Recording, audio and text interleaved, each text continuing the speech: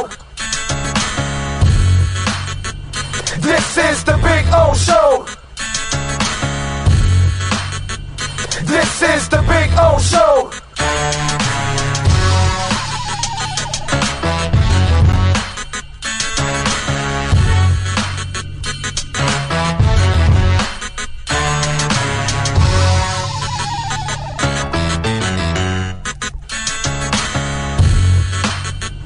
This is the Big O Show. This is the Big O Show.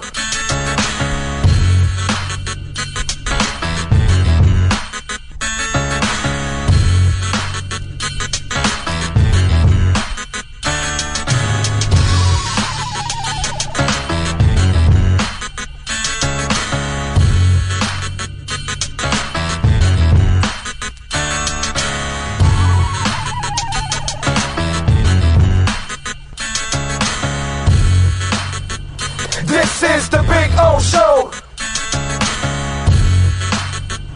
This is the Big O Show. This is the Big O Show. Welton Rayom has more than 62 years of litigation experience handling insurance disputes. They're committed to resolving even the toughest insurance claims quickly. Call them for a free consultation. 954-966-4646. At Welton Rayom, they don't get paid unless you win. Property damage claims to your home, business, or condo as a result of a hurricane. Welton Rayom can help. Water, mold, fire, smoke damage, Welton Rayom can help. Call 954-966-4646. Why is it that you get locked out in the worst moments of your life? Where are my car keys? Man, I can't find my house keys. In those frustrating moments, you need a locksmith you can count on. A. Lenny Locksmiths in South Florida, from Miami to Port St. Lucie. In Central Florida, A. Lenny locks it down in Orlando and Tampa Bay. Lockouts or lock changes for home or business. Car key replacements and programming all model cars. 24-hour service. Call them at 855-869-5625. Go to the website at alennylocksmith.com. Oh, great. You have a doorbell camera. Now you have a front row seat to your house getting robbed. They're breaking into my house! Ooh, there goes the TV. I'm sure it'll turn up at the pawn shop. No, not the TV! Just because you can see them, that doesn't mean you can stop them. With Slogans, you get 24-hour monitoring, a free home security system, and professional installation. Plus, free doorbell camera, one that'll actually work for you. Get out of my house! Get out of the house! Call 1-800-ALARM-ME.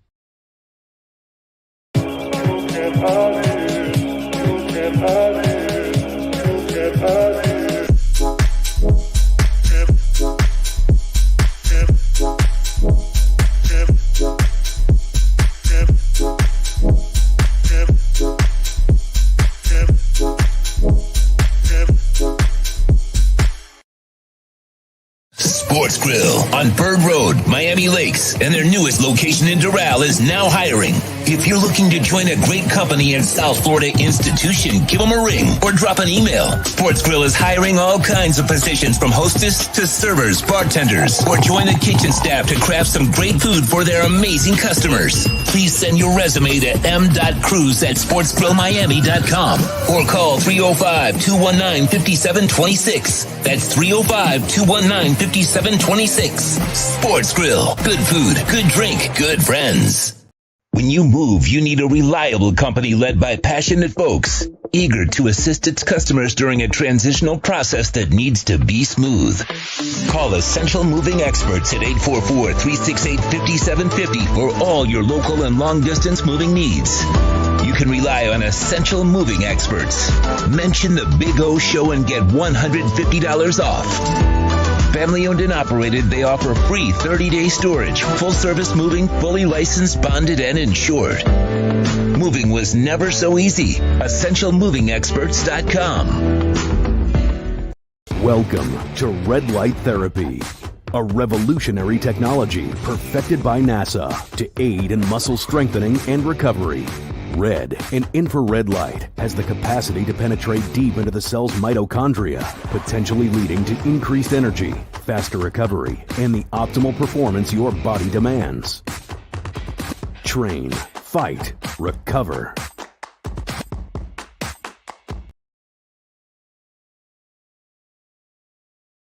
Are not necessarily the opinions of FantasyXS.com, Media Group Inc. Ownership Management sponsors the website.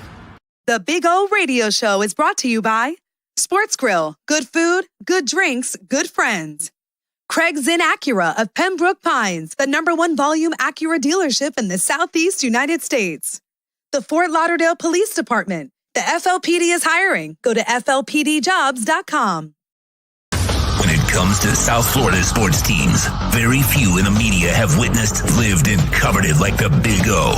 Let's start the program dedicated to your favorite South Florida teams with a passion that's unmatched. The Big O Radio Show is on. Here's the Big O. Hey, good morning, boys and girls. Yes, sir. It is time to rock and roll. Yes, we are having some fun on a beautiful June 28th. It is a Tuesday, June 28th. We are getting closer and closer to Dolphins training camp, which will be the 19th. That's when the rookies will get in, but really officially when we can get out there and practice and fans and all that, it'll be on the 26th when it's open to the media and the public and all of that. So we are getting a little closer. We're less than a month away, if you want to look at it in a positive way. We've got free agency and the NBA right around the corner now. The moratorium's about to start. Dominoes are falling into place as we saw Kyrie Irving opt into his contract. There's a report that Bradley Beal will opt out of his contract to then opt into a 5-year max deal with the Wizards, which will keep him under contract till 33, unless he plans to pull a reverse a year from now or two and say, oh, I'm unhappy and I want to leave. And, at that point, I don't know.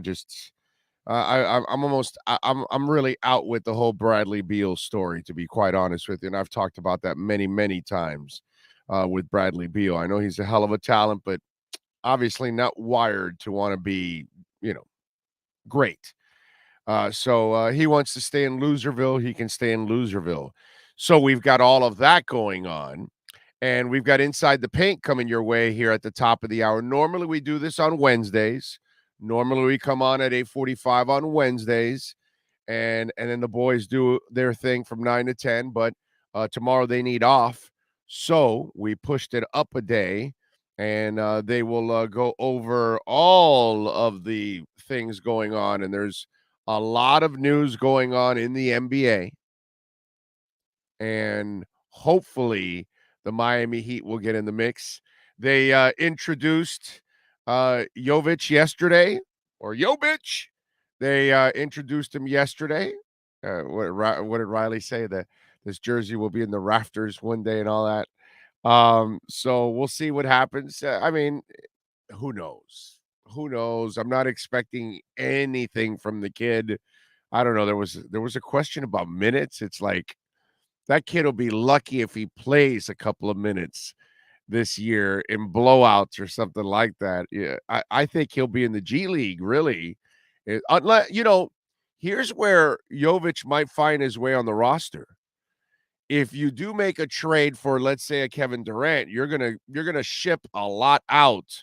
So maybe that's how he finds his way onto the roster, on the back end of the roster, and then he can play some.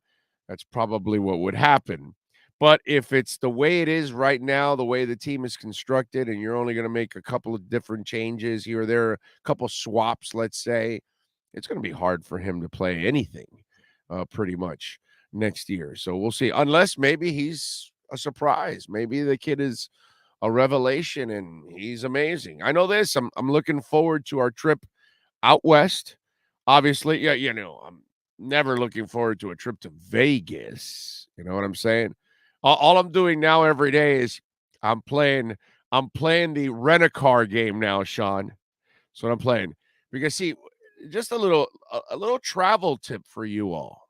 Okay? When you're traveling, because I do this every time I'm traveling. The when it comes to the hotels or Airbnbs, you can't play with that. You got to rent that because as time goes on and you get closer to the date, the prices will be worse. And plane tickets the same way. Very rare that you're going to get, and especially with the gas prices nowadays, forget about it. The closer you get to your travel date, you got to get those early. But the car, you don't really have to. What you do is you just reserve it, make sure you never put any money on it. And then you check every couple of days because better deals come up. And then you eliminate your other reservation, you get a better deal, you better deal. So that's what I'm doing now leading up to Vegas is I check every couple of days, try to lower the overall price. Renting a car for 10 days is a chunk of a price, although I've got it down to a really reasonable price, something I never thought I could get with the whole deal. No, it's not a sponsor, In-N-Out.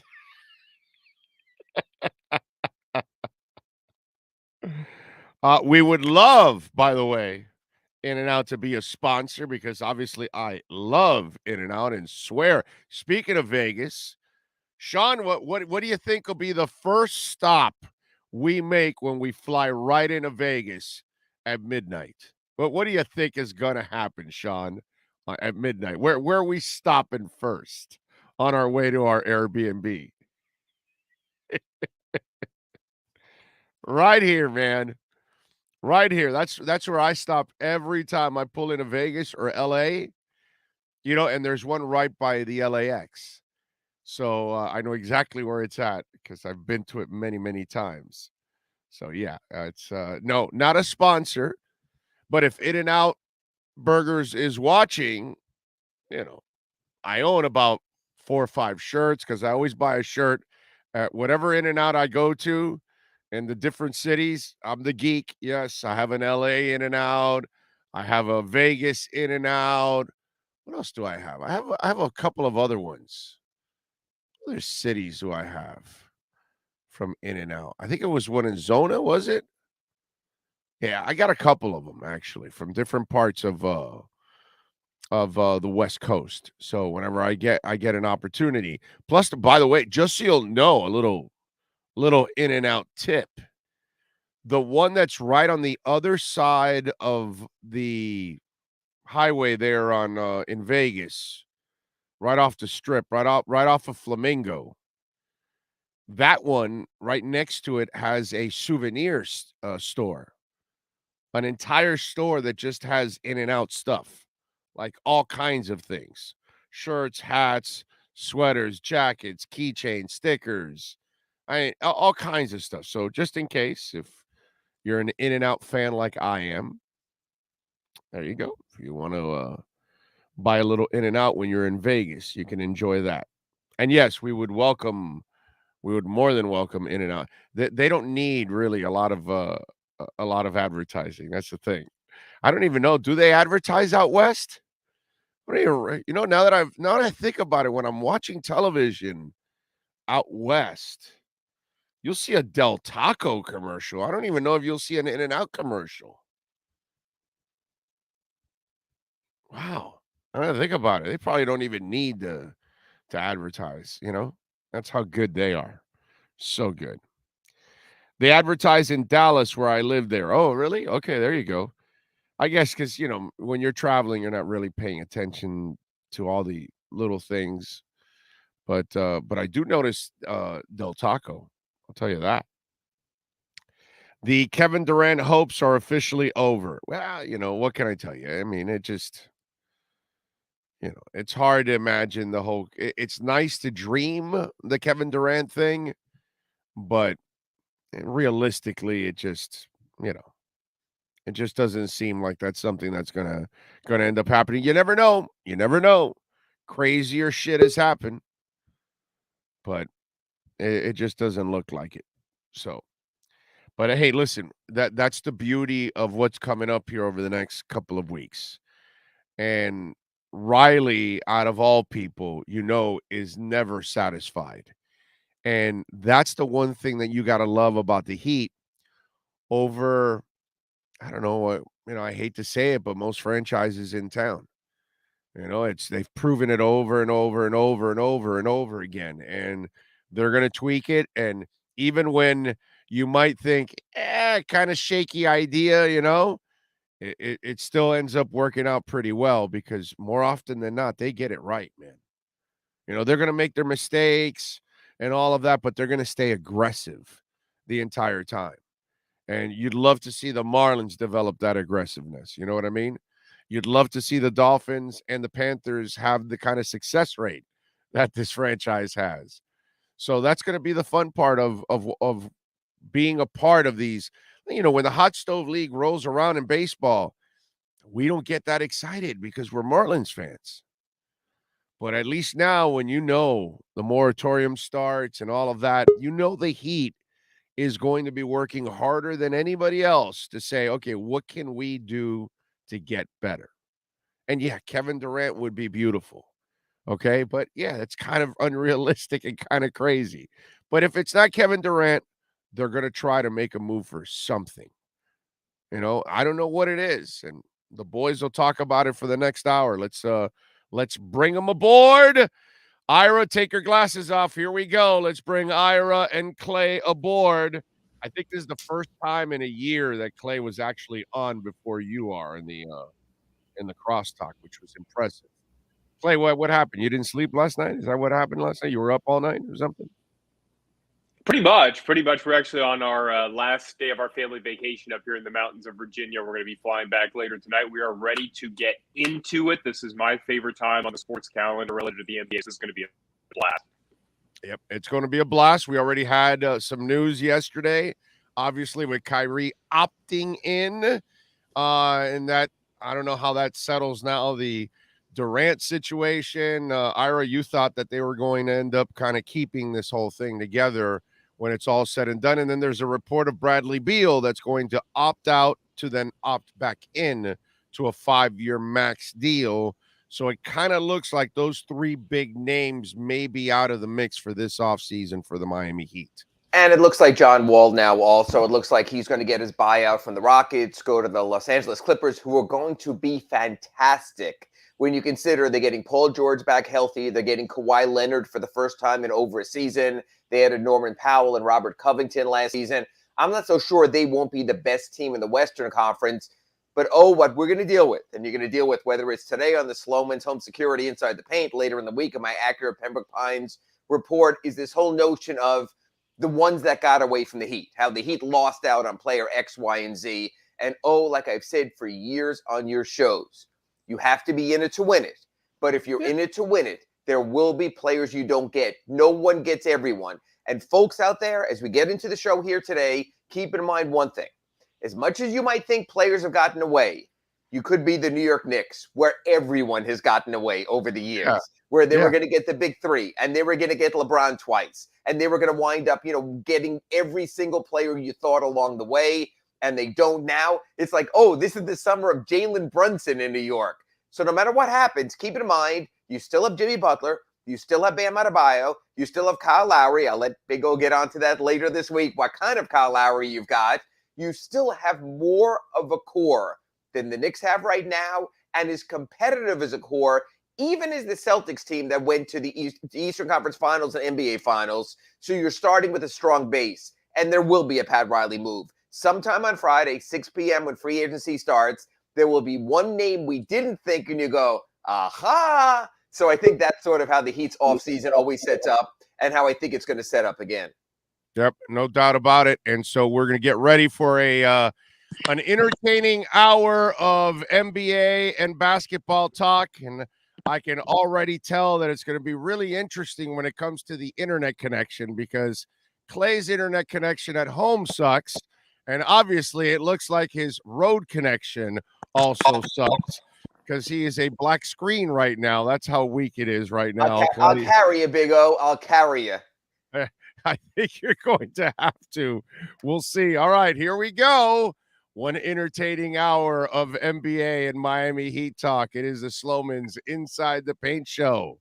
That's next. I think I know what this is. Houston, we have a package. Hello?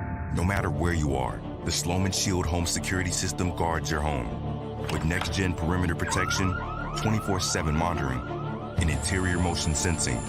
And right now, get a free Sloman Shield security system and doorbell camera, all professionally installed, for free. Shield your world, the Sloman Shield. NBA fans, it's time for the Sloman's Home Security Inside the Paint Show with Ira Winderman and Clay Ferraro. 1-800-ALARM-ME to protect your home with the best in the business. Sloman's has been serving customers for nearly 100 years. Nobody covers your home like Sloman's Home Security, and nobody talks heat in NBA basketball like Ira and Clay. Here's Ira Winderman and Clay Ferraro. The internet connection is always fine until it isn't, right? But no, I think we're in a little bit better shape now. Look at that. We got Ira taking off his glasses. So it is our favorite time of the year, at least my favorite time of the year, when it comes to the NBA calendar. Transaction season, rumors, innuendo, everything that's out there. And we want to get to it all.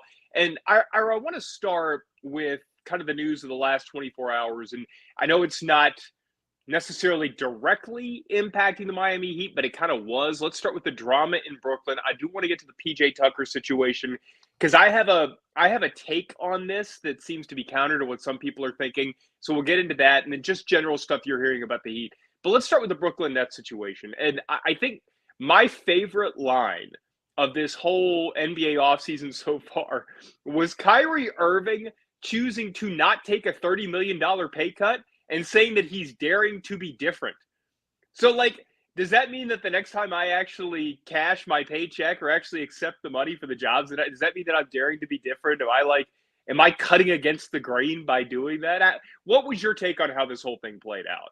You know what? From the get-go, Clay, like you pointed out, the only way for Kyrie to get his desired result, which apparently, and maybe even somewhat shockingly, was to get to the Los Angeles Lakers for a reunion with LeBron James, was to go down to the taxpayer mid-level, not even the full mid-level, not the 10-3, but the 6.4, and give himself probably a haircut in the range of $26 to $31 million. And everyone's like, well, no one does that. And then everyone started, but if anyone would, it might be Kyrie Irving because he's all over the place. And whether it's a family member, whether it's an agent, whether it's just someone saying, hey, there's nothing guaranteed in your career. You go for 1 year somewhere, you get an injury, your career is over. So instead, he casts it differently. And it's interesting because obviously there's the Woj and the Shams and the news breaking. And it almost is like, where can a player shop his message where someone will actually buy the BS? And he delivered it to Shams' doorstep. And he said, not only am I coming back to the Nets, who I love, but I'm coming back with this statement of my unique personality and how much it means for me to be back in Brooklyn and to make it work with Kevin Durant, which I'm not sure anyone believes. And here's the thing. If Kyrie Irving is going to be the guy who even he goes for the money, then we can all sort of sit back and say, well, would Bradley Beal therefore leave tens of millions of dollars on the table? With some of these other players who we're talking about, the money doesn't matter. It'll come back to me later. The money matters. The money matters to the most philosophical player in the NBA, to the most stubborn player in the NBA, maybe the most self-centered player in the NBA. And that's important because that's how free agency was set up. Free agency was set up if you stay with your current team, if you provide stability, if you grow something somewhere, you make more money through your bird rights, through your early bird rights, through maximum extensions. And of all people, to show that the system can work, Kyrie Irving, at least right now, has shown that at the end of the day, the majority, if not every NBA player, will take the money and run. And I want to kind of get rid of the whole stigma of like taking the money in the first place, because you had the quarterback who committed to University of Miami yesterday, and there was he's calling them false reports, and who really knows what's going on there, but basically saying, oh, I would never make a decision about money. It's okay. I mean, Ira, you make decisions about money. I make decisions about money. Big O make decisions. Everybody does. I just found it so Kyrie for him to come out and say he's daring to be different when he did what literally 99.9999999% of the human beings on the face of the planet would do in the exact same situation. So I want to ask you this. How do you think relative to the Heat this whole thing played out? My take was that the Heat's interest in Kyrie seemed to be tepid. at best, and maybe if they could find a way to do it to where they weren't giving up really anything, and ending up with him to where like you're not messing with any of the core. If it works, then great. If not, we can kind of cut bait and move on. The interest in Kevin Durant obviously would have been much higher because of he's Kevin Durant, and yet I wouldn't have seen a path, and I don't even know if this thing is over with yet. I don't see a path where you could get a player the caliber of Kevin Durant without blowing up your roster. And that would include, to me, giving up Bam Adebayo. I just don't see any way that you could have done that. So what was your take when all this stuff was swirling? And not only that, but where it stands right now? Well, it's interesting because one of my first questions today at Ask Ira at SunSentinel.com was, hey, wait, the Heat were willing to give up Bam Adebayo for Kevin Durant? And again, the Heat were not willing to do anything. The Heat were in the preliminary discussions of seeing what it would take from Brooklyn if something was going to happen. I do agree with all the reporting out there. You can't mortgage your future for Kyrie Irving because you don't know if he's going to be there tomorrow. Even the Nets, let's face it, Kyrie Irving is coming back for this season on the one-year final year of his contract. That's all well and good. But is he going to feel like playing? Is he going to feel like playing on a Tuesday? Is he going to feel like playing after Election Day? Is he going to feel like playing on Boxing Day? You don't know with him. And that's the difference. That's why teams weren't willing to do that.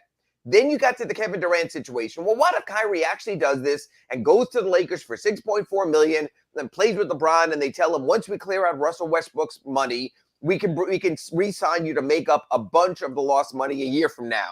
Then the Kevin Durant stuff started. Well, there's no way Kevin Durant, having lost James Harden, having then lost in that scenario, Kyrie Irving is going to stay. So what next? And people are putting together Heat deals. And on one hand, you could say, okay, what if you did trade Bam Adebayo, Tyler Herro, and Duncan Robinson to make the money work for Kevin Durant?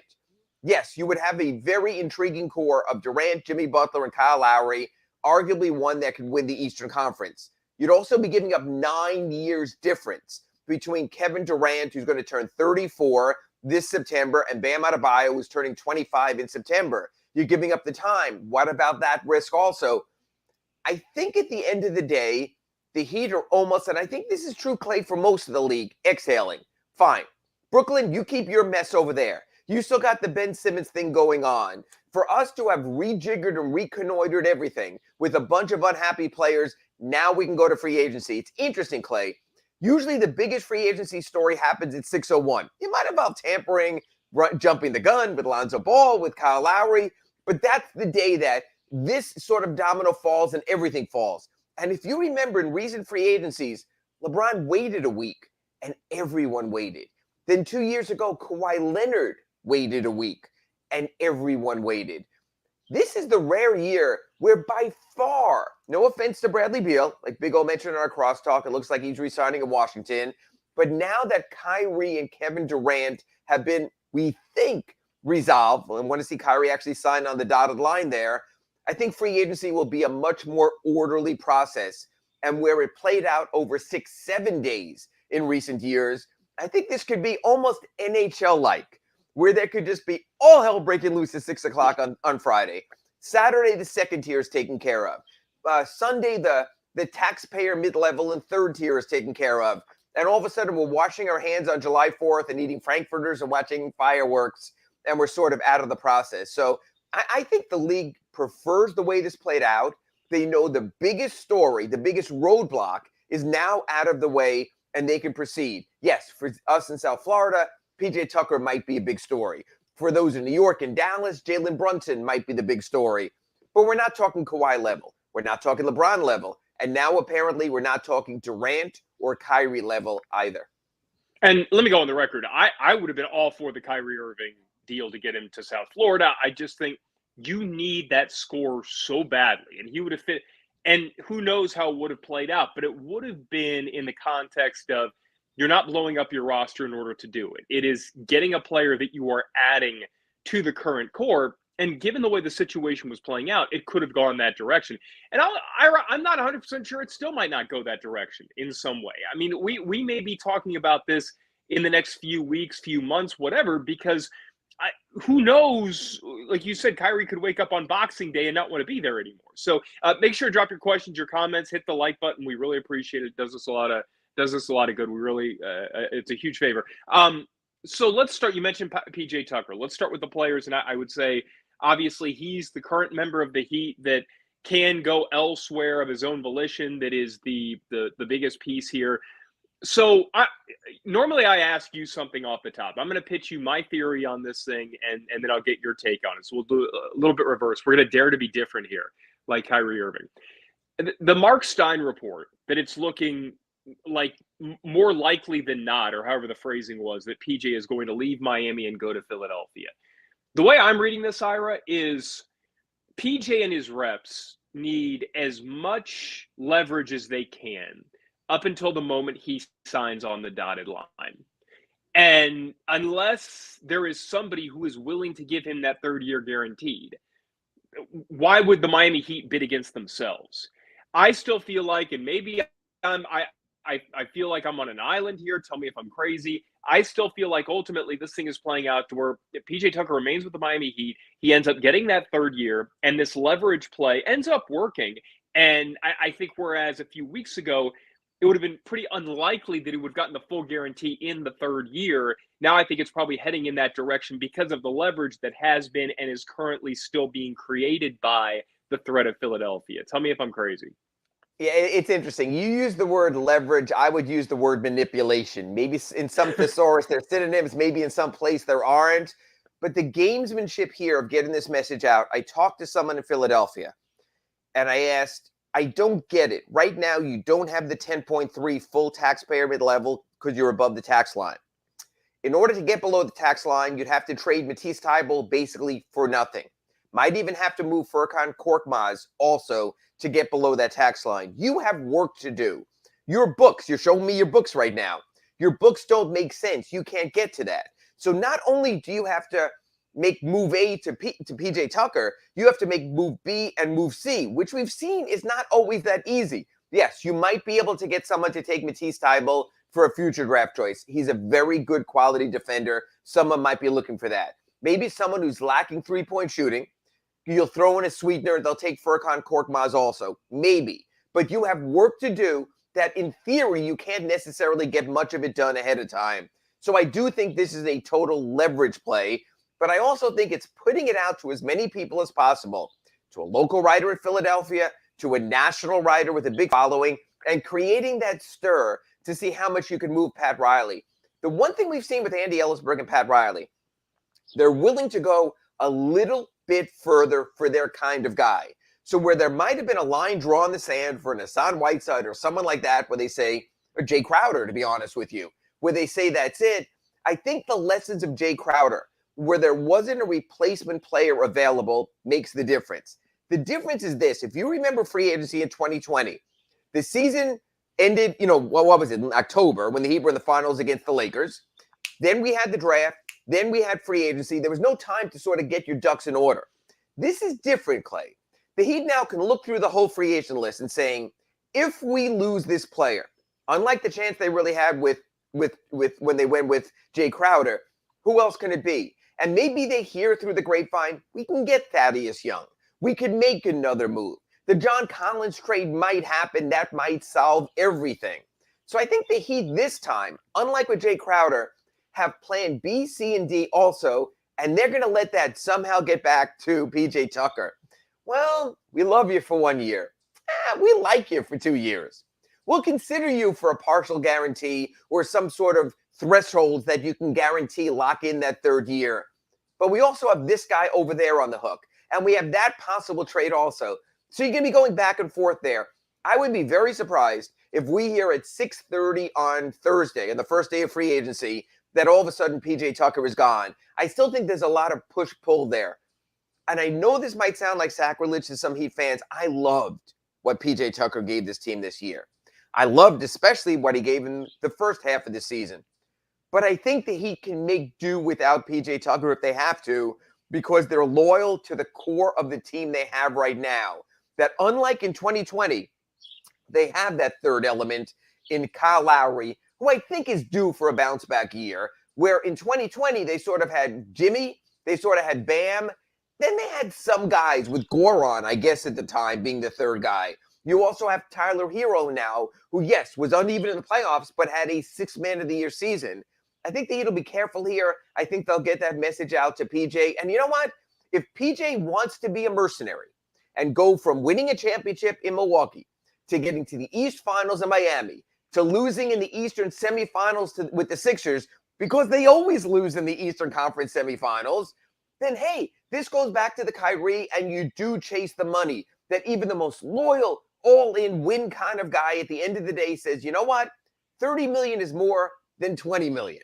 And I'm going to go in that direction. And Clay, you and I might be talking when I'm in Vegas next week, and we're going to look at all these signings, and you're going to say what you said at the top of the show today.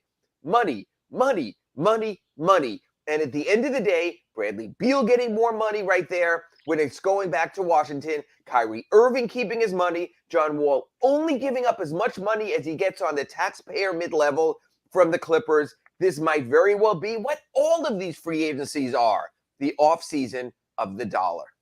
And let's make clear, it's that way for all of us. Now, that doesn't mean that you just take the job that offers you the most money. It means that you explore every avenue, but that, yeah, the money is probably the most important thing when choosing your next line of work, your next place of work, whatever it happens to be. So it's okay. Like, we can talk about this. It's all right. It's okay to chase the money. It's okay to do those sorts of things. I just happen to think that you made the point a couple of weeks ago that the Heat are going to learn from the Jay Crowder mistake.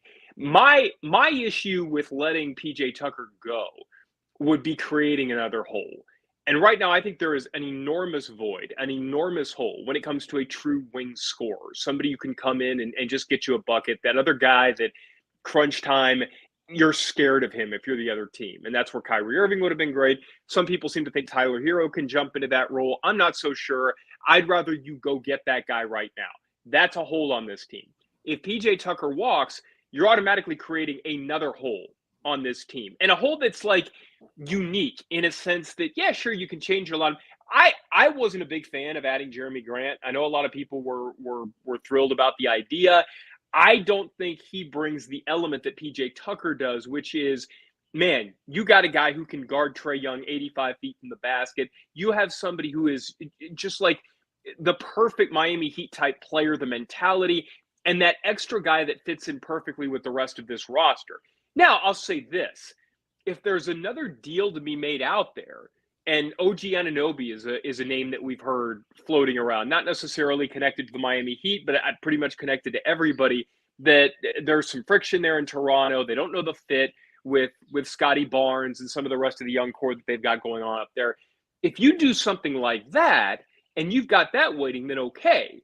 But I don't just create another hole because you want to go to a full guarantee in the third year and you want to fight on that.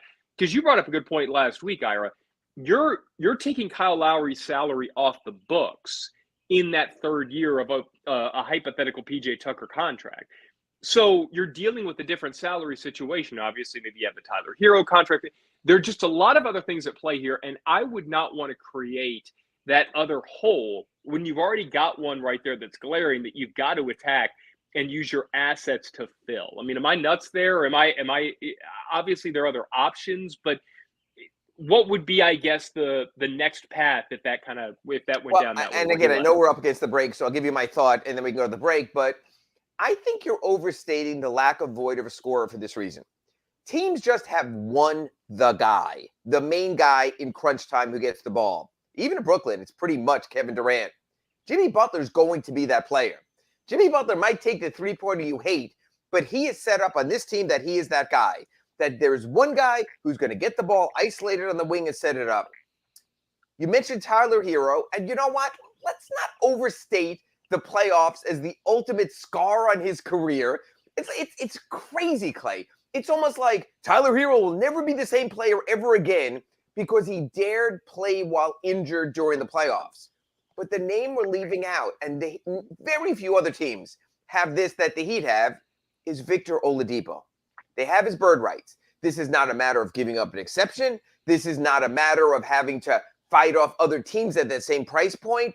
They do have Victor Oladipo, who has been more active on social media in the last week than every other Heat player combined, showing his workouts on Instagram and what he's doing and his dedication.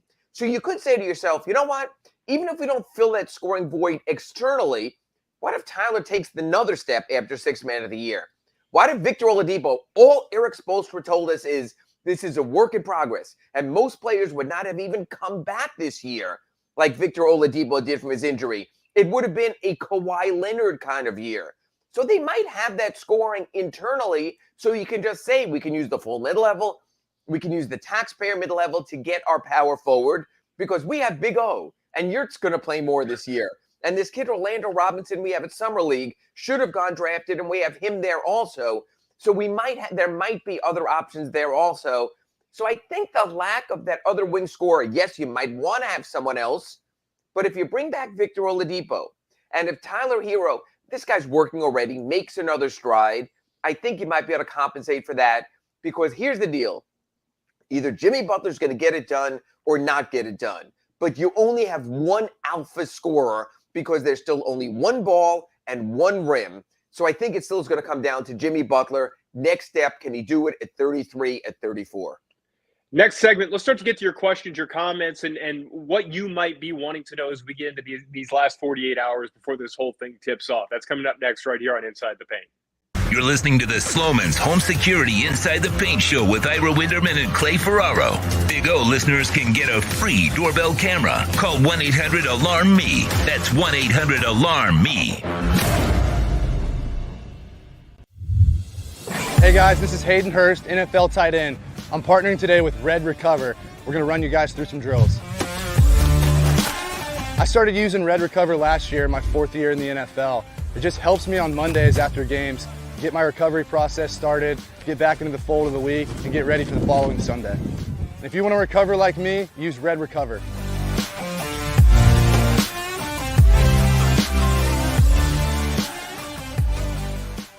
If you're a Miami sports fan, then there's only one store to go to, and that's Caneswear at Miami Fanwear in Davie. They're your one-stop shop for all your inner Miami CF, Canes, Dolphins, Panthers, and Marlins merchandise. They have hats, t-shirts, game day jerseys, and so much more. Located at 2511 South University Drive in Davie, and open 24/7 online at caneswear.com or innermiamiwear.com. Call them at 954-835-5597. Caneswear, the spot where inner Miami and all Miami sports fans shop.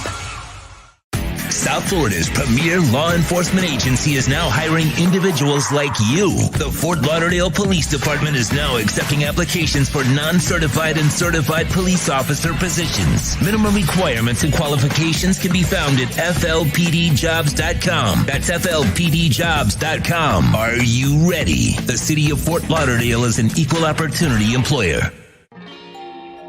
Oh, great. You have a doorbell camera. Now you have a front row seat to your house getting robbed. They're breaking into my house! Ooh, there goes the TV. I'm sure it'll turn up at the pawn shop. No, not the TV! Just because you can see them, that doesn't mean you can stop them. With Slogans, you get 24-hour monitoring, a free home security system, and professional installation. Plus, free doorbell camera, one that'll actually work for you. Get out of my house! Get out of the house! Call 1-800-ALARM-ME. The timeout is over. The Sloman's Home Security Inside the Paint program with Ira Winderman and Clay Ferraro is back. Access and manage your devices from anywhere with the My Sloman's app. Protect your family by calling 1-800-ALARM-ME. Here's Ira Winderman and Clay Ferraro.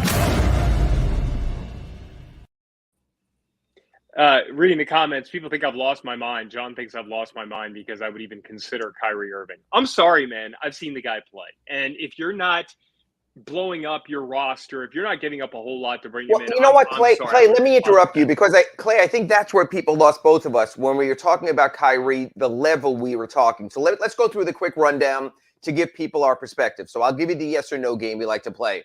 Yeah. Would you have traded Jimmy Butler for Kyrie Irving? Nope. Would you have traded Bam Adebayo for Kyrie Irving? Nope. Would you have traded Tyler Herro for Kyrie Irving? It depends on if you are willing to pay him long term. And that's an internal decision that we don't know. So I would say, would I theoretically be willing to? Yes. Because I don't know if they're willing to give him a max contract. Would you have been willing to trade Kyle Lowry? Yes. Interesting other thoughts have changed there. Would you have been willing to throw in multiple first-round picks, 23 and 28? Not in addition to those. So, and here's my thinking on Kyle Lowry. With Kyle Lowry, basically you would be bringing in Kyrie Irving to play the slot, not nearly the same sort of player, but to play the slot that Kyle Lowry did. So you would be changing how you would run the offense and obviously the defense as well. I agree. But I don't know that those two. I don't know that you run a successful team, especially defensively, where those two coexist on the floor at the same time. So basically, it's like, okay, now I'm not giving up Kyle Lowry and Tyler Herro unless you're planning on moving on from Tyler Herro after this year. But it's more about fit, and this is where I keep coming back to PJ Tucker and why I don't see any world. And there was another comment about overpaying him. I want to get to what we mean by that in a second, but I don't want to create an extra void, and I really don't want to create an extra void with somebody who was such a perfect fit with what you want to do offensively and defensively in PJ Tucker. And when it comes to Kyle Lowry, sure, when he was out there playing and you could rely on him, there was a difference in the team. But, man, how are you sure that you're going to be able to do that? So it's like the same questions you're asking about Kyrie Irving and whether or not you can be sure that he's going to play. Kyle Lowry didn't play a lot. And look, a lot of it was a personal situation. Yes. But the hamstring injury, but he said he'd never dealt with a soft tissue injury before. Well, man, I'm sorry, you're getting older. We all do. There are a lot of injuries I'd never dealt with before until I turned 38, 40 years old. It doesn't get better. And maybe you get lucky and you don't get hurt next year. But the bottom line is, like, whether it's for injury or not wanting to play or whatever, you have two players who could help this team, but you're not necessarily sure that they're going to be able to get out there and run. So let's synthesize this then. From what you offered me, it seems like you might have been willing, all things considered, to offer a package, and the salaries pretty much would have worked, of Kyle Lowry, Tyler Herro, and let's say 1 first-round pick. Let's just say that for argument's sake, okay, Clay? That it would have been Lowry, it would have been Herro, and 1 first-round pick. I just interrupt. Sure. I wouldn't have gone that far. It would have been either or with Tyler in the first-round pick. Okay, so I'm not even sure that offer, the one I offered and postulated there, would have been enough to satisfy the Nets, that they couldn't have done better elsewhere. Maybe not also because they're not taking Russell Westbrook back from the Lakers. This becomes moot anyway. But as you mentioned in our first segment here, the Sloman's Home Security Inside the Paint Show, you can catch that in our podcast, is that just because Kyrie's opting back in, he can still be traded by the Nets. They can still say at some point, screw this. Even though, we could bring him back, it's not working. What's the market out there? So let me ask you part B of the equation, since that's really where we are right now. We've moved on. Kyrie's under a 1-year remaining contract. Where he stands right now, he's fully tradable. Would you dare give up any assets of any value whatsoever for a player like Kyrie who could bolt after a season? Assets? No. So, like, if you're telling me we're using Kyle, and the reason why I thought Kyle Lowry would make sense is he's a player that I think could actually work out okay with a Kevin Durant. And like, if you're Brooklyn, you look at this thing and you say, okay, we're really not that far away. If we get Kyle Lowry in, we get this chemistry going again. Maybe we add another piece. Who knows? Maybe Ben Simmons actually. So, like, I don't think Brooklyn was going to get assets for Kyrie Irving. I don't think anybody wanted him. So Clay, maybe that's the play. Maybe the play winds up being you wait and you tell them, hey, Kyle Lowry's at a close enough number to Kyrie where we can mix and match other contracts to make it work. So you know what, Brooklyn? If all of a sudden Kyrie doesn't show up to training camp, Kyrie doesn't show up for the home opener, Kyrie decides that, the vaccination things and he goes in a different direction and doesn't want to be around vaccinated people. Who knows? Some sort of cockamamie Kyrie thing. Maybe you come back and go quietly, because that's how the Heat operate. Hey, this is on the table for you. We want to develop our chemistry. We can do this in November. We can do this in December. We can get our chemistry with Kyrie. You can get your chemistry with Kyle. It is an extra year, and that does matter. And we can make it work down the line. So that's going to be interesting. Keep in mind also, if Tyler Herro gets his rookie scale extension, that deadline is the day before the season opener of the 22-23 season, he basically becomes untradeable. Because of the way the contract works, you have to wait till after the season. So he would be off the table in that scenario also. So there is a little bit of pressing there, whether it's the Heat, whether it's another team that gives Tyler Herro that extension. So that's playing also. A lot of these things tend to get pushed to the side, but not totally pushed out of the picture either. So we have to wait and see how that plays out as well. But I think for now, we're done with the Nets. I'm reading this, man. It's crazy. People think that I've lost my mind. I'm going to ask this, Ira. Let me ask this because this plays into the discussion here. Are you giving Tyler Herro a max contract after next year? Well, it wouldn't be after next year. I'd actually have to do that extension before the season opener. He played this year's contract out at his $6.4 million or something like that, and then he'd move into it. They did with Bam Adebayo. Remember that in December 2020? No. I mean, are you Ira Winderman? Are you paying Tyler Herro a max contract? Are you are you giving him max money? No, I'm giving him the Jaylen Brown, Mikal Bridges sort of nice money. And again, you can. I know there's inflation, but you should be able to make do with $25 million a year. That's the range I'm giving him. You're still talking 4 years, $100 million. You're still talking in that range. And I'm not sold that time. Matter of fact, put you on the spot because that's what we do here in the Sloman's Home Security Inside the Paint Show. Clay Ferraro, right now, who's the better player, Tyler Herro or Jaylen Brown? Jaylen Brown, and it's not remotely close. Not even close. So then you use that as your guidepost. That's a little bit over $100 million, a little bit over $25 million a year for 4 years. If that's your guidepost, it sounds like a maximum contract, but in our cockamamie NBA world, it's basically 2/3 of a maximum contract. So I think that's the guidepost. So let me bring the discussion back. You were talking maximum salary, Clay. I'm going to bring it back this way. Would you feel comfortable giving Tyler Herro $25 million a year, 4 years, $100 million?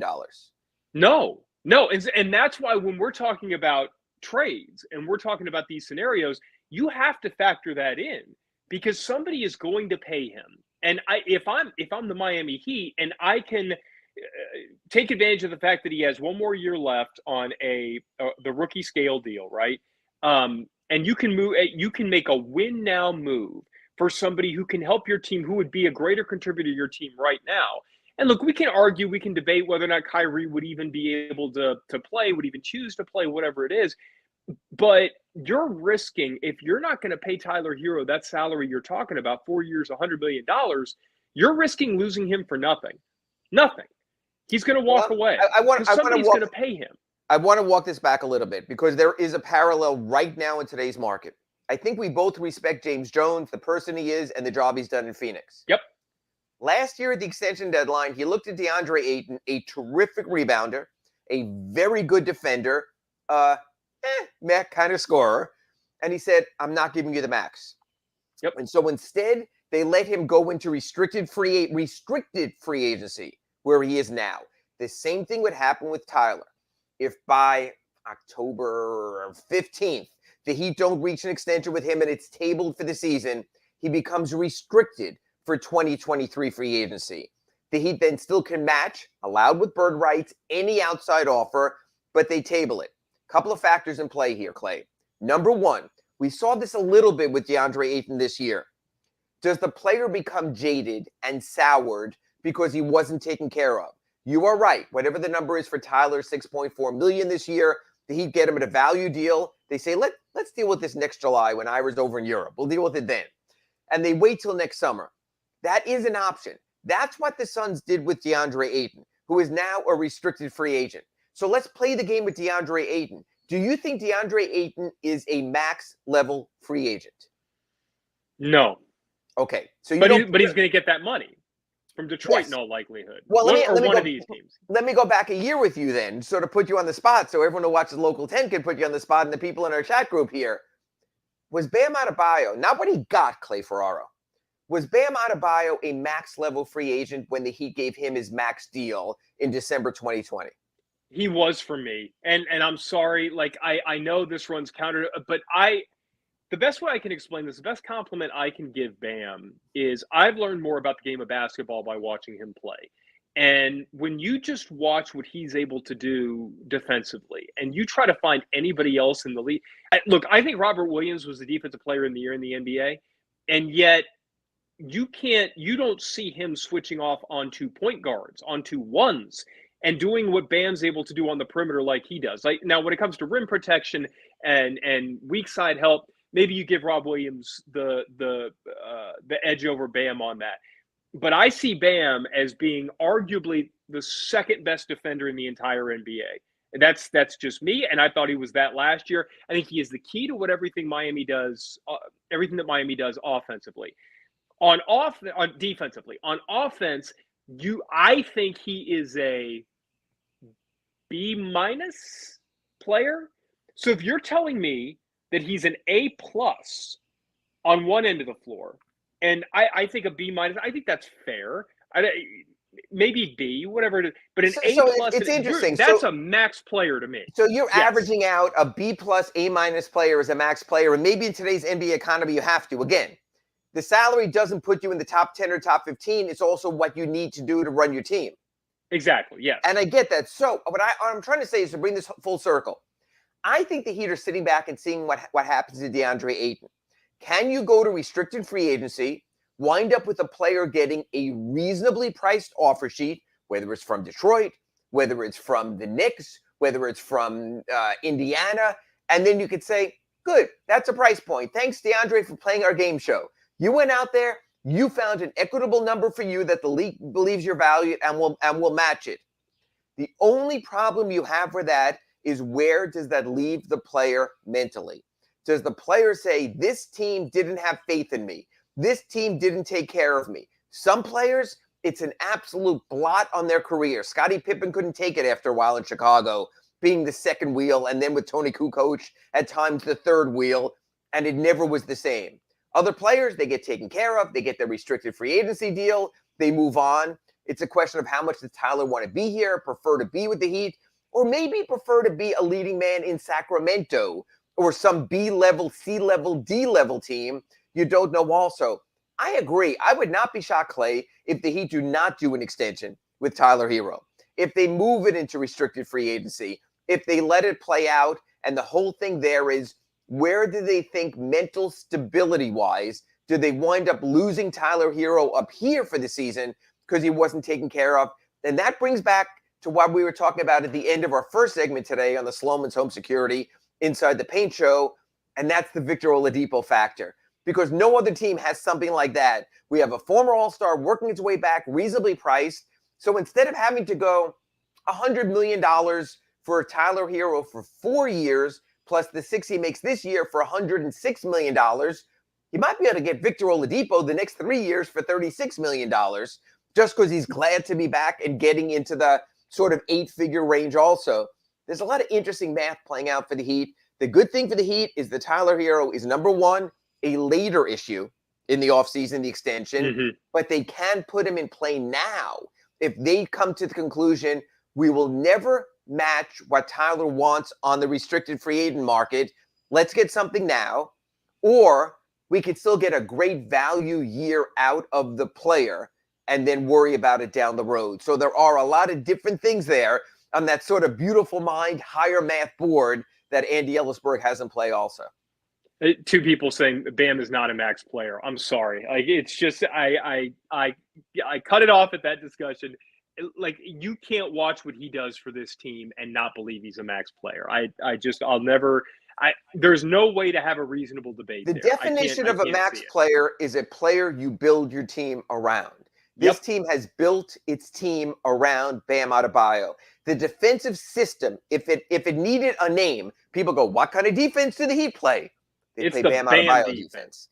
And so when you have that, what kind of offense do they play, Clay? They play Jimmy Butler offense. We've seen that in the best of times in these playoffs that were just completed and what he did. So if you build any aspect of your game, maybe outside of special teams in the NBA, around a player, he's your max player. Jimmy Butler, max player offensively, even though he's not one of the league's leading scorers. Bam Adebayo, max player defensively, even though he might not even be all-star level sometimes. You do that. NBA teams, you can have two. When you get to 3 and 4, they damn well all better be great in that big three, because like the Lakers saw with Davis, Westbrook, and LeBron, you don't have a goddamn penny to spend otherwise. What would a special teams player in the NBA be? Would that be a jump ball specialist? Is that like honestly, you just bring there are guys, defensive pests. Patrick Beverley is a special teams player. Marcus Garrett, who's going to Summer League with the Heat, is a special teams player. A Hassan Whiteside, shot blocker, rebounder, is a special teams player. And that was the mistake the Heat made with Hassan's contract. He was a specialist. He was a special teams guy. He was not a build your team around. There was a time the Heat thought they could build around Hassan Whiteside. There was a time the Heat were wrong. Those kind of players should get nice contracts. Even the you know what? Duncan Robinson is a special teams player. I think the Heat overpaid for that special teams player. That's where they are right now with him and his contract.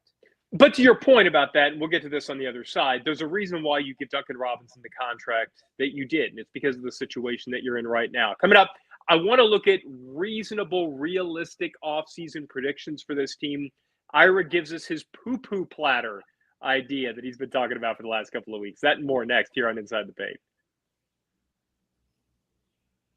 This is the Sloman's Home Security Inside the Paint show with Ira Winderman and Clay Ferraro. Check out Sloman's low-cost monitoring rates and how it could save you thousands on a security system at 1-800-ALARM-ME. That's 1-800-ALARM-ME.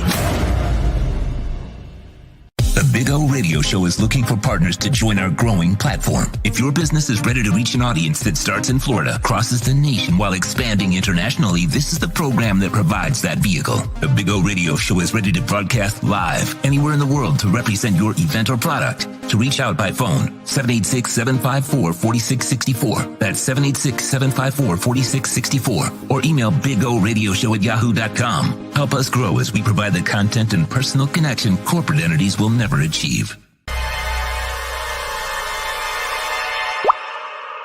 What?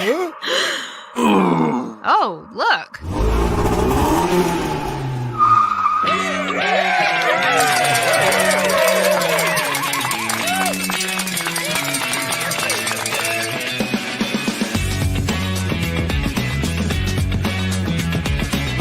Red Recover now offers a simple-to-use, professional-grade light therapy device designed to help your dog heal and live a healthier life. Red Recover emits red and infrared light therapy based on the same science that NASA developed, all in a soft, flexible housing pad powered by a convenient, rechargeable lithium-ion battery. Say yes to science and give your dog the care it deserves with Red Recover.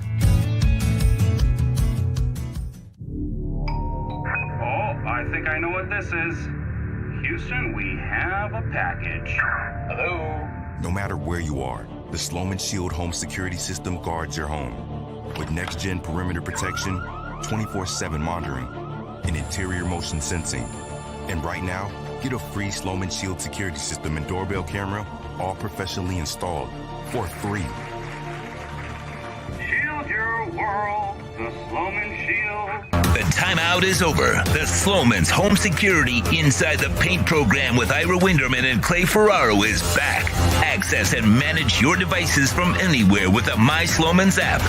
Protect your family by calling 1-800-ALARM-ME. Here's Ira Winderman and Clay Ferraro. We are getting fiery and passionate in the chat. I love it. Hit the like button. We appreciate it, guys. Keep the questions, the comments coming. Somebody asked, and I understand this question. Somebody says, if you think Bam is a max player, then is Marcus Smart a max player? No, because I think Marcus Smart is a wildly overrated defender. I think he's fine. He's a good defender. He can't guard 1 through 5. He can't do what Bam does. I don't care that he won Defensive Player of the Year. I don't agree with him getting that award. I thought Rob Williams should have won it. I thought the wrong Celtic won Defensive Player of the Year. This is Clay Ferraro's opinion here. This is not the Big O show. This is not where I think Bam changes the compass of the game is I don't think Marcus Smart is anywhere near a B minus level offensive player. He's a guy that you are perfectly happy leaving wide open all game. And the Heat did it in the playoffs. Whenever Marcus Smart shot, they were perfectly happy to let him do it. Now, he's streaky. Like in game 2, fourth quarter, he got going when the game was pretty much already decided, and he made sure the Heat didn't get back into it. But you're going to let Marcus Smart shoot the ball. No, he's not a max player because he's not anywhere near as good of a player as Bam Adebayo, period. I don't equate the two. I understand the question because you're saying, all right, well, if you're saying Bam's a max level player because he's a great defender, then Marcus Smart's Defensive Player of the Year. I don't happen to think that Marcus Smart is nearly as good of an offensive or defensive player as Bam Adebayo. That's just my take on it. Well, and Clay, the way I would look at it is this. is I think you always pay your top 3. It's a 5-man starting lineup. You play 5, but you pay 3. So if you look at the Heat right now, they're paying 3, Jimmy Butler, Bam Adebayo, and Kyle Lowry. And to me, this bleeds back to what we were talking in segment 2 here. You can listen on the podcast and the Sloman's Home Security Inside the Paint show with Tyler Herro. And it comes down to this, folks, when it comes to the extension. Clay, do you think at any point Tyler Herro will be one of the 3 most important Miami Heat players, or should be one of the 3 most important Heat players at any point in his career? If you do, at a point in that extension, believe that he could be top 3, then I think you maybe go out into that 25 million plus area, because that's where top 3 players are being paid. So you could say to yourself, well, you know what? Kyle Lowry's going to age out.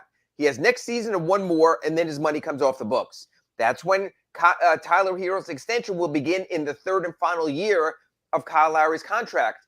Do you think a championship-level Heat will have Kyle Lowry as one of its 3 most important players? I mean, if you think you're pausing, and that's not a good sign right away. No, it's a healthy Kyle Lowry, yes. I'm not 100%. No, Tyler Herro. I'm talking about Tyler Herro. Will Tyler Herro be a top 3 Miami Heat player at any point during his extension? Not if you're going to win a championship. Not if you're going to win a championship. Okay, so then you're saying he's a complimentary piece, which is very nice. There's a lot of very nice complimentary players. Jamal Crawford and Lou Williams and a bunch of guys like that have built their careers off of that. There's not any sign of shame, but that's where you go with your extension level with Tyler Herro, is you say he's going to be a 4 or a 5. And we're always going to be looking for that 3, that when Kyle Lowry's gone, we're going to have someone else. We might have been hoping it was Bradley Beal or Kyrie Irving or Kevin Durant or someone else like that, or Jeremy Grant if you were going to bring him in here, and the rest of his contract and his new extension. That's where I think you have to go with Tyler Herro. A year ago, we were talking, should the Heat even have Tyler Herro? And there was thought that, hey, they're going to move on. He's not the player. Then he came on and he Goran Dragic'd it and became an elite level 6th man, which is very, very important in your rotation. But at some point you say to yourself, you know what?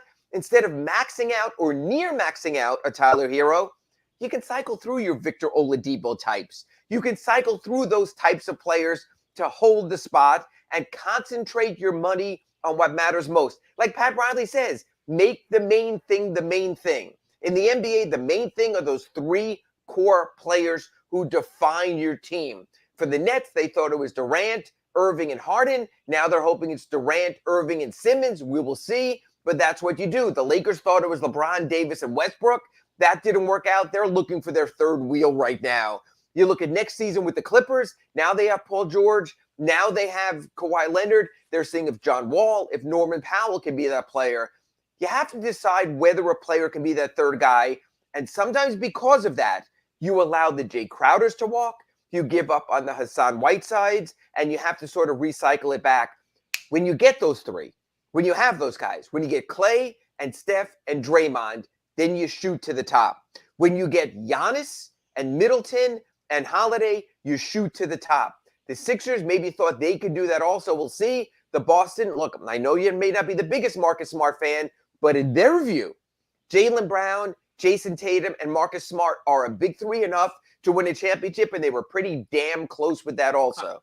I would say Rob Williams is the big 3 there. I would say he's the better player. And this is I where think their approach speaks otherwise on both ends of the court, but that's not the debate I'm having. Even Phoenix had Devin Booker, Chris Paul, and DeAndre Ayton.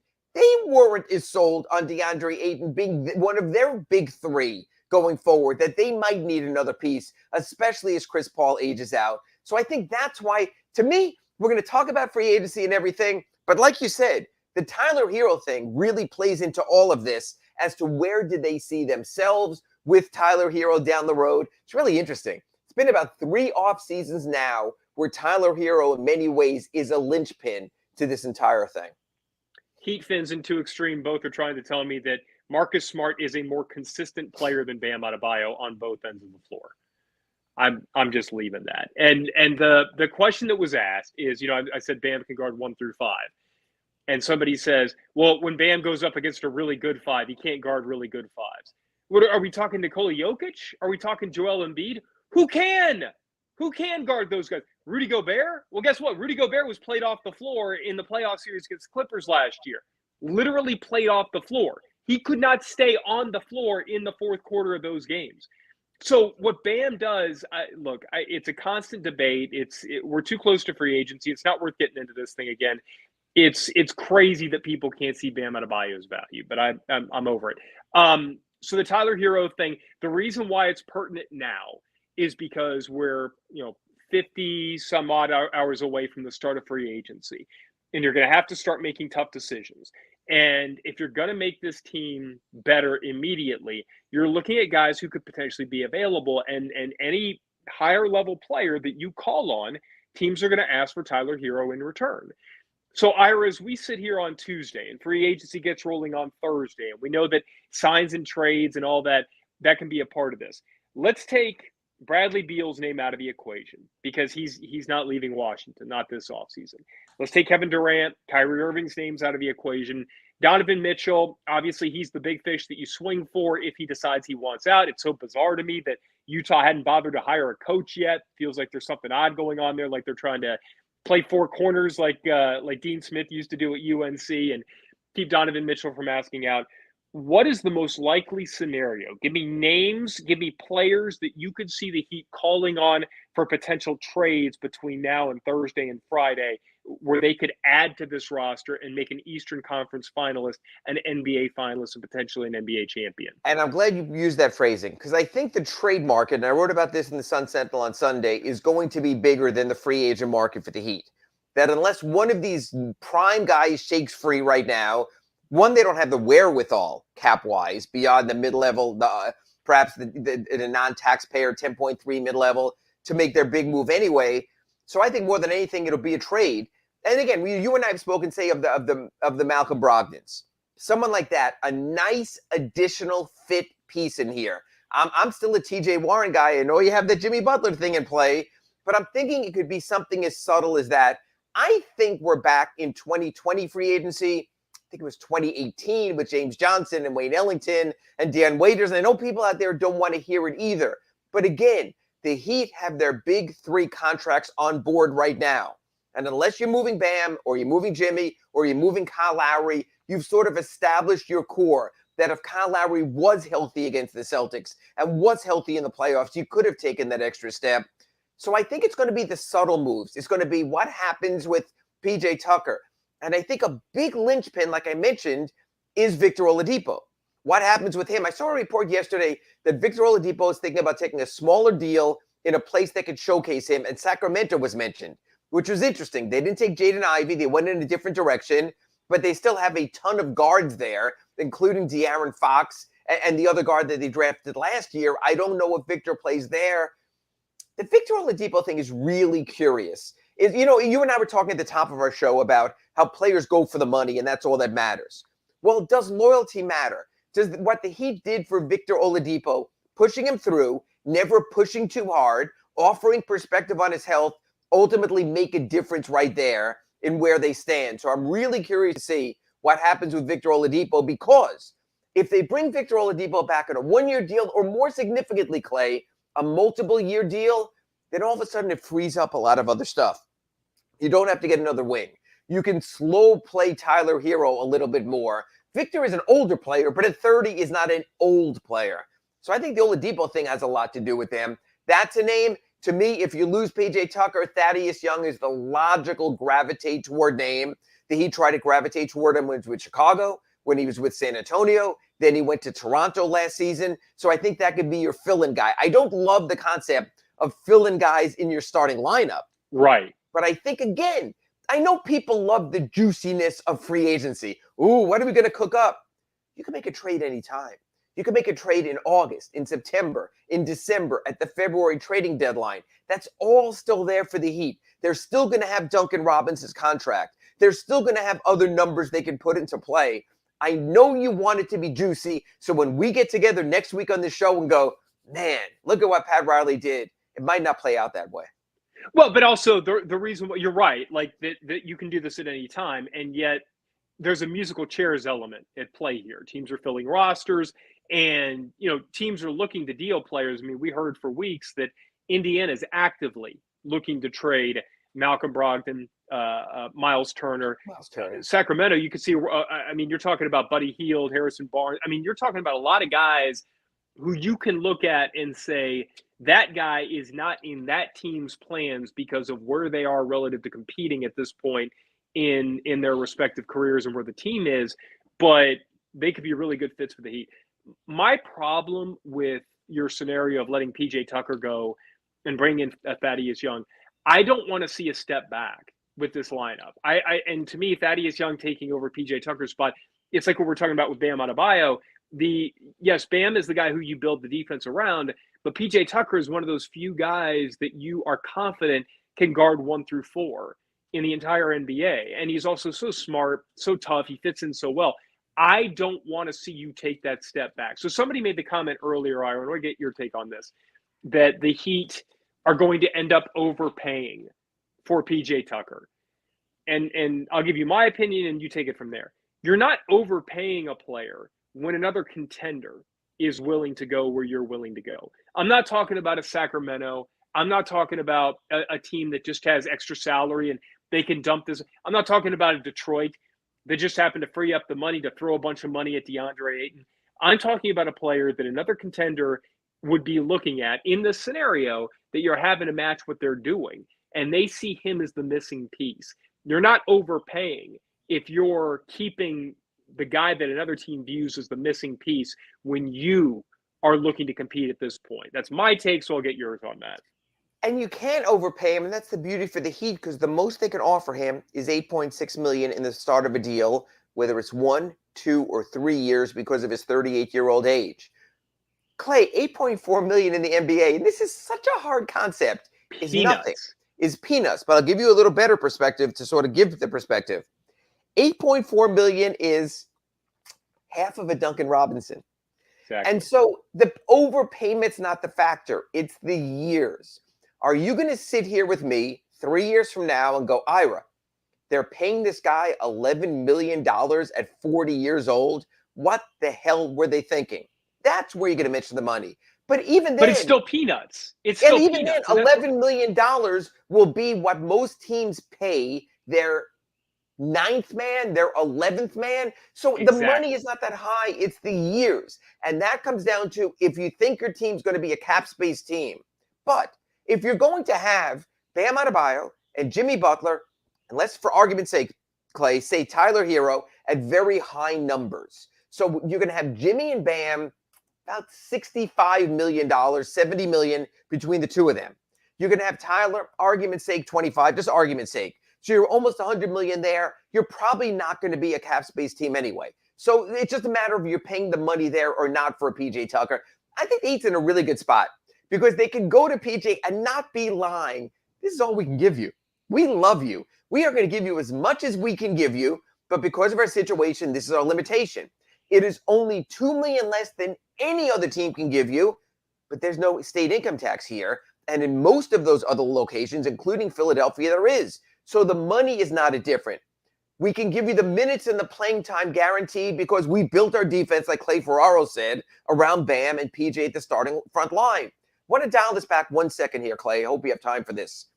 Do you think Omar Yurtseven deserves, or I'll give you a two-part question, or will get minutes this coming season?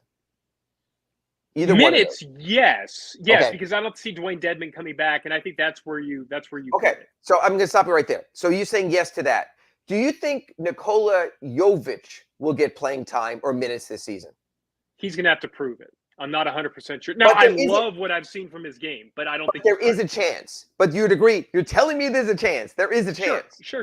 So if you're going to have Bam Adebayo and Omar Yurtseven and Nikola Jovic somehow in your power rotation, even though PJ Tucker is a linchpin to your defense, even though he's a starter, you're not really going to be asking him to play 40 minutes or probably even 30 minutes per game. So he's just going to be a piece. So you can maximize his years out that way. And again, I've said this all year. This season, PJ Tucker played like a 37-year-old going on 33. Kyle Lowry played like a 36-year-old going on 40. He just did because of the way the season played out. But what I'm saying is, yes, PJ Tucker is critical to you, but you're going to have other pieces you're playing there also. It would be nice to have him back. I can't see a better situation for PJ Tucker. I think other stuff is being overplayed and oversituated, and therefore I would not be surprised to see Thursday at 8:35 p.m. that we see PJ Tucker has agreed to a 3-year deal with the Miami Heat, and then we all work the phone lines to see, is it 3 fully guaranteed? Is there some money there in the 3rd year? Have the Heat told him there's an opt-out after the 2nd? We can get you to full bird rights, just like Goran. We'll give you this absurd number at the end. Remember, Goran was 19.4 at the end, and we said, who the hell is giving Goran 19.4? But that was the Heat doing 2 things: making good with Goran, taking care of him by giving him money at the end for his good behavior, and also creating a salary to use in a trade like they did for Kyle Lowry. That's where I think PJ Tucker is headed. There is your primer. You are all ready to go for when free agency tips off in 2 days. Thanks for hanging out with us right here on Inside the Paint. The Big O Show rolls on next.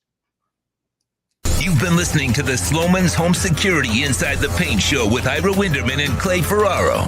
With Sloman's, properly securing your home, it's never been easier and more affordable. See how little it costs to secure your home at 1-800-ALARM-ME. Sloman's Home Security Inside the Paint Show is mastered by executive producer Sean Stanley. Please search Big O Radio Show on most platforms and smash the like button. Great. You have a doorbell camera. Now you have a front row seat to your house getting robbed. They're breaking into my house! Ooh, there goes the TV. I'm sure it'll turn up at the pawn shop. No, not the TV! Just because you can see them, that doesn't mean you can stop them. With Sloman's, you get 24-hour monitoring, a free home security system, and professional installation. Plus, free doorbell camera, one that'll actually work for you. Get out of my house! Get out of the house! Call 1-800-ALARM-ME. Welton Rayom has more than 62 years of litigation experience handling insurance disputes. They're committed to resolving even the toughest insurance claims quickly. Call them for a free consultation. 954-966-4646. At Welton Rayom, they don't get paid unless you win. Property damage claims to your home, business, or condo as a result of a hurricane. Welton Rayom can help. Water, mold, fire, smoke damage, Welton Rayom can help. Call 954-966-4646. Red and infrared light has the capacity to penetrate deep into the cell's mitochondria, potentially leading to increased energy, faster recovery, and the optimal performance your body demands. Red Recover can maximize your efforts by potentially improving cellular metabolism, blood circulation, and muscle recovery. Evolve your training and step into the new era of muscle recovery. Red Recover. For over 16 years, EJDconstruction.com has provided South Florida residents quality craftsmanship, accurate project management, and exceptional service. That's why EJDconstruction.com is an A-rated member of Angie's List and the Better Business Bureau. When you're looking for the right custom home builder for additions or home remodeling, please call my friend Eric at 305-433-4843. That's 305-433-4843 for EJDconstruction.com. When you move, you need a reliable company led by passionate folks, eager to assist its customers during a transitional process that needs to be smooth.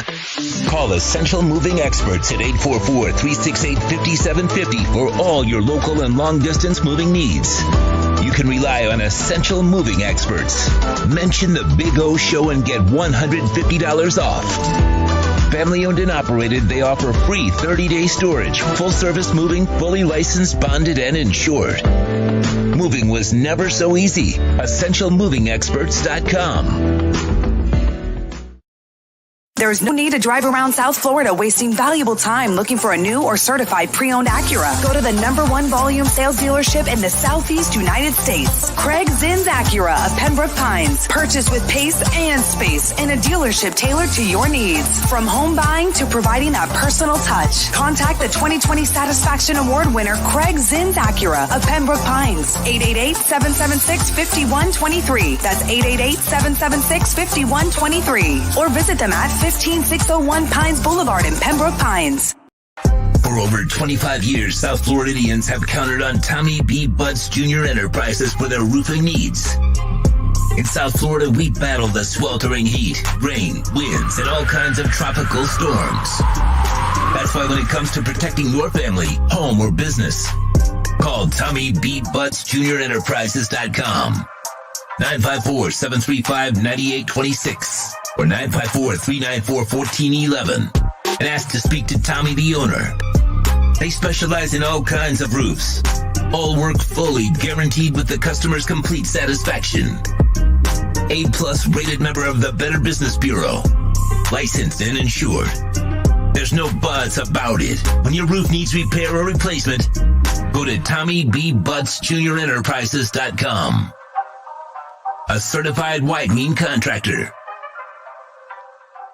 The Big O Radio Show is looking for partners to join our growing platform. If your business is ready to reach an audience that starts in Florida, crosses the nation while expanding internationally, this is the program that provides that vehicle. The Big O Radio Show is ready to broadcast live anywhere in the world to represent your event or product. To reach out by phone, 786-754-4664. That's 786-754-4664. Or email bigoradioshow@yahoo.com. Help us grow as we provide the content and personal connection corporate entities will never achieve.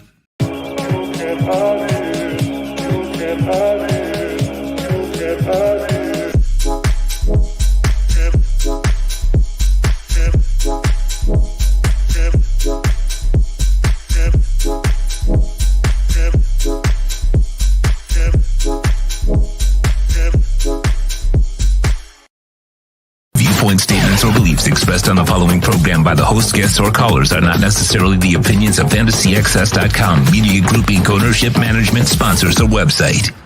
The Big O Radio Show is brought to you by Caneswear. Go to Caneswear.com, where all orders over $99 get free shipping.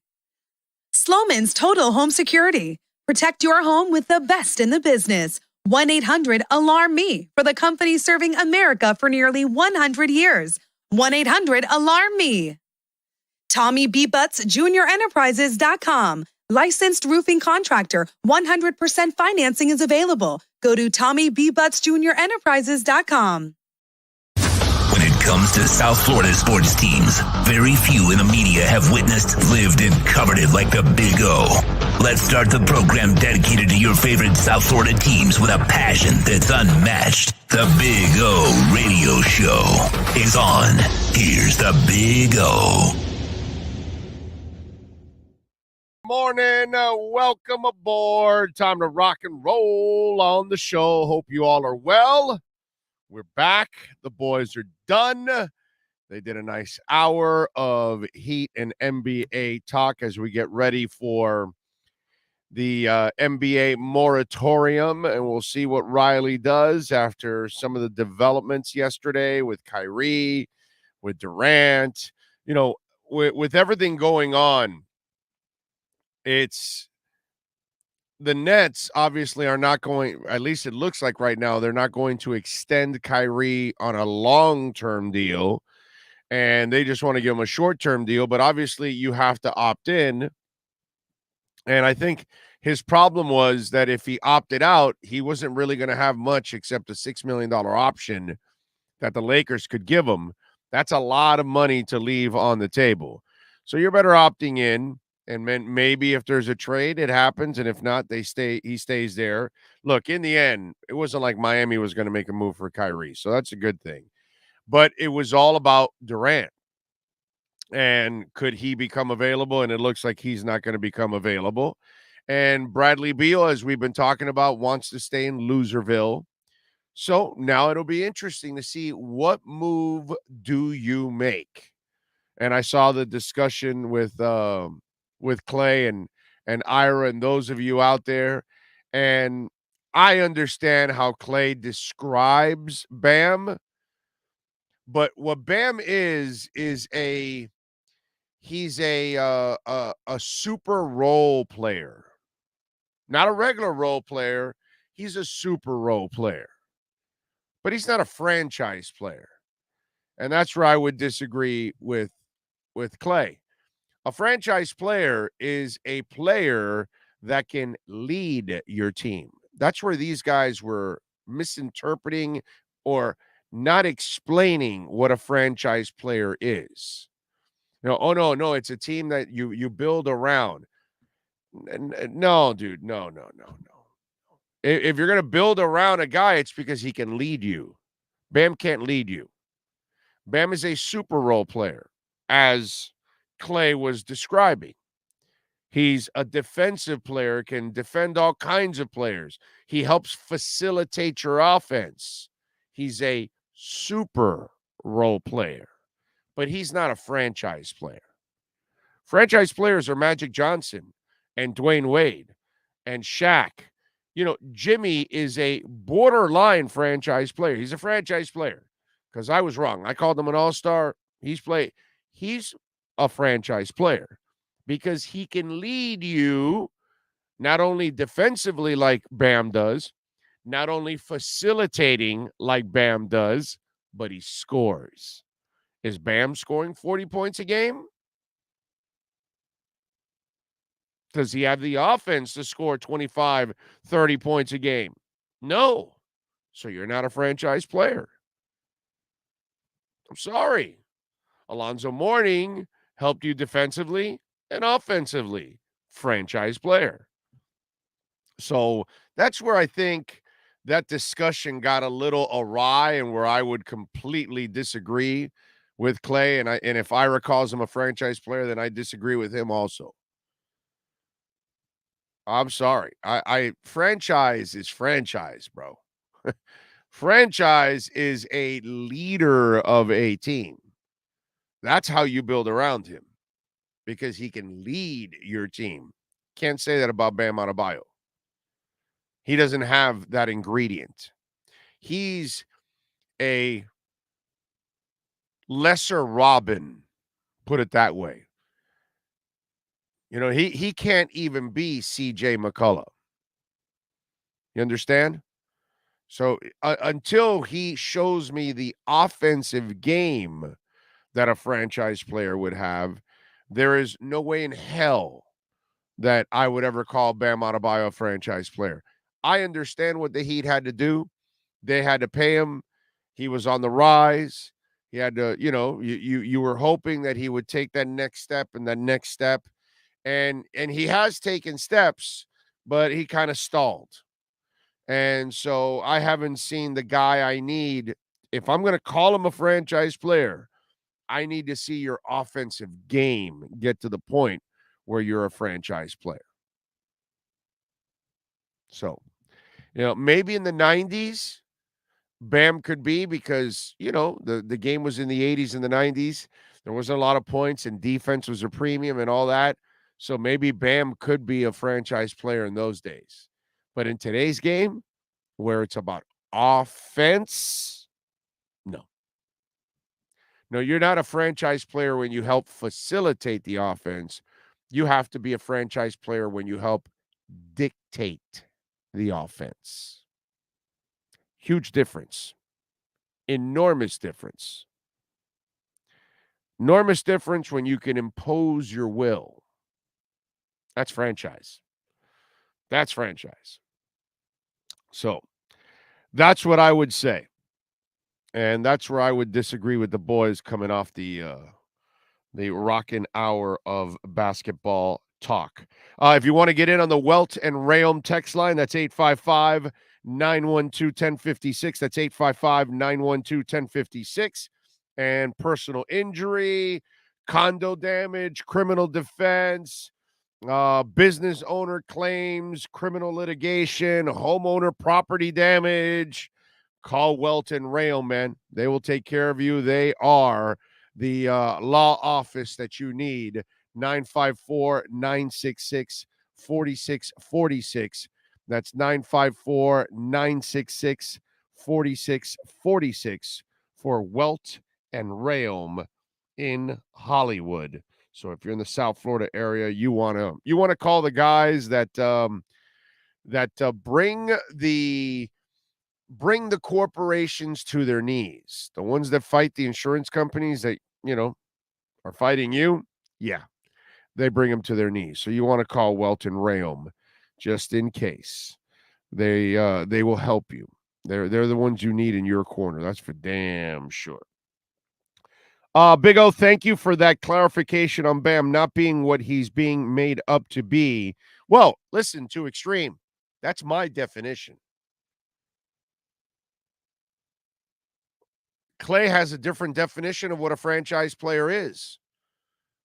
I have a different definition of what a franchise player is. You know, they say it's a player you build around. No, I say it's a player you leads your team. That's the difference. You build around a lot of players. Doesn't necessarily make them franchise. Because if they're defensive players, well, then you build around them because of their limitations. If he's just an offensive player, well, you kind of have to build around him, right? So you gotta be able to lead somehow. And that's where I don't see him offensively in a game, in a game that's offensive. You must be able to have the power in that area, and he doesn't have that power yet. So until he develops that offensive game, my definition of franchise is not Bam Adebayo. That's just me. Let's see. All I know is Jimmy Butler worth $80 million coming as home. I don't know. Let's see. Clay would also trade for Kyrie. So yeah, well, yeah, that I would never trade for Kyrie. What would you pay Depot to keep him? I'm not paying him big money, I can tell you that. I'm not going into the 20 ranges and all that stuff because he has not earned that so far. But I would say somewhere in the teens, you're going to have to pay him. Probably. Role players get 8, 10, 12 million. So it's probably going to be in the 15 to high teens range. Probably if you're going to want to keep him, you know, something along those lines. You're going to have to pay him a little more than what they're going to pay him out there. You know, unless he wants to go to a really, really bad team so he can prove himself and get all the points and all that kind of stuff, if that's what he wants to do. But the injury history is still something that you have to be very concerned about. And I don't think you tie yourself down to a long-term contract with him. I think it's like a 2 or 3 year deal if you can get away with it. But you have to see what else is out there. What else can you get? So, let's see what else here. Morning, Big O. Can't wait to watch the Tyreek Hill podcast with Tua. Yep, looking forward to it. When does that drop? I have no idea. Anybody know when that drops? Does it drop today? Are we checking it out today? The Heat would have to overpay Depot a little bit. Yep, I agree with that. I believe it's on Thursday. Thursday? Okay. All right. So we got a couple of days left. What Marcel said, because he said he'd be out of town on Thursday, so he wouldn't be able to catch it. Okay. All right. All right. Should be fun between those two. I mean, it's not like I don't think you're going to get much earth-shattering stuff, you know. It's not like really players drop that kind of stuff. Normally, once in a while, you'll get something, and maybe we do. Maybe we get something. But, I mean, listen, I just like to see the camaraderie. Because if you're going to have success on the field, you got to have some camaraderie off the field. And the good thing is that these two guys look like they get along and things are going well. And I think Mike McDaniel, to his credit, has created a positive atmosphere for his team. Now, he will be tested as a coach because you and I know the NFL season is a bitch. It is tough. And you're going to have injuries. You're going to have setbacks. You're going to have surprises. You're going to have things that you didn't count on happening. And you're going to have to adjust as a coach. And so he will be tested. All of this will be tested. As good as it looks on paper, as good as it feels right now from a distance, all of that needs to be tested with real games, real moments. You know what I'm talking about? And that's why it's really, really important to at least have this start, because I think if you're going to have success, you're going to need to get along too at the beginning. At least you're going to have to work together, and at least it looks like these guys are, they're working together. So now we got to see if they can put it all together on Sundays, baby. That's all. We got another month, and then it starts to count, and we start to get a feel for what's really going on with the Dolphins, man. All this talk, all this crap. There's nothing going on this offseason right now. There's nothing. That's good for us, by the way. I just want you to know that. Make sure you understand, Dolphin fans. It's really cool to not be able to talk about nothing. There is nothing. Unless you want to create, some talk out of nothing, then you go ahead and knock yourself out. But there is nothing to talk about with the Dolphins, and that's a good thing. Because right now, they're not playing football. So the only way you would be talking about something is if it was negative. Somebody complaining about something, somebody got arrested, somebody got in trouble, somebody's fighting, somebody, whatever. Holdout, ugliness, none of that is going on. We're not involved in any kind of investigations. They didn't sign a player that is tied to all kinds of nastiness or anything. So it is, I love the fact that we don't have to talk about any of the offseason bull crap that has gone on in the last 25 years. Is Donna Ponte and Ireland and Sperano or Philbin or whatever, are they fighting amongst each other and going behind each other's backs? And is it Bullygate? And, all these things that have happened for so many years. Ricky Williams leaves because he wants to go smoke weed. Everything that's happened for the last 25 years. And we've had off seasons where Cecil Collins is getting arrested because he's flashing some girls at a pool and breaking into somebody's home. And here's Jimmy Johnson signing what looked to be a Demetrius Underwood that was thinking of suicide. I could just go over the things that have happened over the last 25 freaking years. And off seasons that have just been loaded with turmoil and all kinds of crap, and we don't have it. I love it. It's fantastic. We don't have to deal with any of this. Yeah, Ross is dealing with his own thing, but the beauty of that is it doesn't affect anything going on with the football team. Doesn't affect with the everyday process of it. Doesn't affect with the team itself. It doesn't affect the players. They don't give a rat's ass. None of that. So that's a beautiful thing. And that's the only thing that's in the background. But as for the team, make sure you understand this is a blessing that you're able to do this, that you're able to enjoy your offseason nice and boring. Kudos to Mike McDaniel for creating a nice and boring offseason. Gilbert Martinez, thank you for the love on the super chat, my friend. I appreciate you. Very nice. Thank you, thank you, thank you. Let's see. I wonder how Hill was able to get Tua to come on a podcast knowing how tight things are with Tua. Why are things tight with Tua? I don't understand that. That doesn't make any sense. I'm not sure what. Either it doesn't make any sense or I don't know what the hell you mean, Isaiah.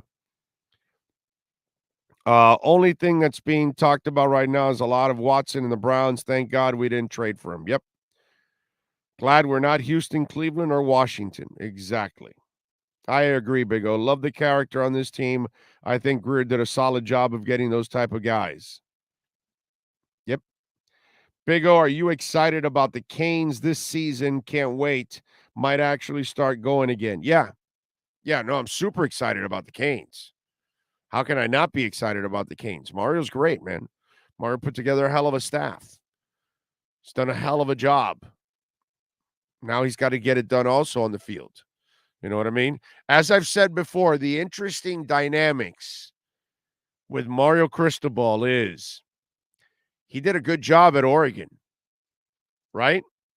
Not good enough for Miami. So that's the interesting dynamic. He's got to do better in Miami than he did at Oregon. What he did at Oregon, not good enough. Canes fans here are spoiled. They have champions here. They have championships, something that Oregon's never won a championship. They have no idea what championships are all about. They know how to have all kinds of uniforms. They know how to spend a lot of money, but they've never won anything on a grand scale, even with Mario. A couple bowl games and that. You played in a, weak conference. Well, now you're not playing in a strong conference either. Okay, the ACC is nothing. But you're expected to dominate this conference, and you're expected to get into the playoffs and challenge the SEC teams for a title. So now it's an interesting thing that Mario got his dream job, but his dream job, and he knows it, that's why he has attacked this like he has. He knows his dream job is going to require even more success than he ever had at Oregon. Losing to Utah like he did last year twice. Sorry, that can't happen here. So, yes, very excited for Mario. Love the staff he built. But there's a lot of pressure on Mario now to go out and do the things he's never done either, by the way, which is great for him because he can take another step as a coach. And you're hoping that here at Miami, he's going to get a different player than he did at Oregon overall, and he'll be able to make that difference like when he was a player. But that's the interesting dynamic of all of this. He was terrific at Oregon, but that's not good enough here in Miami. So the challenge will be, stiff for Mario. But I'm happy for him. I'm happy for Canes fans because I think now you got a fighting chance. You got a good coach, and you've got an athletic department that is willing to spend finally. My God, finally willing to spend. Holy crap. That's really another reason why they were getting set back too. Let's see what else. Big O, tell me about this QB the Canes just got committed. We talked about it yesterday, John. I have no idea. Nobody knows. He's a high school kid, dude. Well, what the hell are they going to tell you? Oh, he's athletic and he can throw and all that. N'Kosi Perry was supposed to be, who was it that they described him as? N'Kosi came in with was it like an athletic Teddy Bridgewater or something like that? And he was never even close. He came in with all the hype, dude. N'Kosi Perry came in with, and I'm tired of seeing all of this for 30 plus years. The highly touted guy, Kyle Wright, Magic Benton, and they do nothing. Willie Williams. It's been going on for 30 years. So if I'm you, here's the way I would look at recruiting. I would say, nice get. Okay, he committed. What does that mean a year from now? Does he change his mind before he really has to come here? Oh, and by the way, a year from now, when he has to come here, does he stay here a year later because he didn't get enough playing time or he's not the guy you thought he was? So basically, recruiting doesn't mean nearly as much as it used to because now they transfer. Now they enter a portal. So you get all excited about some guy that commits now and next year decommits. And the year after, when he's in your program, he transfers. So how'd Tate Martell work out? Tell me about Tate Martell coming out of Ohio State. Oh, my God, we got this guy, Tate Martell, out of Ohio State. Hyped up, came from Bosco Prep or whatever the hell that is in Vegas, where they won 800 games. Tate Martell couldn't throw the ball more than 10 yards. Hyped up bullshit is what this recruiting stuff is. Hyped up bullshit. Wait till they actually take the field. Don't get excited about some kid that can change his mind 8 times. Anybody got kids? 8 times in the next year after he committed, and still could change his mind after the first or second year he's there with you. To get excited about recruiting is the silliest thing there is in the effing world. Okay? It's like you're hitting on that girl that you really like, and you talk to her your freshman year. You know, you say hi or whatever. She doesn't give you much time. You have a class with her. Somehow or another, you know, you got to know her just a little bit. Sophomore year, you develop a little bit. Hey, all of a sudden, she has a little conversation with you. You know, you work on it. Takes you junior year, you're fully developed. You're in athletics, all this and that. She's in her group. Oh, wow. He's grown. It's a different guy. Then it consummates. You finally get that relationship going. That crush you've had for a couple of years, it finally came through. It's kind of the way it is. But when it usually happens, there's a lot of heartache because most guys or girls don't end up hooking up with that crush that they had. In fact, that crush is the one they think about 20, 30, 40 years later. Oh, man, I really like that girl. I really like that guy. Never, ever got to hook up. That's your recruit.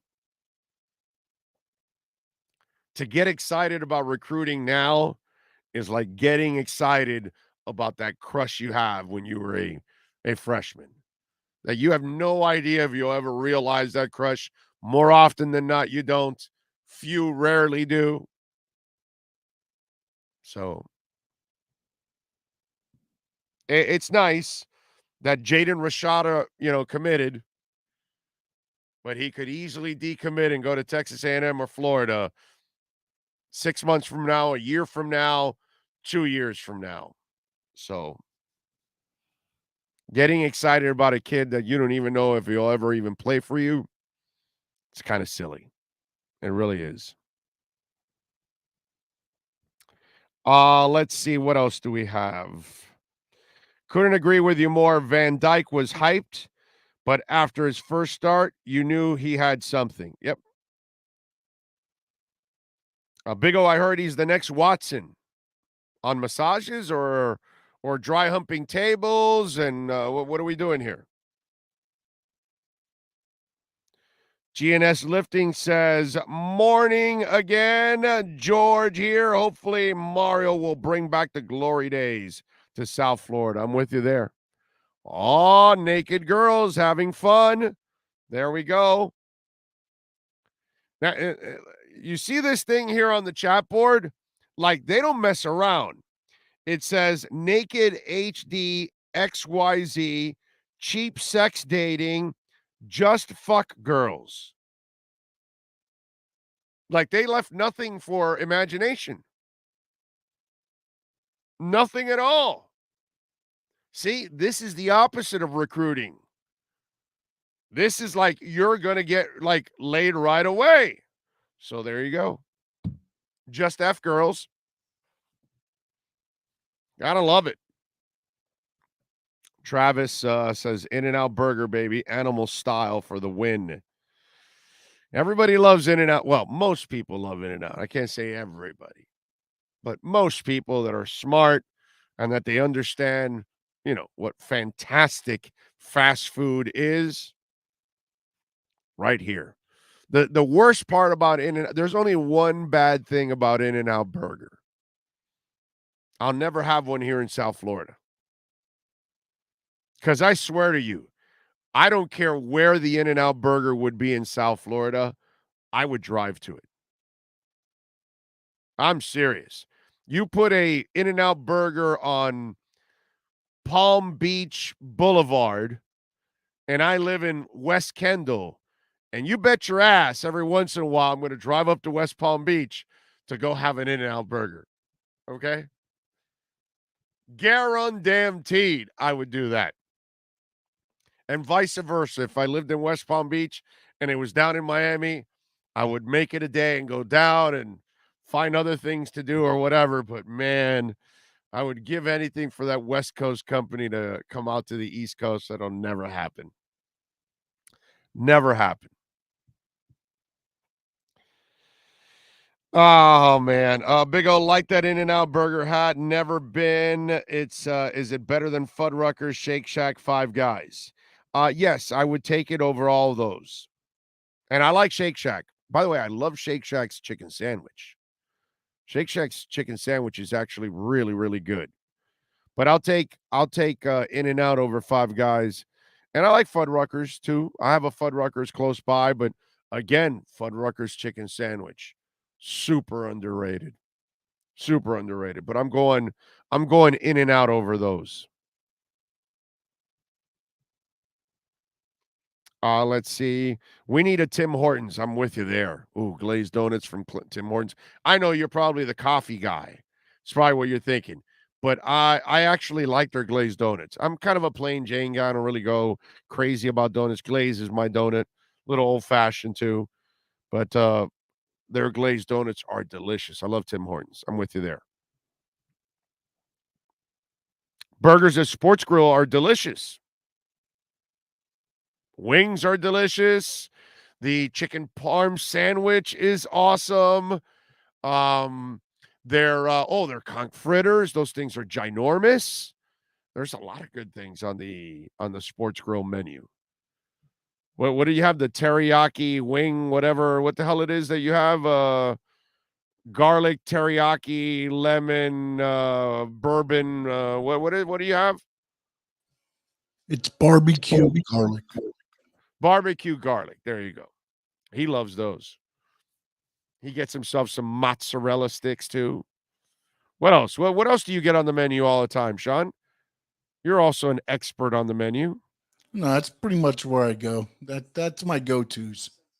Yeah. But every once in a while, I'll go with the burger. I don't mind the burgers. The burgers are real good. Yeah, the burgers are good. Yeah. Burgers are good.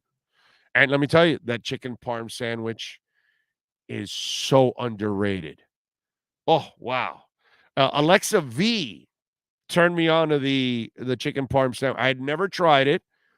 And at some point during the season, her and Josh, her husband, they always come over to Sports Grill to hang out with us. And now you'll be doing it at Doral, by the way. And she had the chicken parm. And I asked her, what is that? And she goes, no, the chicken parm, it's really good. And I looked at it and it looked great. The bread is awesome. And I ordered it and it blew me away, dude. Blew me away. The chicken parm sandwich is underrated at Sports Grill. Yes, you are right. When I was in the military and went to California for the first time, someone told me, you got to go. And I was like, hell yeah, it's the best for me. There you go. John loves himself a little In-N-Out. Big O, it's looking more like Pat is going to strike this offseason. I hope not, but it's not looking good. Well, I mean, it hasn't even started yet. Steven, you're the same guy that 2 days into Dolphin free agency, oh, they're not doing anything. Well, they're not doing anything. Well, wait a minute. Free agency just started. Like, relax. Free agency hasn't even started yet. We don't know. It's Pat Riley, dude. Relax. Take it easy. Give the man a chance. You just don't know what he's going to unearth. We're thinking the obvious. Durant, Kyrie, ew, whatever. Some of you losers out there or crazy bastards may think Kyrie, but whatever. Damian Lillard and I know what's it called? Ira mentioned John Wall. I wouldn't want John Wall at all on this team. You can't count on John Wall, dude. Wouldn't want John Wall. I mean, maybe he turns out to be a good player for the Clippers. And by the way, I also disagree with Ira on, the Clippers are going to be great. Well, wait a minute. Let's go over that. John Wall, injury prone. Paul George, injury prone. Kawhi Leonard, injury prone. I'm sorry. How do you even count on the Clippers actually staying in one piece to last all the way to the finals? I think there's a good chance that the Clippers don't get to the finals because they don't have the people that normally can withstand wear and tear anymore. But we'll see. Big O, you find the sleeper sick chicken sandwich. Well, when you have gout and you can't be eating meat all the time, that's what happens. That's what happens. Top Gun 2 making $1 billion so far. Should Tom Cruise think about part 3, knowing the money could potentially be there? Well, you gotta have the right script. You know what I mean? You don't want it to be a bomb and then it ruins. And it's like, it's like when you're like Godfather 3, right? Godfather 1 and 2 were awesome. Godfather 3 is cancer. It's terrible. It's a total waste, so you don't want to push it either, because that's what happens in that franchise. Everybody will tell you, yeah, no, God, you got to watch Godfather 1 and 2. Don't watch 3. And that's what happens. You get a little greedy and you end up with Halloween 3. 8 more days for Halloween, Silver Shamrock. I just lost like 98% of you out there. Or maybe 99. Big O, I was gifted $1K for my B-Day to invest, and I want to do crypto. What do you recommend? Do I invest in crypto? Well, this is what I would recommend. And by the way, kudos to OK Coin. Let me give them a little love, not because they've been sponsors with us and all that. No. I've been gutting all of my coins, not selling them, but taking them off of the exchanges. OK Coin included, Voyager, Crypto.com, and not that there's anything wrong with them right now. OK Coin has no problems. Voyager got bailed out. They got their loan, and they're covered. And I think Sam Bankman-Fried from FTX could end up buying them, if anything. So they're safe. But still, I took my coins off of it. And I'm taking them off of Crow right now as they come off of staking. So what I would tell you, sir, is make sure, this is what I would do now in crypto. Whatever crypto you buy, make sure you're able to transfer that crypto out of the exchange. And what I would do is get a cold storage wallet, a Trezor wallet, something along those lines, and then stash my coins there. That way I hold the coins. I don't hold it on an exchange. With the stuff that's happened with Celsius and Luna, it's a little scary right now. So, and again, even Voyager had an issue. I think they're fine. I don't think they're going to have a problem at all. They weren't tied to an algorithmic coin, and that was the problem with Celsius and Luna. That's what killed them. They don't have that issue with Voyager. They had one faulty loan, and Sam Bankman-Fried covered that loan, so they're done. So now they own Sam Bankman-Fried, and I'm sure if They don't pay him. He'll take over the exchange and he'll bring it into FTX and make it even bigger. It's kind of what he's doing with BlockFi also. Okay. And Sam Bankman-Fried, I think I heard is looking into buying Robinhood or something. I mean, it's crazy. Guy's loaded. So this is what I would tell you for crypto.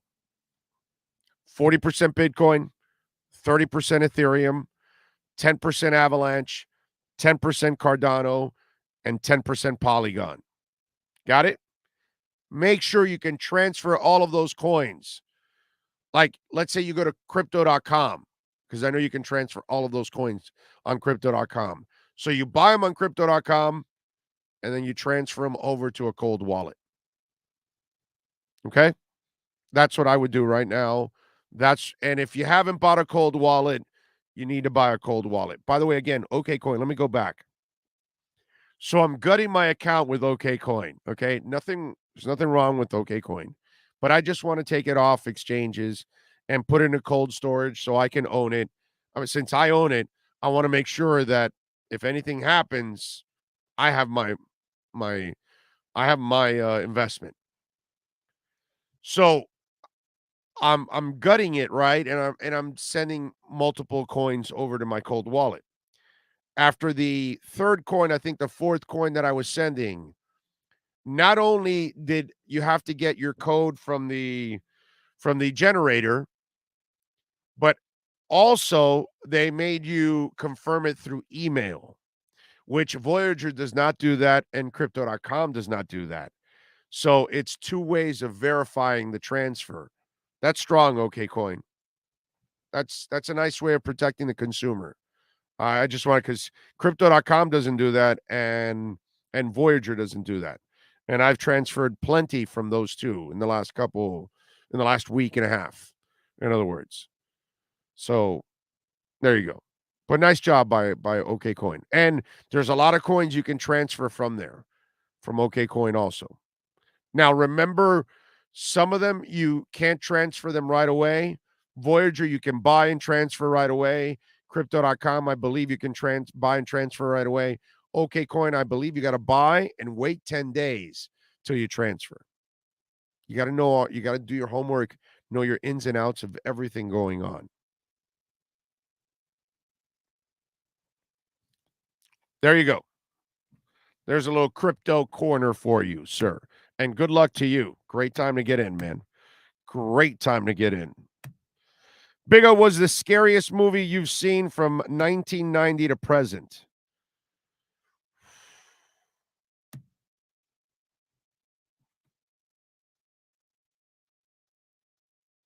I don't know. I don't watch a lot of scary movies. That from 90 on, I don't watch a lot of scary movies. All the scary movies I know are old. Oh, Jeepers Creepers? That was pretty good. Was it called that? I think so, yeah. I think that first one was, I think that's after 90. That was actually pretty good.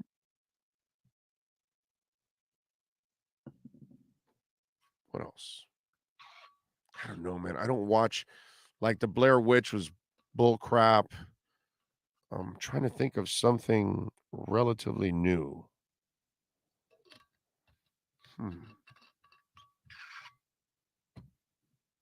Damn. You got me there. That one's hard. Would have to think of that.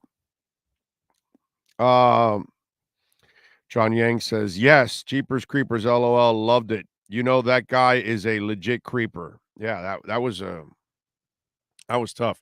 By the way,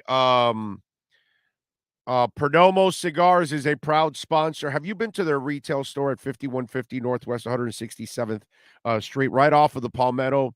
I don't know, maybe you don't realize this and you think it's just a warehouse. You can actually go there, and they've got a ginormous humidor. If you want to get the Estate Selección vintage, the double age 12-year vintage, the 10th anniversary, the 12th anniversary, the 20th anniversary, the Lot 23, the Habano Bourbon barreled age, which is just with the Ecuadorian wrapper. It is absolutely delicious. A 92 rating from the Cigar Journal, 5150 Northwest 167th Street. Not only that, but they've got a giant leather couch. It's a big-ass leather, one of the biggest leather couches I've ever seen in my life, where you can hang out, smoke your cigars, watch some television. They've got all kinds of paraphernalia. If you want to buy a Perdomo hat, a shirt, anything like that, Nick is usually around, so you can check out the legend, talk to him, take a picture, all that kind of stuff. So check it out for yourself, 5150 Northwest 167th Street, and go to your nearest cigar shop anywhere in the world.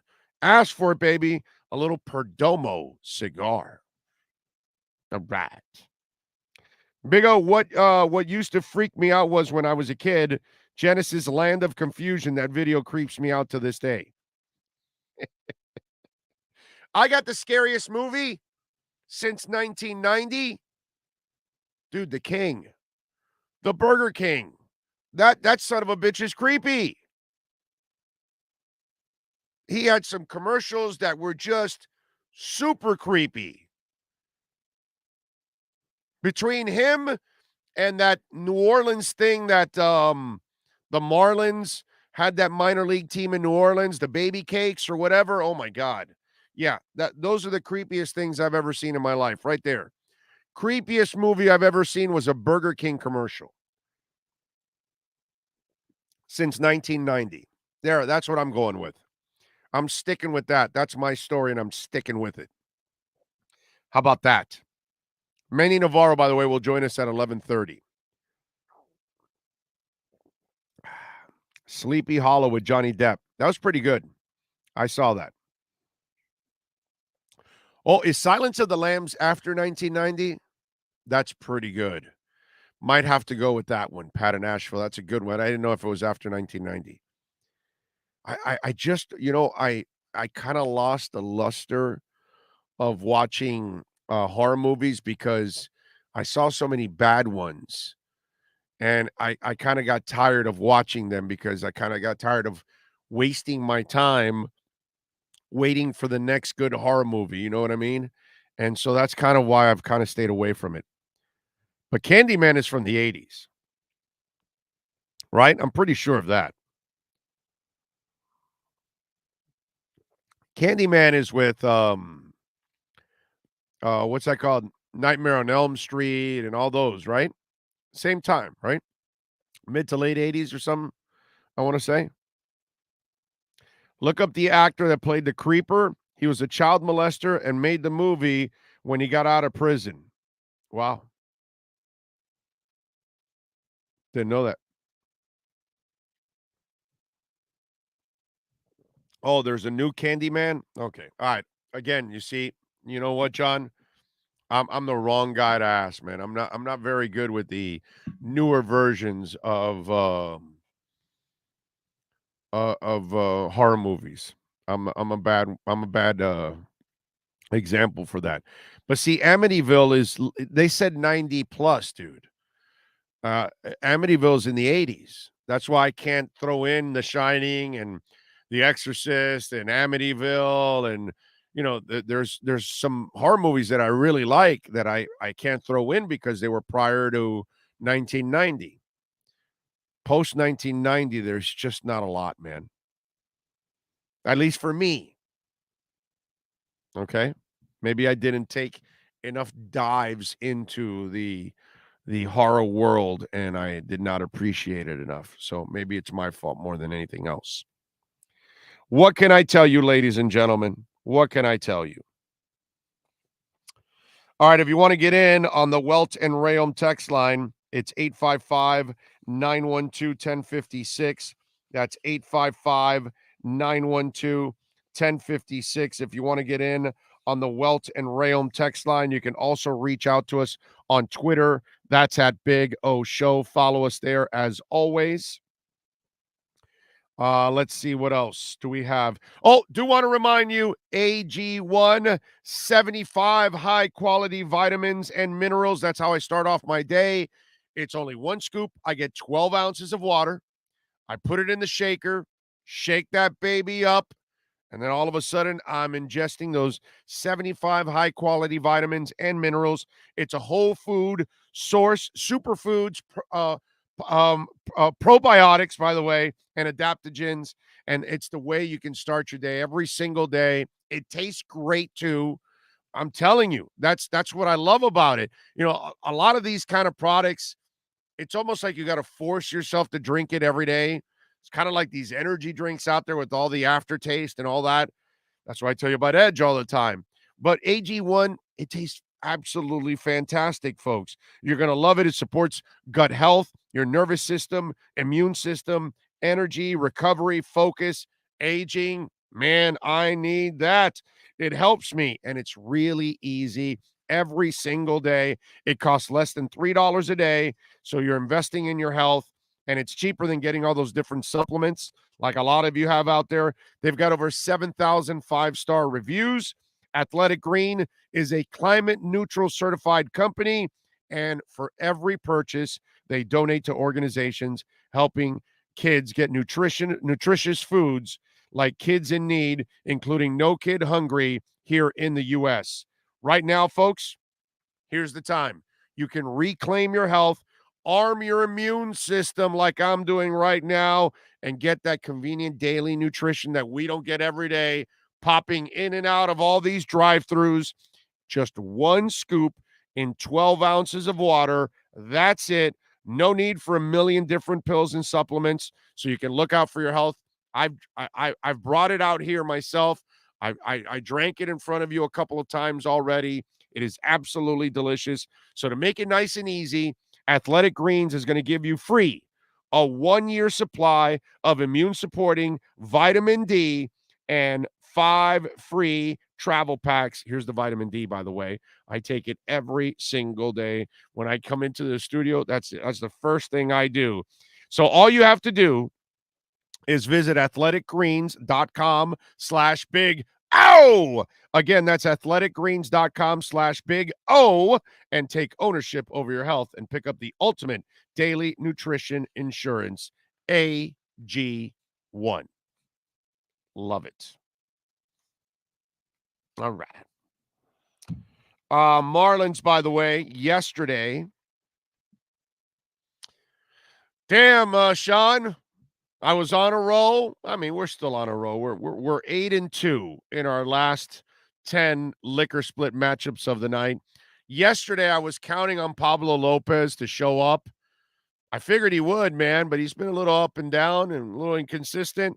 Yesterday, he got walloped for 5 earned runs in 5 innings.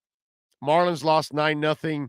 I told you to go with the under 7.5 runs because I thought both pitchers, Wainwright and Pablo, would kind of keep it down. Didn't think the Marlins would win, but I thought they would keep it down, and we came up short. So it is time now for our liquor split matchup of the night. It's time to tap that app. And no one loves to tap that app like the Big O. Here's the liquor split matchup of the night. Continue their set with the Cards. 7:45 first pitch. Braxton Garrett is on the mound. He's 1-2 with a 4.08 ERA. Dakota Hudson towing the slab for the Cards. 5-4, 3.72 ERA. The line going into this game, the Cards are favored by 1.5. Over and under is 8.5 runs. Miami is plus 135 in the money line, and St. Louis is minus 160 in the money line. Folks, I'm going to lay the cheese here on this one. I'm going to lay the 1.5. I think St. Louis will win this game, and I think they'll win it comfortably when it's all said and done. Garrett hasn't done a bad job lately, but I think overall St. Louis is too good, better than Miami, better at home. I think they'll struggle. So I'm going to lay the 1.5 here. I'm going with the Cards so we can get back on track with our liquor split matchup of the night. And remember, flat fee of $2.99. This is Miami's own liquor store. Download it, iOS or Android, liquor split, and then order your favorite liquor. snacks, flat fee of $2.99, no hidden fees, and $1 of it goes to helping homelessness in Miami. Liquorsplit.com. I'm going St. Louis minus 1.5 runs tonight versus the Marlins in our Liquor Split matchup of the night. The matchup of the night is brought to you by Liquor Split, Miami's own online liquor store. Liquor Split. Download then tap that app and get your favorite liquor delivered to you for just $2.99. No risk, no drinking and driving. Tap that app with Liquor Split. All righty, let's get ready for hour number 2. I got some NFL news I want to get into, a little Dolphin stuff I want to get into. Also a very interesting development going on in the betting world of the NFL. Found it kind of funny, the two extremes on this story. We'll get into that. We've got some beef going on in the NBA I got to get into. An NFL player rips the hell out of another NFL player. We'll get into that. Before we leave and get ready for hour number 2, moment of silence. Marlon Briscoe, former Miami Dolphin, passed away yesterday at the age of 76. He was the first AFL black quarterback back in 1968 for the Denver Broncos. They called him the Magician. He then came to Miami and changed positions, went to wide receiver, and won 2 Super Bowls with the Miami Dolphins.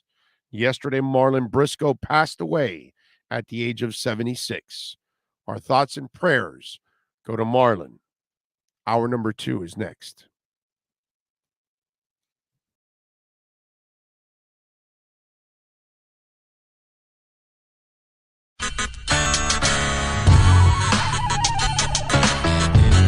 The Big O Radio Show is looking for partners to join our growing platform. If your business is ready to reach an audience that starts in Florida, crosses the nation while expanding internationally, this is the program that provides that vehicle. The Big O Radio Show is ready to broadcast live anywhere in the world to represent your event or product. To reach out by phone, 786-754-4664. That's 786-754-4664. Or email bigoradioshow@yahoo.com. Help us grow as we provide the content and personal connection corporate entities will never achieve.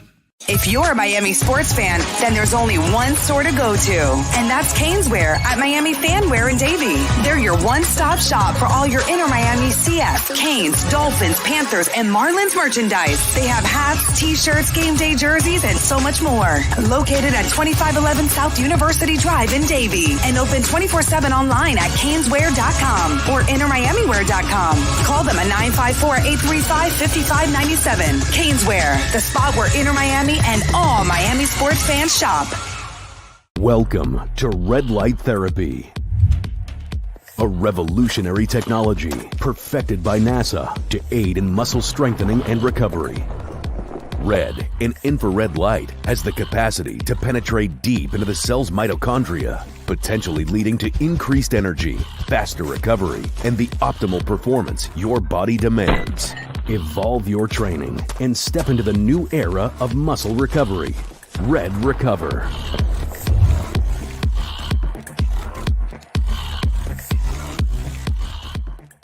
Why is it that you get locked out in the worst moments of your life? Where are my car keys? Man, I can't find my house keys. In those frustrating moments, you need a locksmith you can count on.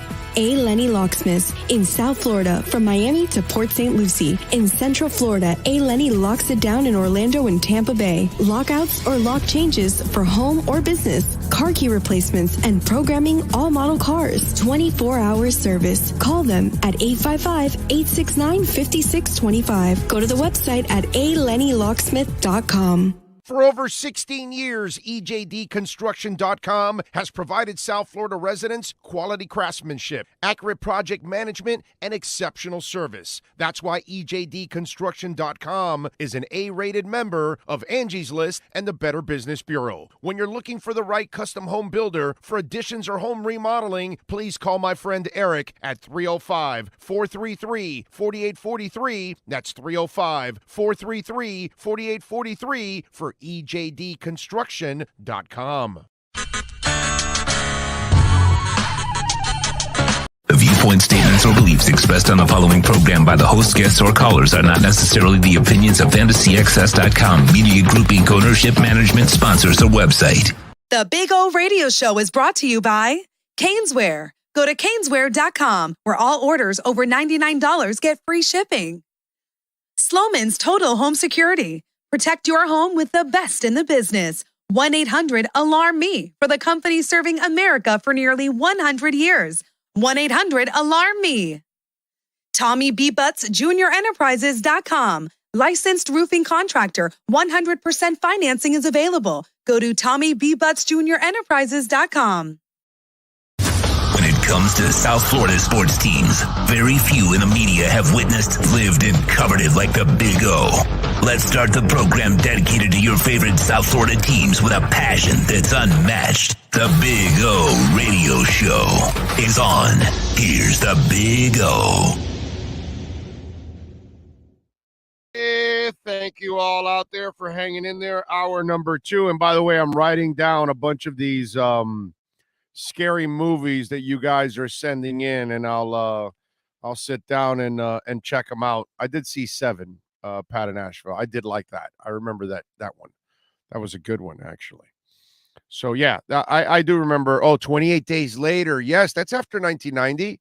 There's one. That was a nasty ass movie, bro. Yeah, definitely. Somebody asked me about zombie movies. Well, that is one right there. 28 Days Later, but. Somebody asked me my favorite. Dude, I'm old, so I'm just going to go with Dawn of the Dead. I love Dawn of the Dead. Come on, man. You know, you can live in a shopping mall for only so long. They thought they had it good for a while. Right? For a while, they had it good at the shopping mall. GP Trap also coming in, and everybody that comes in and sees the In-N-Out hat, everybody reacts to it. Yes, In-N-Out. You could tell that In-N-Out has given folks a lot of great memories. Like it's always a pleasure to go to In-N-Out and enjoy the experience of it. I like it. By the way, Thursday we're going to be at Hialeah Park as always, and Friday we're in studio actually because Friday is July 1st. So we are in a studio. Yes. Big O, check out the Mist. And if you like Ghost with the old lady, check out La Llorona. Is that what that is? Okay. Have you ever watched The Walking Dead? I've watched 10 minutes here, 5 minutes there. Everybody says about The Walking Dead that it was the first 2 or 3 seasons, and then after that it went to shit. Something like that. I don't know. I've never watched an entire episode of The Walking Dead. But I know it was very popular with a lot of you out there, especially early on. That was just one of those that, I know it took the place by storm, as they say.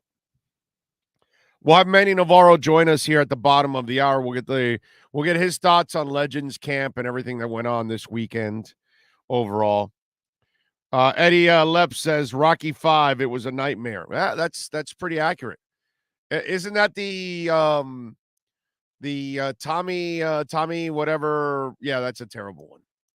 God, that is a terrible. Right. I stop at 4. That's it. I love the first 4.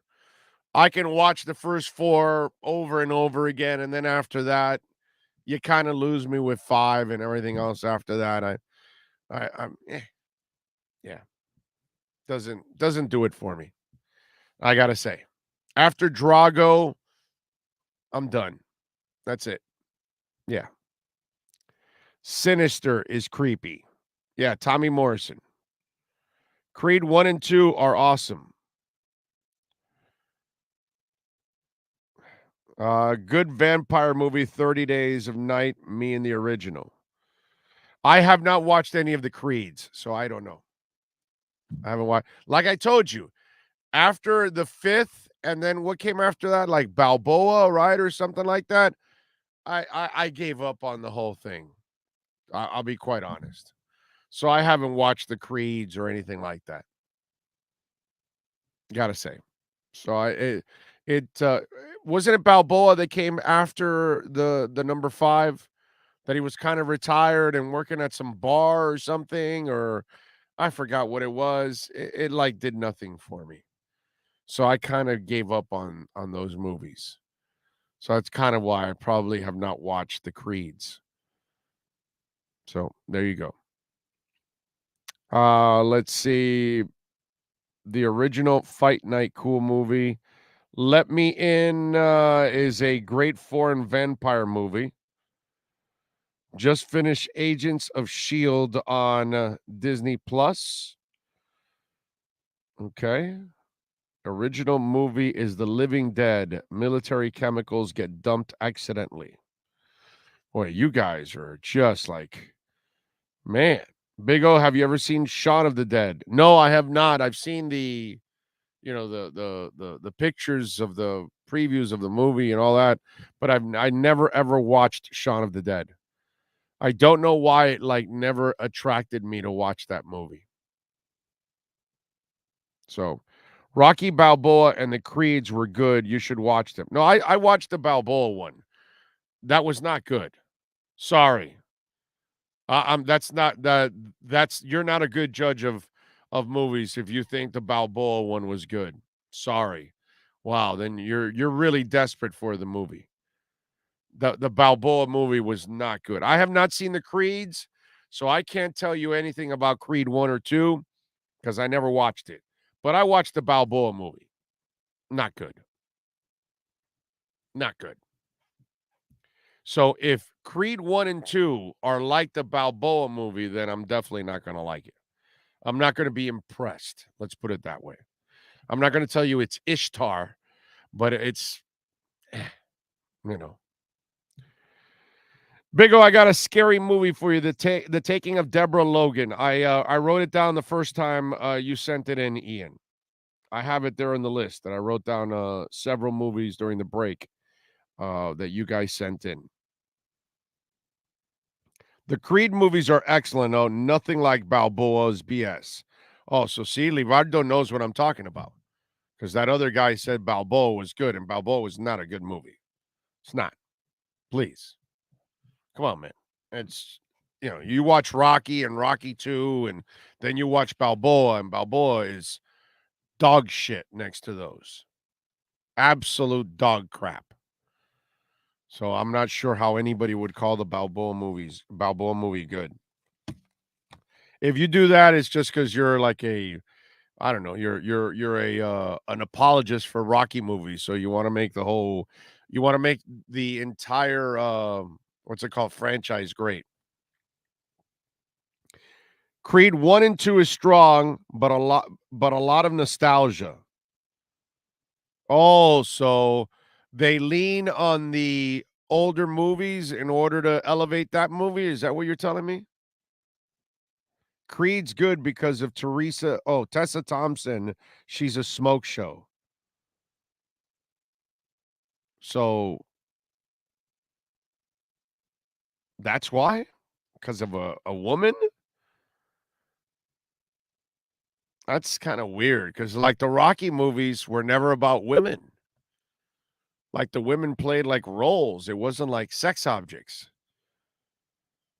I don't know. See, again, I'm speaking of from total ignorance here. I never watched Creed 1 and 2, so I have zero idea.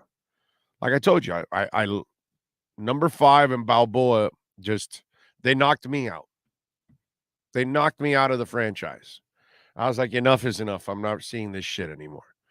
I'm not giving this the time of day anymore. And so that's why I kind of gave up on all of that. Anyway, it looks like, Baker Mayfield could end up having a home. Yeah, it looks like it because they had a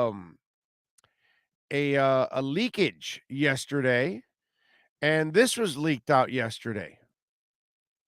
How about that? a Baker Mayfield number 6 jersey for the Seattle Seahawks. Here's a fan site to buy your stuff. And they they leaked out accidentally a Baker Mayfield jersey. So are they close on a deal? Is this a company that was, well, they're planning for it just in case, so they're ready for it just in case it happens, if it doesn't happen? Because that also could be the case here. These companies could be, well, hey, look, they're rumored for this. Who was the other team that was rumored? Carolina. So I would imagine that the Carolina shop is also preparing a Baker Mayfield jersey also, and they have the whole thing set. So just in case it does happen, they're ready to put it up on the website because quarterbacks sell, obviously. Doesn't matter who it is, right? And so here, this gets leaked out. So the question is, did it get out accidentally? Were they just preparing just in case so they don't get caught? Or do they know something we don't know, that Baker Mayfield could be moving on? And you think about this with the whole Deshaun Watson situation. I mean, if I'm Baker Mayfield, man, I am doing everything to stay in Cleveland, to play for that team this year with the talent they have on that team. That gives any quarterback a chance to go out there and be good. If you're a good quarterback with that talent, you should have a hell of a year. If you're a good quarterback, you should kill it with that talent. And yet, because of Baker being as volatile as crypto at times, you can't trust him. And it looks like maybe he's too ignorant to understand this also, because it looks like he's such a hothead that maybe this would blind him. He would think, well, why would I want to help them when you're really, dude, you're helping yourself. You're using them as a vehicle. And luckily, they wanted to get rid of you. Now you can use them to go to a better place, to prove to people that you can play, all those kind of things. I'm just saying, it's interesting. But the leakage of the jersey is funny. And I don't know if I'm Seattle, I don't know if I'm necessarily excited, and you're going to be running for your life, overall. So just kind of crazy, but there it is. Baker Mayfield leaked story. How about that? Let's see. Big O, this is a fake news story photo edit. Look at the bottom picture. It's a Quandre Diggs jersey that someone put. Oh, really? Is that what it is? Well, that's not what the article says. I don't know. I'll look at it later. Let me see.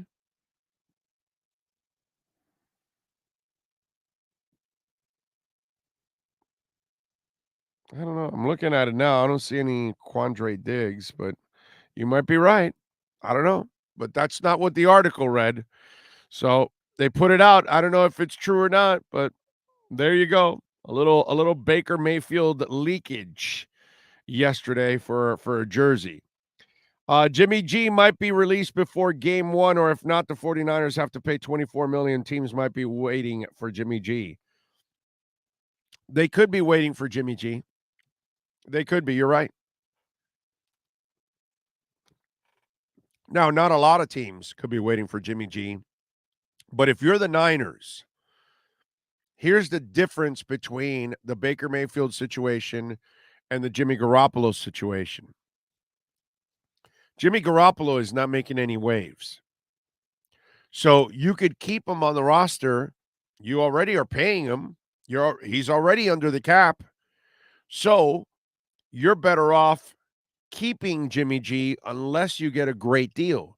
And you've got to wait till somebody's so desperate or they suffer an injury to their team, and they might be a playoff team, and they desperately, oh man, our season's shot to shit.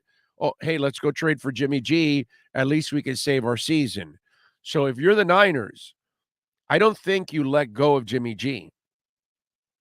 If you're the Browns, you may not want to deal with the headache that is Baker Mayfield. So that's a different set of issues. And whether Trey Lance can play or not, we don't know. And they don't know, no matter how good they might feel about it. So if you can't get a good trade for him and you don't just want to give him away, and he's not really causing problems, he's getting paid, he might be better off staying right there. Now, let's go over something very interesting that happened. And Martellus Bennett was not a fan of Jimmy Garoppolo when they played together in New England. And so he was on the podcast, on the Double Coverage podcast with Devin and Jason McCourty. So they got into the subject of Jimmy G. Sean, if you have that locked and loaded, please. Let's play Martellus Bennett on the Double Coverage podcast with Devin and Jason McCourty talking about Jimmy Garoppolo. Bro, we lost 2 games. One of them was because Jimmy Garoppolo was being a bitch and trying to quit. He quit before us on the last, decided not to play right before the game. So we went out there. Jacoby came out and played with a fucked up thumb and played his heart out. But Jimmy was just being a bitch about it all. And he's still being like, that's why you can't win with a bitch for a quarterback, first of all. So like, that was the whole thing with him. He didn't want to come out and like do anything because his agent was trying to protect his body or some shit like that, which I can't fault him for that. But like, nigga, you should have made that decision on Thursday, not on Sunday. You know what I'm saying? So anyway, so he not going out there. So Jacoby strap up, and we lost to the Buffalo Bills, which we shouldn't have lost. It was just the last minute try to make adjustments for what Jacoby could do. Bro. There you go. So there's Martellus Bennett, calling Jimmy G out.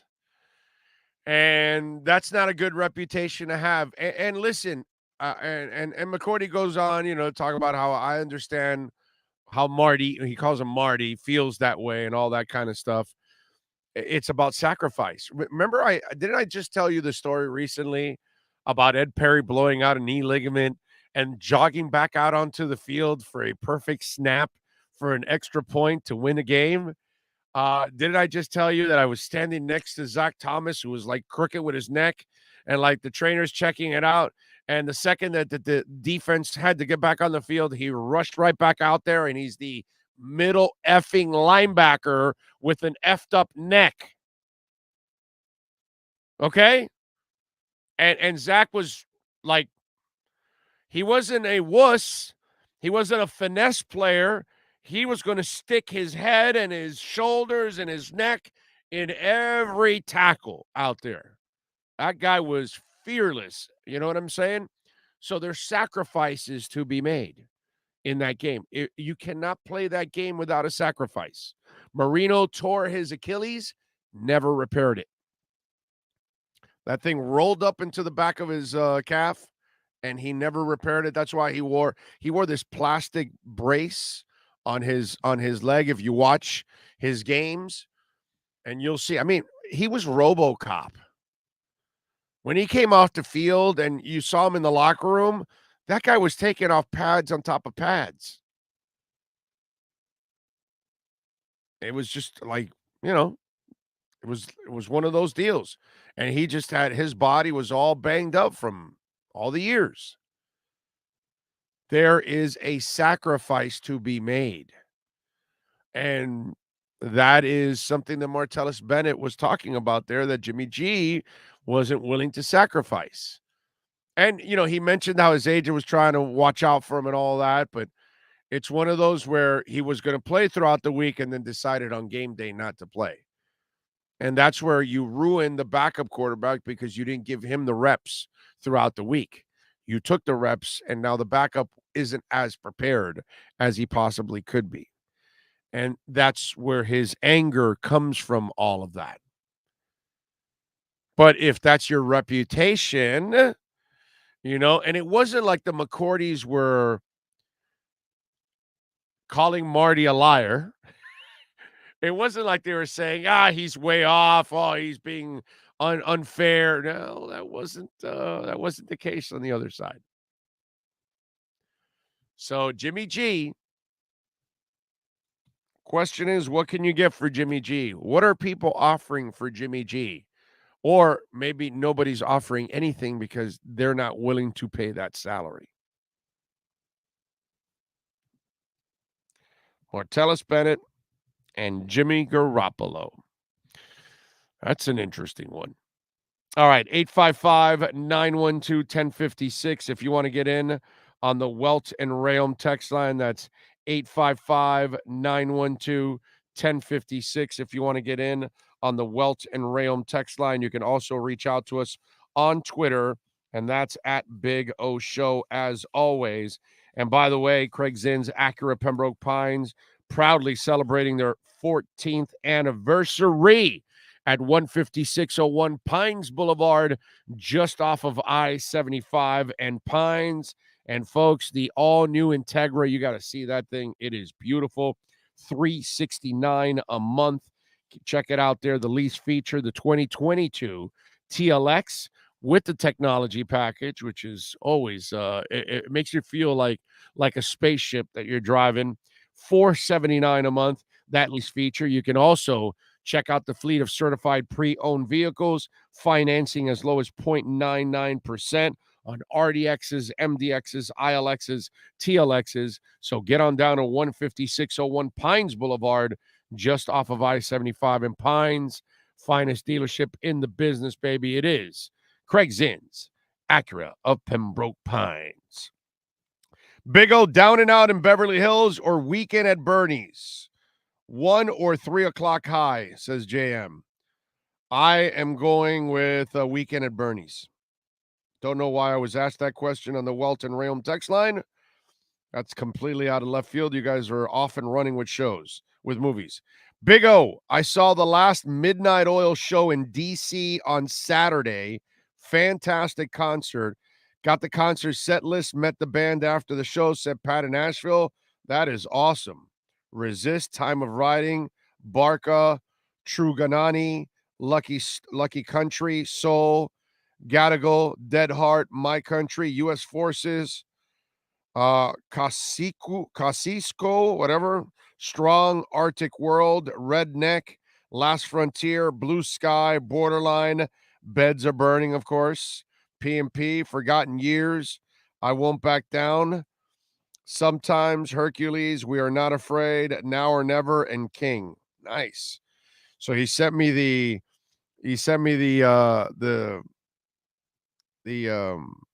set list and them signing it. That is badass. Good for you, man. Good for you. How do we sleep while our beds are burning? Let's see, what else do we have here? Everyone worried about Tua. You know who isn't worried about Tua? Tua. He's ready to go. People think they know this kid, and they're very wrong. He's on the field. He's an on-the-field assassin with a nice smile off the field that confuses people. They don't know how to separate the two. Bottom line, we're in for a treat this upcoming season and beyond from our QB. Our fan base is sadly divided on our QB1, but half have gotten their way. We would have been sweating out these new Watson hearings starting today, but thankfully, instead, us Tua fans are waiting to hear what he says on Tyreek's podcast. Big difference. Amen. Love that text, by the way. That is a great text. Awesome. By the way, who the hell sent it? You ever put your name on any of these? Let me see. Because you have sent some other ones. You never put your name, bro, on any of these. But thank you. Very nice of you. Okay? Whoever you are, wherever you're at, thank you, sir. Thank you for always listening and sending in texts on the Welt and Rayom text line. It's another way to, because sometimes the chat board, there's a lot of people, and sometimes it might get lost. Some guy's telling me that F1 will have synthetic fuel by 2026. Nice. That should be coming, right? A little synthetic fuel. Love that. All right. What else do we have here on Le Program? If you want to get in, by the way, just like they did on the Welt and Rayom text line, that's 855-912-1056. That's 855-912-1056. You know what? Let's get ready for Manny Navarro. Manny's going to join us in a 1 minute. So let's take a 1 minute break here and get ready for Manny Navarro and our Canes wear. Let's get the latest on what happened at Legends Camp, baby. Yeah, Legends Camp with Manny Navarro next. Welton Rayom has more than 62 years of litigation experience handling insurance disputes. They're committed to resolving even the toughest insurance claims quickly. Call them for a free consultation. 954-966-4646. At Welton Rayom, they don't get paid unless you win. Property damage claims to your home, business, or condo as a result of a hurricane. Welton Rayom can help. Water, mold, fire, smoke damage, Welton Rayom can help.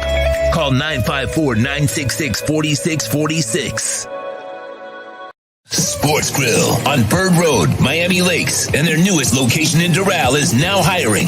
If you're looking to join a great company and South Florida institution, give them a ring or drop an email. Sports Grill is hiring all kinds of positions from hostess to servers, bartenders, or join the kitchen staff to craft some great food for their amazing customers. Please send your resume to m.cruz@sportsgrillmiami.com or call 305-219-5726. That's 305-219-5726. Sports Grill. Good food, good drink, good friends. When you move, you need a reliable company led by passionate folks, eager to assist its customers during a transitional process that needs to be smooth. Call Essential Moving Experts at 844-368-5750 for all your local and long-distance moving needs. You can rely on Essential Moving Experts. Mention the Big O Show and get $150 off. Family owned and operated, they offer free 30-day storage, full service moving, fully licensed, bonded, and insured. Moving was never so easy. EssentialMovingExperts.com.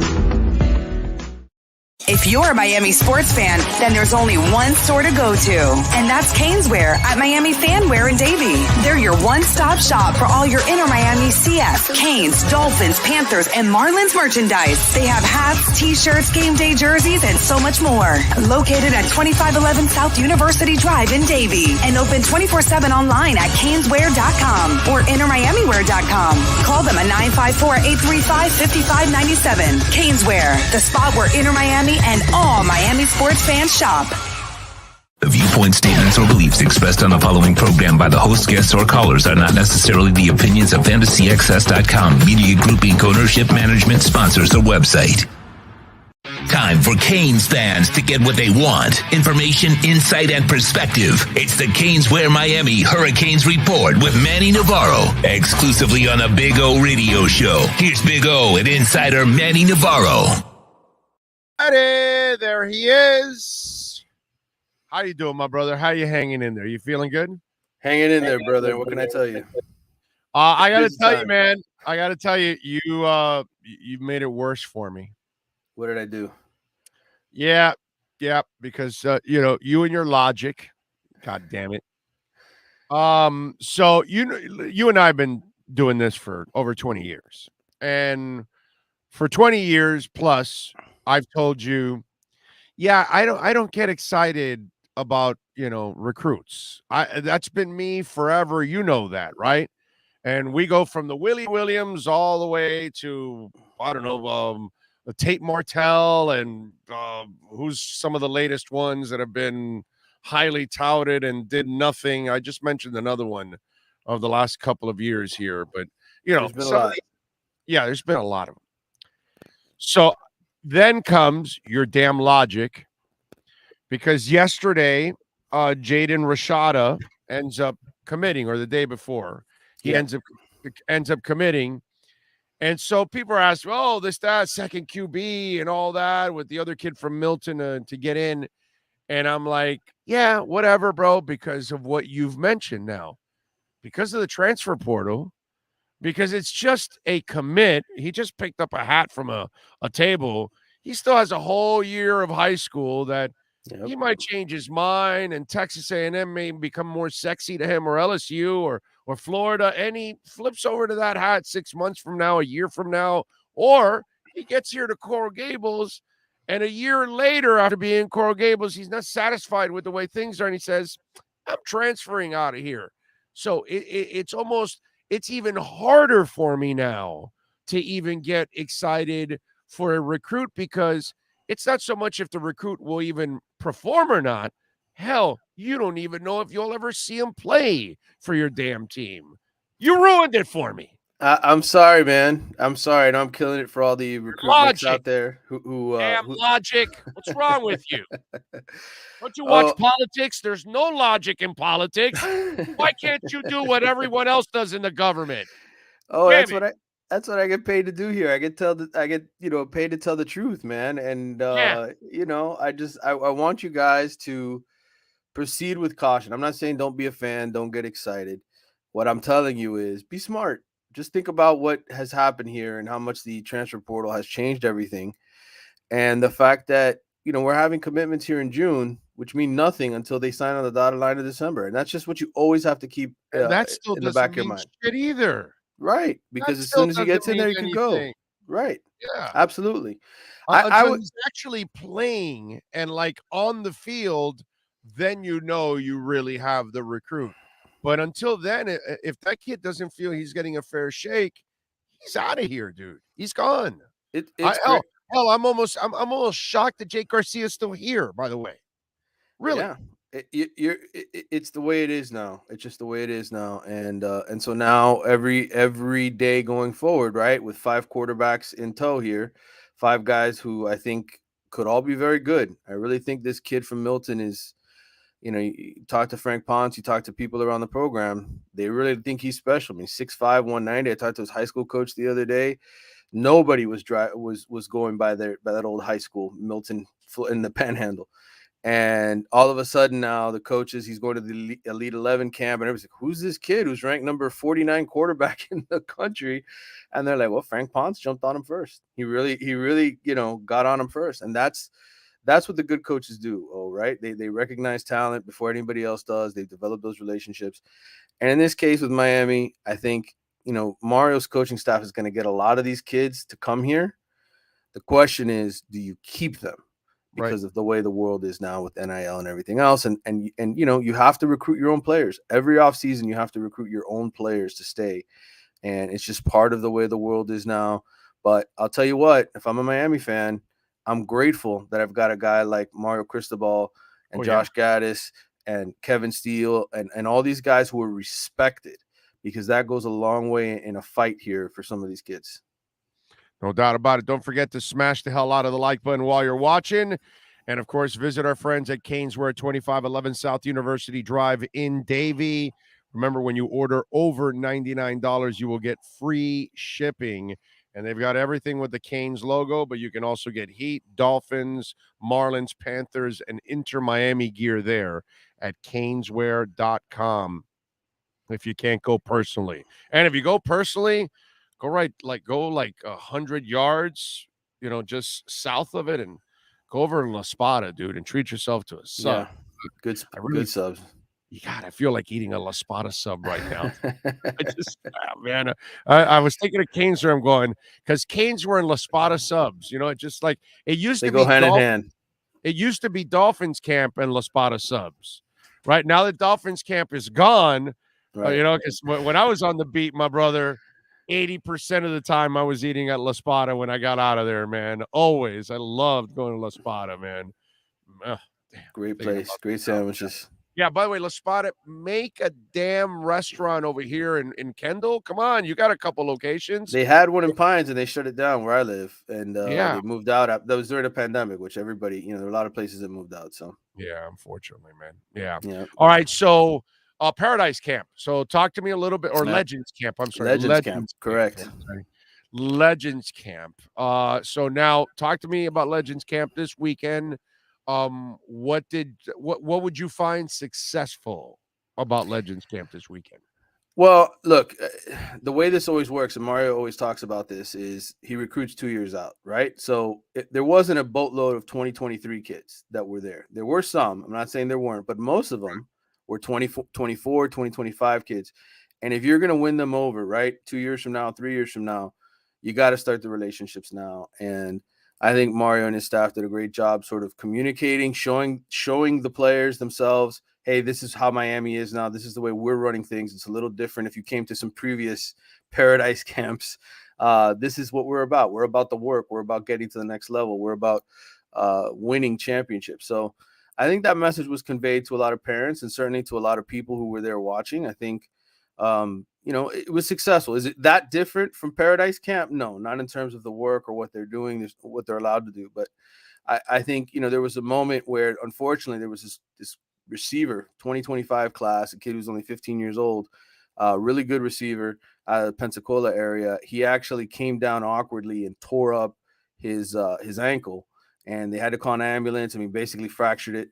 And, Mario, they were going to offer the kid a scholarship anyway, from what I was told, at the camp. But essentially, the kid gets put in an ambulance. Mario gets on a cart, drives out there, and opens the back door and sits there and spends 10 minutes talking to the kid, trying to just calm him down, and gives him the scholarship offer and says, hey, man, we know you're hurt right now, but we still believe in you. We still want you.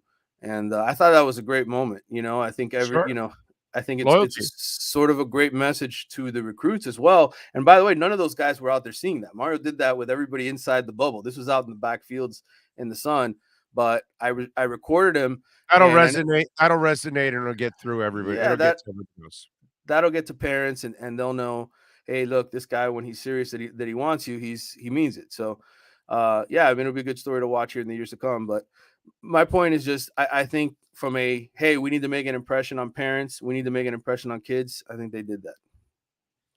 All right.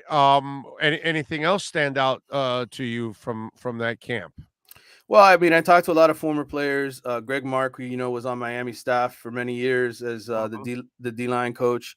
He retired from coaching in 2005, and we had a long conversation just about the grind of coaching. And he basically left the profession, sadly, because his wife passed away shortly after the birth of his first daughter. And it's kind of one of those tough stories, something I'm going to write here in The Athletic eventually. But there were so many guys like Greg Mark who haven't been around campus in a while, and they came back because of Mario, because they feel like when they say, hey, you're going to have an opportunity to help these kids, to leave an imprint, they believe them. And for a long time, former players have talked about this. They don't necessarily feel welcome, right, when they come back around, because some of these coaches are insecure, they're going to take my job, etc. And I think, a lot of these former guys, it was important for them. I was at a meeting at Shula's back in October when, Alonzo Highsmith and Melvin Bratton, all these guys were like, when the season had gone awry and we knew there was a chance Manny wouldn't be the coach, what they hope to do to change the program around. And all of them talked about, hey, we want to be connected again. We want to be on the sideline. We want to be there in person. And so Mario's working with them right now to figure out a plan so that they can have more of those older voices on the sideline to just show support and set an example and be like, hey, we want you guys to be great again, and deliver that message of support and do it in person. All right, good stuff there. All right, by the way, the handling of that QB room, that's gonna, this goes back to the old Canes, where had several QBs in a room at times, and guys that were successive guys that were following another guy that was successful. Right. That is something that was the norm back in those days. So you want to kind of get back to that, where you have Tyler Van Dyke and you have the next guy being groomed and ready to take over and kind of keep things going. So have you talked to them about how they got to handle the QB room when the QB room is a strong room that has several guys that could start? Listen, I think Mario's philosophy is load up on talent and let it play out. I think in today's world, as we talked about at the top of this discussion, Ohio State every year signs elite quarterbacks, and every year Ohio State loses elite quarterbacks to the transfer portal, to guys wanting to go play somewhere else. So the whole point is to keep it stacked so that you never have a problem saying, hey, we're confident in this guy, putting him on the field. Let's face it, go back and you look at the last 25 years since Vinny Testaverde and Jim Kelly and Bernie Kosar. Who are the NFL quarterbacks from NFLU, right? I mean, we talked about it being quarterback U. there's not a lot of examples, right, of guys who even got drafted or started a game. Ken Dorsey was we know him now for his coaching, right, and for being an offensive coordinator, not necessarily a player in the in the NFL. So I think that's the number one thing that has to change, because you look at the college football playoff every single year. Who wins championships? The guys with the quarterbacks who get drafted in the first round. Yeah, and the dude that wins all those titles now, he's now getting elite quarterbacks, because he was winning those championships with game managers. Now somehow he changed his philosophy and said, "Yeah, let me go get a dynamic guy back there," and he's getting those top-notch quarterbacks too. Yeah, and Georgia was sort of the one example, I think, in recent years where they had a great defense, but otherwise, Trevor Lawrence, you talk about Bryce Young, Tua, all the guys that they've had go through there, between Clemson, even Ohio State's quarterbacks, they've had good quarterbacks, guys that have been first-round picks when they get to the playoffs. Oklahoma, right, when they get to the playoff every single year, they had a guy. So I think it's such an important part of it all, and I think Miami is going to keep loading up on quarterbacks every year, because they know how this works. Some guys stick around, some guys don't. And you got to kind of just make sure that it's never empty. Make sure the tank's never empty. What are you working on over at The Athletic so Canes fans can check you out? Well, this whole Jaden Rashada story, I know it's been kind of wild. I know there were some reports saying that he made $9.5 million or had agreed to a deal for $9.5 million to come play for Miami and NIL money. That was a report from On3. He addressed that yesterday, right? He addressed that yesterday. But we've been having a lot of conversations for the last several months with agents and people and all kinds of people behind the scenes that go on throughout this process. And I'll tell you, first of all, I don't think he's making $9.5 million. I don't think it's anywhere close to that. Okay. And I will tell you that I'm working with a lot of journalists on this story, a lot of people at The Athletic who are very, very good. Andy Staples, Bruce Feldman. There are people here that, are well connected in college football. And so we're working on that. There'll be a story on that at some point that's coming here soon. But aside from all that, listen, tonight there's going to be another commitment, I think, for Miami. This Ray Joseph kid is going to commit, wide receiver out of Miami Edison. Was told Sunday was going to happen. Ray delayed it a couple days so he could have his own sort of party, his own fiesta.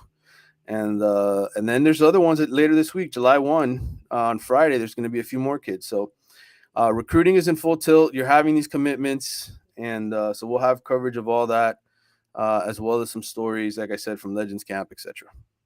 All right. Follow him on Twitter at Manny_Navarro. More importantly, subscribe to The Athletic like I and many others do. Manny, as always, appreciate you, my friend. We will catch up with you later on in the week. All right, brother. Take care. You got it. There you go. The great Manny Navarro, baby. And our Caneswear Miami Hurricanes report. If you're a Miami sports fan, then there's only one store to go to, and that's Caneswear at Miami Fanwear in Davie. They're your one-stop shop for all your inner Miami CF, Canes, Dolphins, Panthers, and Marlins merchandise. They have hats, t-shirts, game day jerseys, and so much more. Located at 2511 South University Drive in Davie, and open 24/7 online at caneswear.com or innermiamiwear.com. Call them at 954-835-5597. Caneswear, the spot where inner Miami and all Miami sports fans shop. Right. Thank you all for keeping it locked here on the program. Appreciate you all out there, as always. Let's see. Richard says, Big O, will Thursday night's game against the Cincinnati Bengals be available for Dolphin fans? If you don't have Amazon Prime, listeners can answer if you don't mind. I would imagine it might be an Amazon NFL Network thing. Probably. That would be my guess. That you'll probably get it on Amazon and NFL Network. So that way the people that have NFL Network, they'll be able to watch it, and then the people that have Amazon Prime will be able to watch it. I love Amazon Prime. Big O, since you mentioned the president, Miss Alexa V, I was going to ask you, where did she go? Is she okay? Didn't want to pinch a nerve thinking I missed something. Wait, I'm not saying you didn't pinch any nerves. Alexa V is fine, and so is Josh.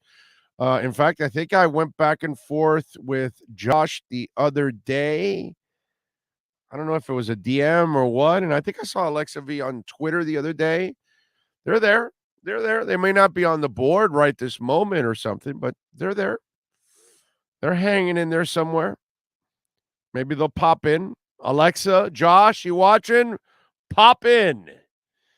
Let's see. Big O, are Dolphin training camp times and dates announced yet? Well, rookies will report the 19th. What you want to know is the 26th. That's when the veterans and media and fans and all that'll start. The exact schedule of times of each practice, what's available to the public and all that, I have not seen that yet. So I'd be lying to you to tell you that if I know it's there or not. I don't think it is yet, but I'm sure you're about to get that in the next week or two. They'll release maybe even more. It might be a week out from when the rookies report. Maybe they'll release it then. There's no hurry right now for that. But yeah, they'll eventually give out those dates, my brother. Big O, do you have a show sticker I can put on my truck? We need one, bro. We need show stickers and hats and shirts and all that kind of good stuff, and we're trying to set that up. But it's a little bit of a mission, and some of the things that people want to team up with, we all have to make a living, and if we're going to sell it, we want to make sure that we're making some kind of profit from it, because I've got to make a living. Sean's got to make a living. We got a lot of other people on this platform, so yeah. So we're working on all of that. Big O, what do you think about the movie It? Sequel is awesome. Did not see it. Did not see it. And don't know about its sequel. So no. Do not know. I think there was, wait a minute. Was it called It? The one that was like a baby years ago. This is like very early 80s, late 70s. No, it was called The Thing. That's what it was. That it had like a claw instead. It was like the picture of the movie was like a stroller, and then the hand that was dangling out, I remember it was like a claw. And I remember there was a scene like it was born like right in the thing, and they all freaked out when it came out, and I think it attacked everybody in it or so. I think it was called The Thing. Yeah, something like that. I don't know. So yeah. Malignant was an awesome movie. Then again, I love horror flicks. Greg Sporting Wood in the house. He says, in this style offense, do you agree with the running back by committee, or do you think we should have a bell cow? Greg, there's no bell cows anymore. It's like Derrick Henry, and maybe there's one more in the league or something. It's really all by committee nowadays. And in this offense, I have no problem with it being committee. I like committees nowadays. It's the bell cow thing is cool, but the problem with the bell cow thing is the other guy doesn't get any play, and you don't know how good he is, or can he be good a lot of times. And so you're using the one guy like crazy, and then the other guy has to then carry the rock, and you don't really know. And that's what you like about the committee, because the committee, it gives 2 or 3 guys opportunities to play, and they're all getting some kind of playing time, so it allows them all to kind of excel and help you out and be more productive. Plus, some guys are better at running, some guys are better at catching, some guys are better at blocking. So you get to mix things up too along the way, depending on what you need in the offense at that moment too. So the committee thing is actually a very good thing. And it also, for injury purposes, one guy gets injured, well, you were giving time to 2 and 3. So now 2 and 3 become 1 and 2, and they now are in a groove. So it also allows you to really develop depth, something that you really don't do with a bell cow as much. You know what I mean? That's not to say that that the backup to the bell cow doesn't become a good player. I'm sure it does. I'm sure it happens. But I do like the committee because it kind of keeps everybody fresh and everybody active, and their minds are always in the game because they don't know when they're going to be used, and they have to stay ready. So I like it. I'm a fan of the committee, and for this offense, especially this offense, because you would have to, if you had a bell cow, you would have to make sure it was a bell cow that was multifaceted and was impeccable in everything. So that way you can't sell anything. You can't give anything away. Oh, you see who they put back there? The linebacker's thinking to himself, yeah, that guy's not a good pass catcher. So now I know that either he's running the ball or he's not touching it. So after the snap, I know he's not touching it. I can already run to my assignment because I know he's not running anymore since they didn't hand it off to him. So, that kind of stuff can help out too. And so you want to make sure you're not that obvious. So if you're going to do that with the bell cow, he's got to be able to do everything. Boy, Rosemary's Baby and The Thing.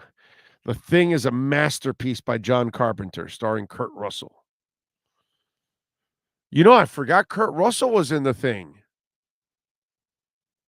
Wow. We need Big O and Sean bubbleheads.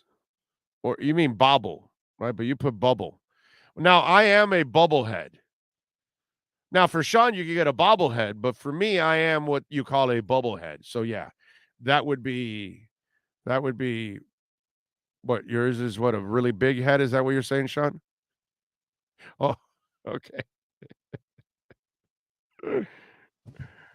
My figure would fall over because the head would be too big. It wouldn't bobble. It would just fall. And I'm a bubblehead. So, don't expect much from me.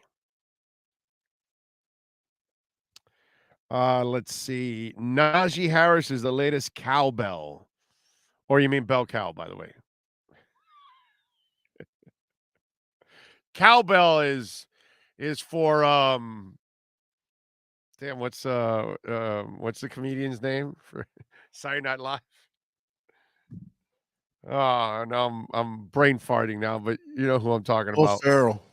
Yes. Cowbells are for Will Ferrell. Christopher Watkins. We need more cowbell. We need more cowbell, yes. Random question. Which do you like better? Maybe Sean likes it. Which is better, Simpsons or Family Guy? They should be Family Guy instead of Simpsons in Universal. LOL. I got to tell you something. They're both funny. I'm not a major viewer of either one. I've seen The Simpsons and I've seen Family Guy, and I've watched complete episodes, like channel surfing. But that's it. I've watched those shows channel surfing. I've never watched those shows like religiously, like a lot of you have. And they're both excellent. They're both funny. But I haven't watched both of them deep enough to tell you which one's funnier. You know what I'm saying? But I will say that that Family Guy seems to be the one that's slightly funnier. Okay. But again, I have not seen enough of both to like, Simpsons is still going on, and so it's Family Guy, right? So, there's 100 seasons between those two. I mean, Simpsons is the oldest running show, isn't it? I'm pretty sure. I think it's the oldest running TV show now. Whatever, 20-something years, almost 30 years. So I cannot be the decider. Maybe Sean is more of a hardcore viewer of both, so he can make that determination, but I would be a poor judge of it, to be quite honest. You, Sean? I'm even a poor judge of it. I watch neither. Okay. Well, there you go. Family likes Family Guy. Okay. My daughters like Simpsons, but they're both the same to me. Yeah. Yeah. I mean, either, honestly. I mean, I've laughed at both. You know what I'm saying? When I've stopped to watch them and all that, but I have not. I'm not the guy. Hey, you remember that Simpsons episode? Hey, that Family Guy episode? No, I'm not that guy. I can tell you like that about Seinfeld or, Friends, or, we could talk about, Taxi or Cheers, or, we could talk about certain other shows that I could tell you, oh, I remember that episode, because I watched all their episodes. But with Family Guy or The Simpsons, I'm not that guy. I'm not that guy. Yeah. American Dad is better than both. Never watched it. Never even watched 5 minutes of American Dad, ever. Now, I've watched The Simpsons and I've watched Family Guy, and I've watched entire episodes, a few, not a lot. Not even more than 10 episodes of each. I don't think I've watched over the years. But I have seen a few. Now, of that American Dad, I've never watched American Dad in my life. I've seen the, previews, commercials, promos, all that crap, but I've never, ever watched American Dad in my life. I love Seinfeld. Yes. Yes. Is the diner a real place? I doubt it. I doubt it. Just like, have you ever noticed that about shows? Right? Everybody's got to have a place. Everywhere. It doesn't matter. Happy Days, they went to Arnold's, right? Friends, they went to Central Perk. You know what I'm saying? It doesn't, you name the show. And, the Three's Company, they're going to the Regal Beagle. It's just one of those things that almost every show has a bar that they go to, right? 90210 was the Peach Pit, right? It's just, that's just been always one of those things with TV shows that they all end up going to one place to hang out, whatever the hell that name of that bar or hangout or whatever. But this is like normal. And I don't know the name of that cafeteria now that that they're at in Seinfeld every single time. But sure enough, they're there all the time. And this happens with so many shows over the years that they go to the same cafeteria, the same bar, the same restaurant, the same lounge, whatever the hell it is, but it's the same meeting place every single time. That is something that's written in practically on most shows. Boy Meets World to Chubby's. How I Met Your Mother, McLaren's. There you go. Exactly. Big O Show, Sports Grill. There you go. Ooh, DHL delivery today. I like it. I like it. Very good. In Seinfeld, I think the diner's a real spot. Well, the outside, there is one in New York. I don't know. I don't think it's real because you got to do so much filming, you would interrupt their business. And it just, and in New York, come on, man. That's just, no, I don't think so. The Office versus Seinfeld. I'm still Seinfeld. I love The Office. I do enjoy The Office. Oh, South Park. I did watch a lot of South Park. First couple seasons, I did watch South Park. I didn't keep going with it, but I did watch some of it. The Max from Saved by the Bell. Soprano. Oh, yeah, the Italian spot. That's right. In Sopranos, where they could sit outside or inside. Yes, yes, yes. I forgot the name of the place. Or the Bada Bing. Really, it's either the Italian place or the Bada Bing, right? For the Sopranos. That was like the two places that they went to.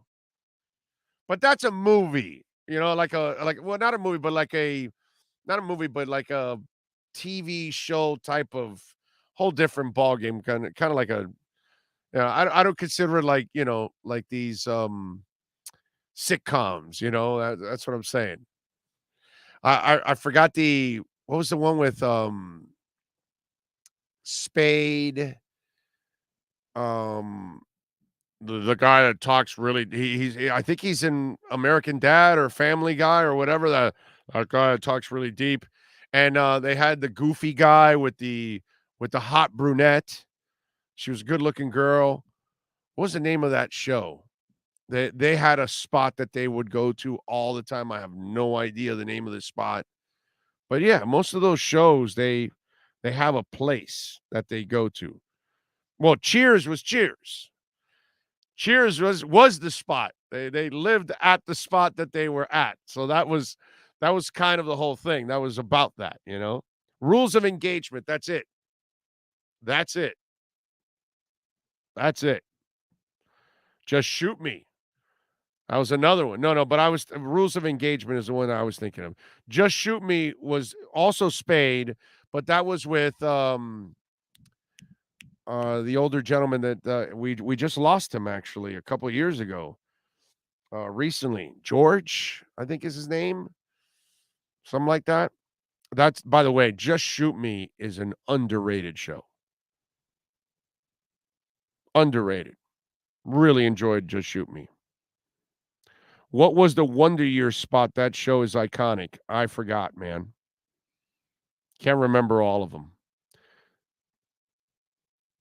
Yeah, of course, Seinfeld was filmed in Hollywood. Yeah, it's not going to be filmed in New York, and there's no real cafeteria and all that. It's the same thing as Friends, filmed in California, bro. They're not going to. The Central Perk isn't in New York, dude. I mean, you know, that's just not. That's just something they made up. So. Big O, have you ever seen Narcos, the movie? I watched the first one. It's the only one I've watched. I have not watched any more of them, and I did enjoy it, by the way. I've always been wanting to go back to watch them, but I've only watched the first one. So there you go. All right, let's get ready for hour number 3 of the program. Omar Kelly will join us at 12:15. Back with more right here on the Big O Radio Show.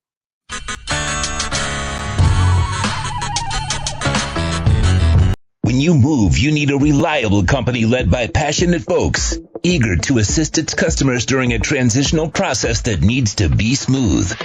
Call Essential Moving Experts at 844-368-5750 for all your local and long-distance moving needs. You can rely on Essential Moving Experts. Mention the Big O Show and get $150 off. Family owned and operated, they offer free 30-day storage, full-service moving, fully licensed, bonded, and insured. Moving was never so easy. EssentialMovingExperts.com. South Florida's premier law enforcement agency is now hiring individuals like you. The Fort Lauderdale Police Department is now accepting applications for non-certified and certified police officer positions. Minimum requirements and qualifications can be found at FLPDjobs.com. That's FLPDjobs.com. Are you ready? The city of Fort Lauderdale is an equal opportunity employer. What? Oh, look.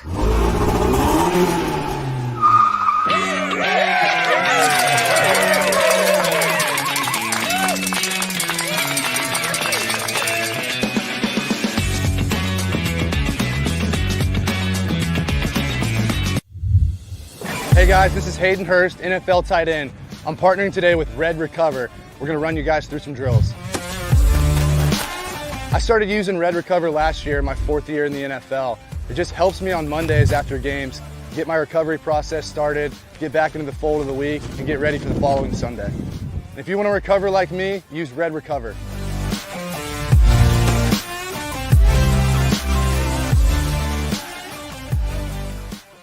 When you need your warehouse looking good while staying efficient, there's only one place to find the finest racks in the business. Pallet Rack City in Hialeah. 305-424-8547. That's 305-424-8547. Pallet Rack City is the company you need when you want your warehouse sporting the finest racks in the business. After all, who doesn't love a great rack? Pallet Rack City. 305-424-8547. That's 305-424-8547. The viewpoint statements or beliefs expressed on the following program by the host, guests, or callers are not necessarily the opinions of FantasyXS.com, Media Group Inc., ownership, management, sponsors, or website. The Big O Radio Show is brought to you by Sports Grill. Good food, good drinks, good friends. Craig Zinn Acura of Pembroke Pines, the #1 volume Acura dealership in the Southeast United States. The Fort Lauderdale Police Department. The FLPD is hiring. Go to FLPDjobs.com. When it comes to South Florida sports teams, very few in the media have witnessed, lived, and covered it like the Big O. Let's start the program dedicated to your favorite South Florida teams with a passion that's unmatched. The Big O Radio Show is on. Here's the Big O. Alrighty. Yes, sir. Hour numero tres. Oh, actually, it's like really 5.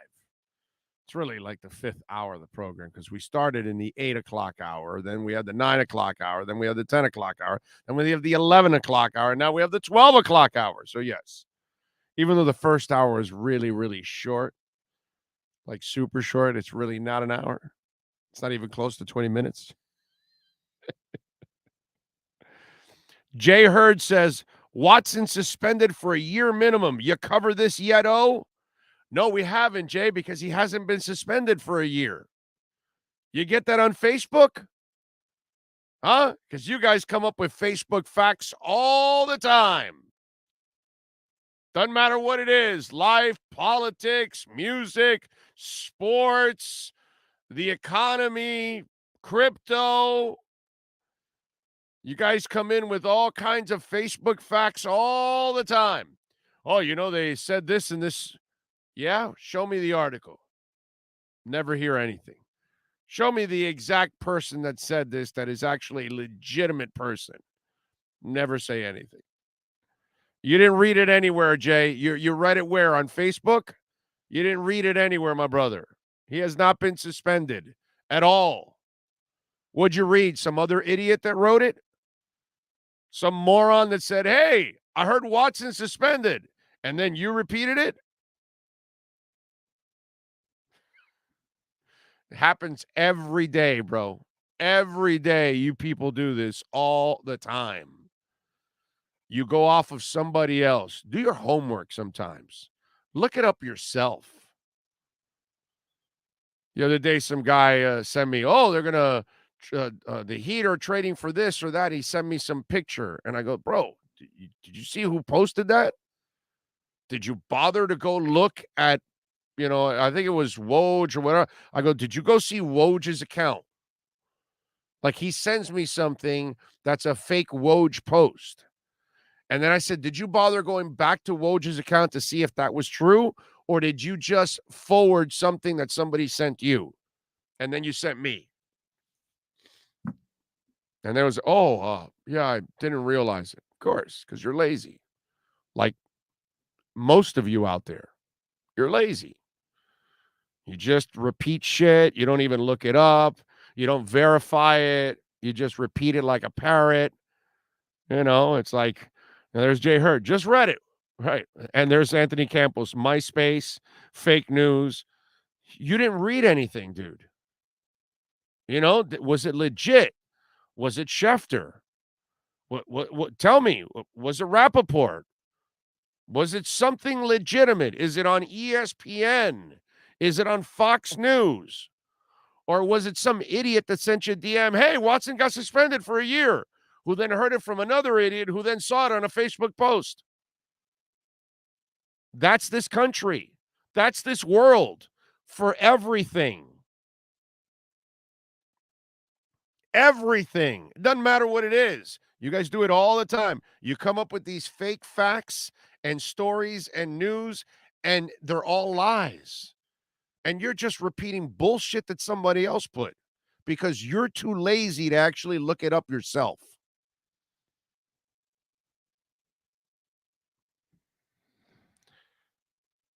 Article states the NFL recommends suspension, no less. Yes, we already talked about all of that. You know, we already talked about it. And by the way, I'm the guy that said he should be suspended for indefinite. That's what the suspension needs to be because of the unknowns. You can't have a timeline on something that is unknown.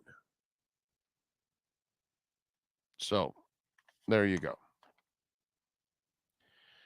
I'm going to count on Omar being late because that's what Omar does because he's kind of half Cuban. So he's due in a couple of minutes here.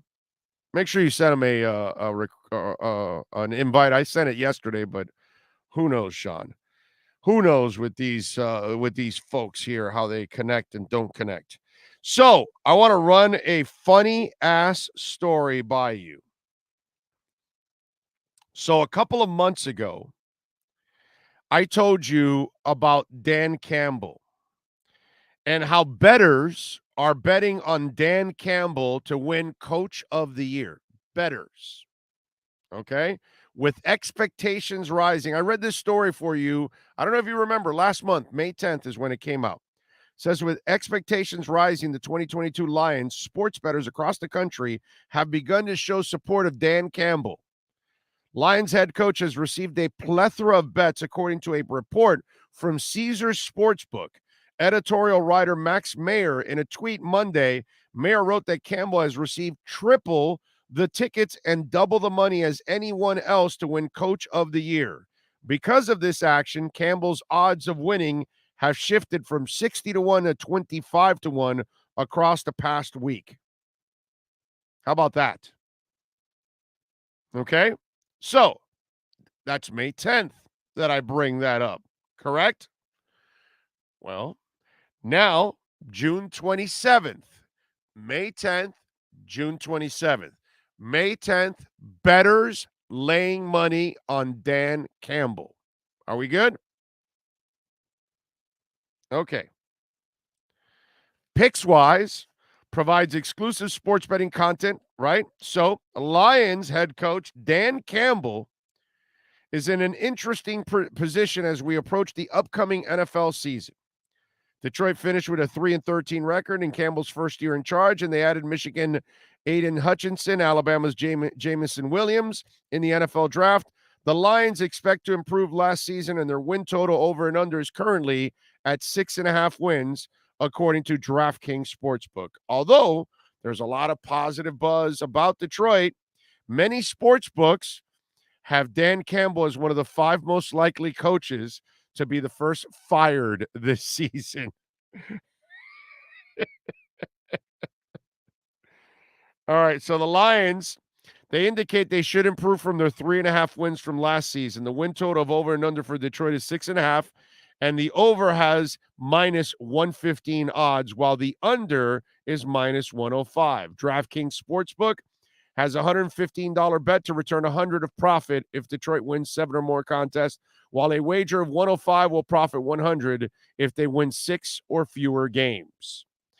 Now, Detroit head coach Dan Campbell carries a plus 2,000 odds to win Coach of the Year at DraftKings. Only Brandon Staley at plus 1,400, Nathaniel Hackett at plus 1,600, Mike McDaniel at plus 1,600, and Josh McDaniel plus 1,800 have shorter odds at DraftKings.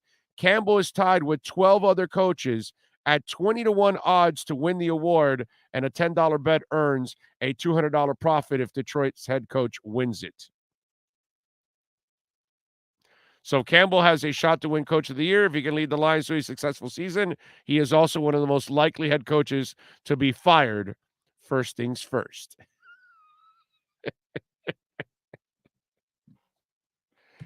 So the wise guys have him as one of the guys to be fired.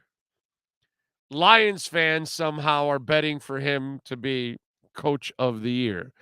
So out of all the people that we have on the board there, what do you have him more as a Coach of the Year or being fired?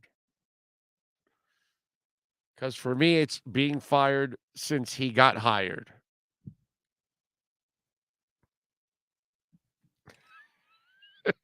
God. Big props for the Ian Rappaport segments. Thank you, Anthony. He'll be back July 15th. He's on vacation, so he is off, and he will be back in just a little over 2 weeks. He'll be back rocking and rolling with us and ready to go. But he is taking his time off, and we understand it's the summertime. Anyways, there's nothing going on, really. It's just a Watson stuff that's going on. You know, that's not a big deal. 855-912-1056 if you want to get in on the Welt and Rayom text line. That's 855-912-1056. That's 855-912-1056 if you want to get in on the Welt and Rayom text line. You can also reach out to us on Twitter. That's at Big O Show. Follow us there as always, because that, my friends, is a 24-hour talk show. It always is a 24-hour talk show, which is a beautiful thing when we talk about our Twitter page. By the way, Essential Moving... Another 5 to 10 minutes. Oh, sorry. Okay, no problem. What's it called? Essential Moving Experts, a terrific sponsor of ours. Moving was never so easy. And Sean Williams and the great people out there. Listen, folks, if you're moving within your city, within your county, within your state, from state to state, across the country, office to office, call Essential Moving Experts. They will help you pretty much throughout the entire country. 1-844-368-5750. Long moving services, home moving services, office relocations, flat rates, okay? No surprise charges. Sean doesn't believe in that stuff. And if you use my name, Big O, you will get $150 off your moving services. And you know what kind of a hardcore Dolphins fan he is? Look at the logo right there. Those of you that are listening, you can't see it, but the logo's in Dolphins colors. In fact, I was wearing one of the shirts yesterday. I was wearing the orange shirt. Maybe we'll sport the aqua shirt next week. So safe and efficient loading and unloading practices at all time. They also have storage at their place. First 30 days are on the house while you're in the middle of your move. You can go to the website so you can make an appointment. Go to essentialmovingexperts.com, 844-368-5750. And you can also, by the way, go to support at movinghelpdesk.com. That's support at movinghelpdesk.com. Over 1,600 happy customers have rated Essential Moving Experts. So Sean Williams and company, they know what they're doing. And support one Dolphin fan to another, baby. Great Dolphin fan and Sean Williams. So support him. Big O, have they started selling the Watson jerseys yet? Yes, they have at Folsom Prison. You can buy them. Yeah. Because if he goes to jail, Folsom is already printed up Watson jerseys. But they're really shirts with stripes. Just so you'll know. So it's really not a shirt. It's really, black and white stripes there. So just want to warn you ahead of time. But if you go online and go to the Folsom Prison, right next to the Johnny Cash memorabilia, they now have Deshaun Watson memorabilia. Because obviously they got to honor Johnny because he performed there. And now that Watson will be soon a resident, they figure they got to make a shirt for him. So, and by the way, if Watson does end up going to jail and serving time at Folsom, if at Folsom he is actually, a good prisoner, they might just retire his shirt in the rafters there at Folsom, right next to Johnny Cash. So go to the Folsom website, Folsom Prison, and check it out. They have the Watson shirts right there for order. Big O, what are your thoughts on Alvin Kamara's 6-game suspension? He should be suspended. I have no problem with it. I mean, what are you going to do? Big O, it's like Marcel said, some people want to be acknowledged, and that makes their day, so they'll say stuff that they think will get them heard. Sometimes it's best to stay quiet and enjoy the show. Jess. The Longest Yard Part 3 starring Watson. The good thing for Watson, he can dry hump his bed in jail. I know we're joking. He'll never see the light of a jail cell ever, or the darkness of a jail cell ever. He's, it's more about just how long will his suspension be from football, really. So we know there's never going to be any jail time for the guy. But yeah, something wrong with that dude. That's for damn sure. Something wrong with that dude.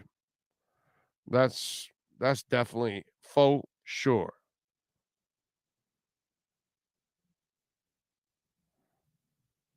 Okay. By the way, Sean, do me a favor. Send George a link. I guess they didn't get it.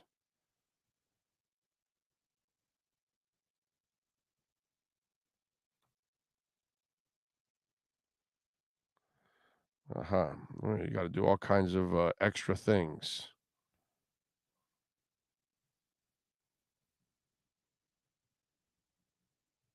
Okay, there we go. Love talking about Watson on this channel. Yeah, don't we? The original longest yard with Burt Reynolds was the best one. Amen. The other one I just was not impressed with. All right, you know who we're always impressed with is Omar Kelly, who's now trying to get back on the Tua bandwagon. It is time for the EJDconstruction.com Miami Dolphins report.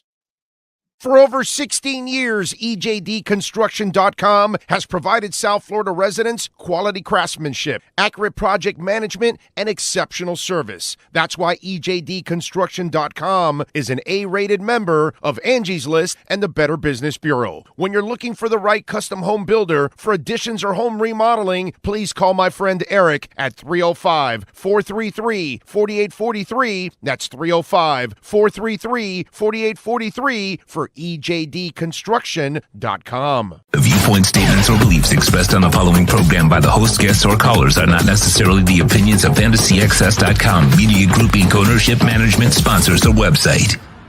The Big O Radio Show is home for the hardcore Dolphins fan. That's why we give you Omar Kelly twice a week. Buckle up. It's time for the EJDconstruction.com Miami Dolphins report, exclusively on the Big O Radio Show. There he is. He's locked and loaded. He's smiling already, huh? Hey, I'm locked in a bathroom just because, Yeah, no, it sounds like it with the damn echo. Oh, is that what it is? It's got echo? Your choices are echo or music. So it's a bathroom, Omar. Most bathrooms have echo. Don't you know that? See, it's I never think about those things when I do these plannings. Unfortunately, by the way, thank the Lord you've got great teeth, because that's all we're seeing right now. Sorry, if you had some bad toofuses, that would have been a bad scene right now. You got great teeth, by the way. Thank you. Nice job.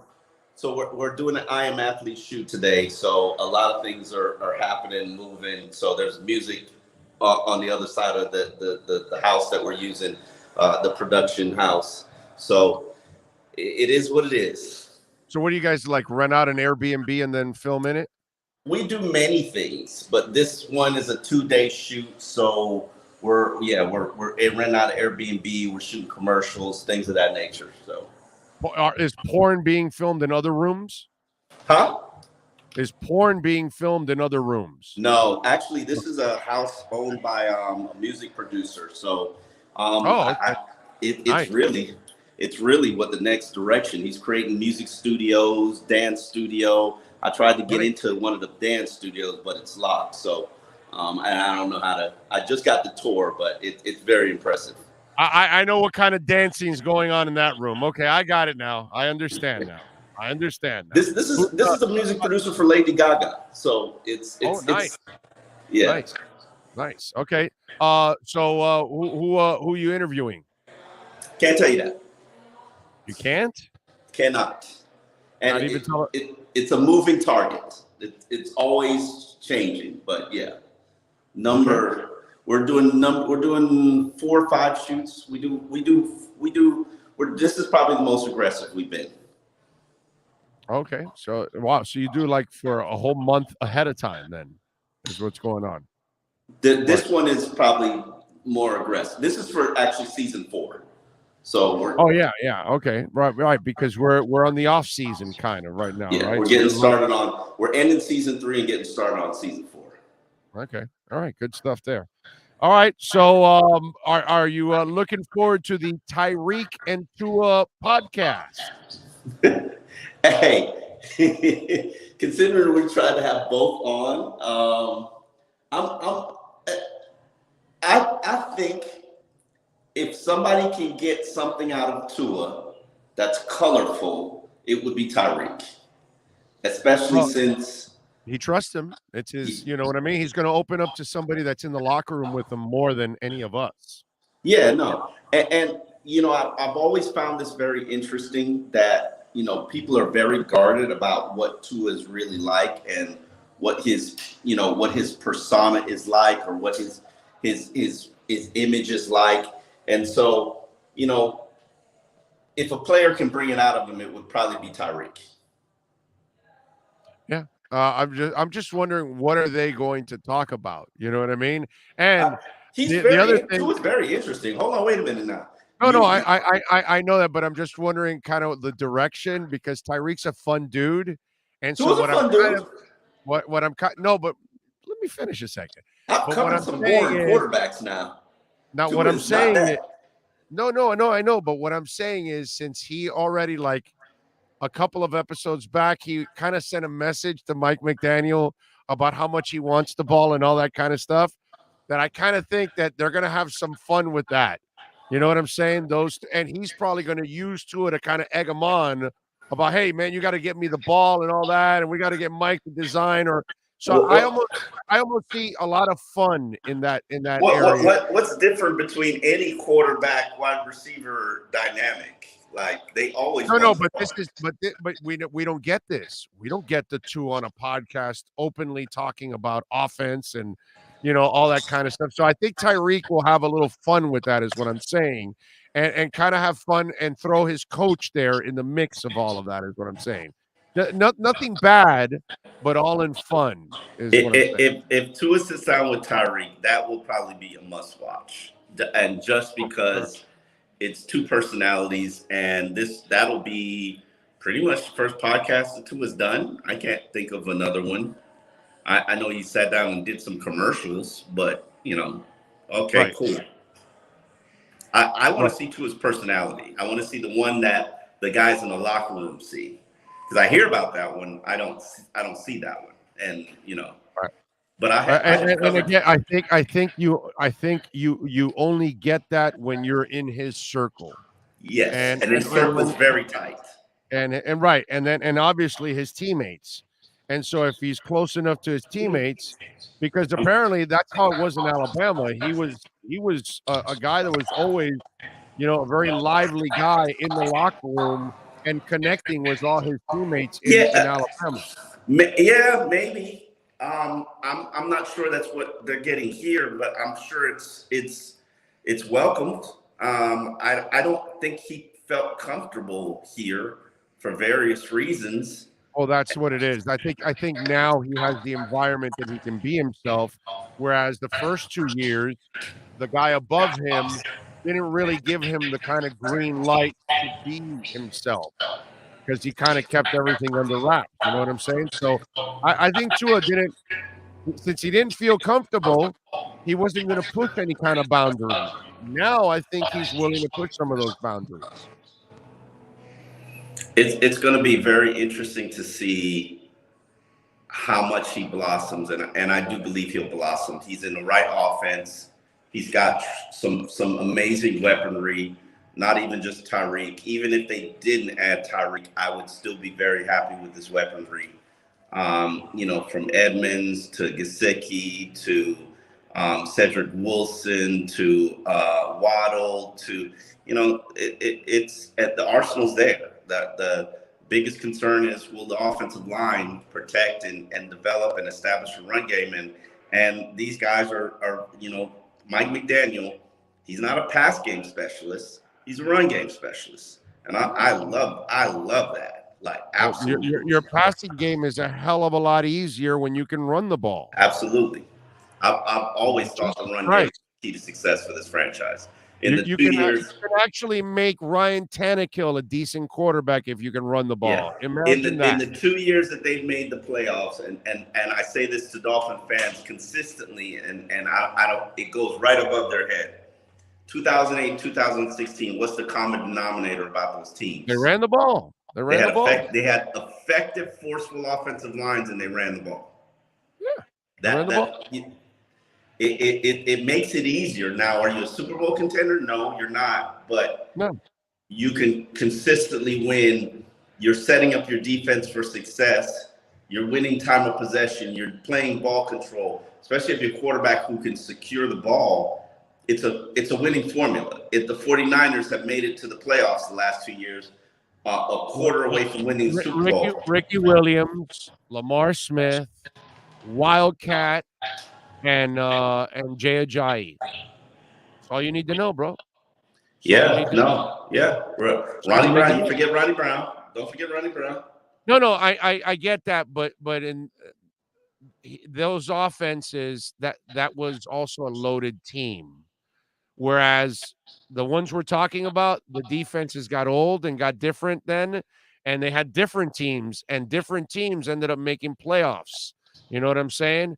Whereas those teams with Ronnie Brown wasn't really carried by Ronnie Brown. It was really carried by Whereas the Jay Ajayi team or even the Wildcat to a certain extent, that surprised the shit out of people early on in the season and that got it going.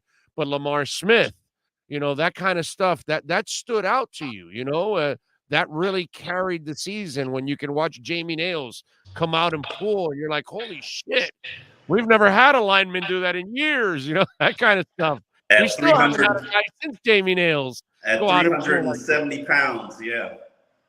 That was, and you knew early on those seasons that they would, in training camp, you could tell that because I was covering those kind of teams. I remember that you could tell right away, okay, they're going to be able to run now. And that's the one thing that we'll be able to tell about training camp and the preseason. If they're able to run, then all of a sudden we're going to have a much better season overall. I'm of the opinion that it will take them maybe half a season to find their offensive identity, find their comfort zone, find a groove, and that might produce a loss or two more than it should, but I believe this is what's needed for the long-term stability and health of the team and the franchise. Now, it has to be that progression, Omar. What it cannot be is the kind of shit that happened like last year.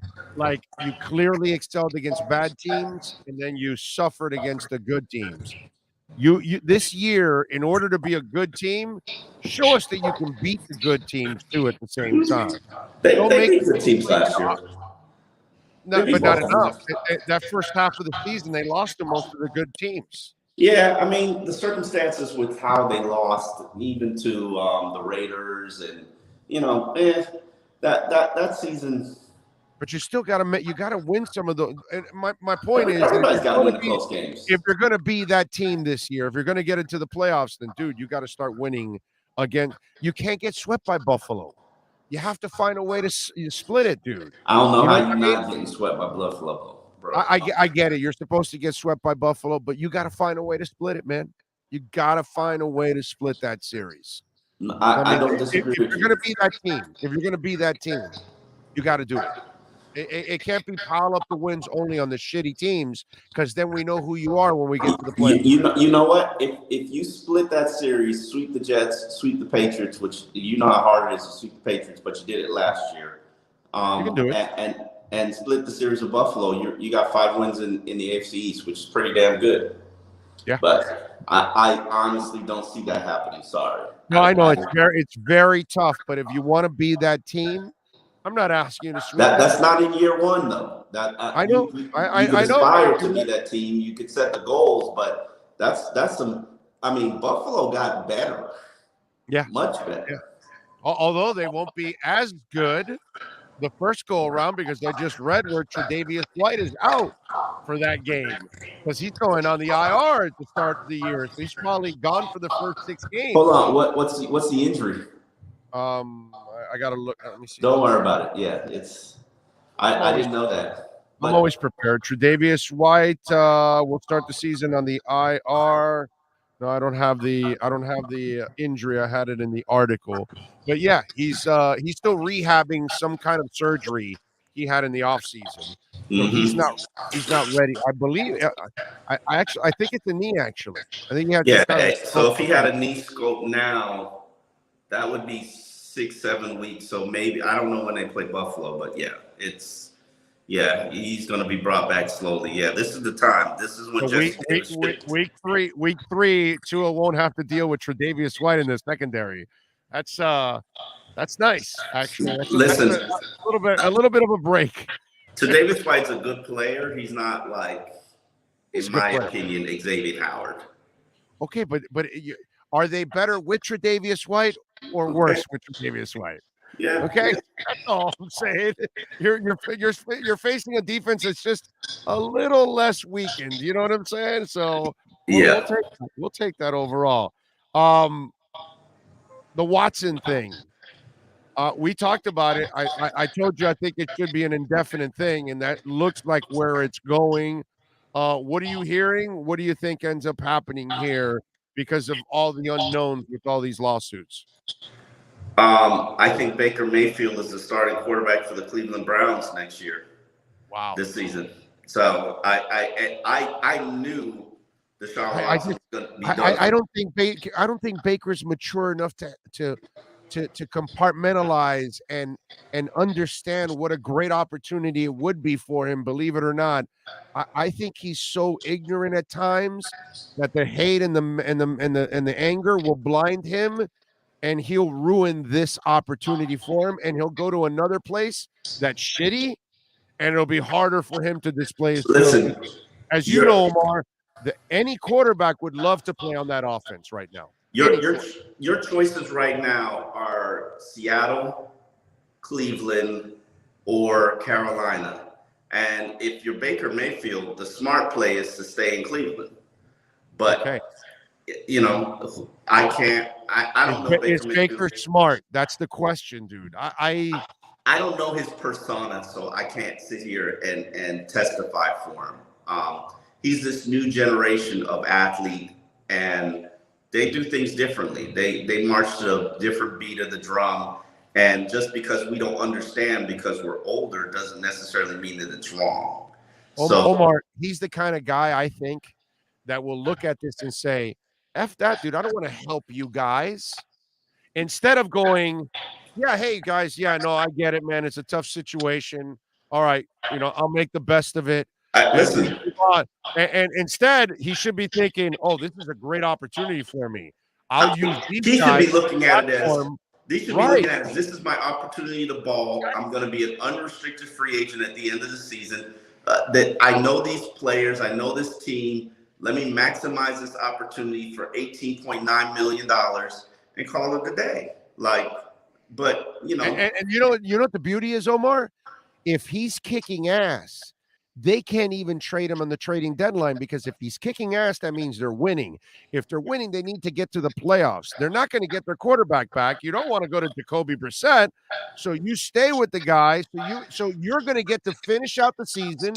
You won't get traded anywhere. And then you leave. You walk right out into the sunset, free agency, because they can't tag you because they're tied to all kinds of money to Watson and everybody else. I mean, they can tag you technically and try to trade you, but but they don't have the hard cap space, Omar. They can always trade. The cap is monopoly money. It's they're not going to destroy their talented team to accommodate. Trust me, they can do. The cap ain't real, so you can do whatever you want to do if you want to do it. But yes, but you're not going to.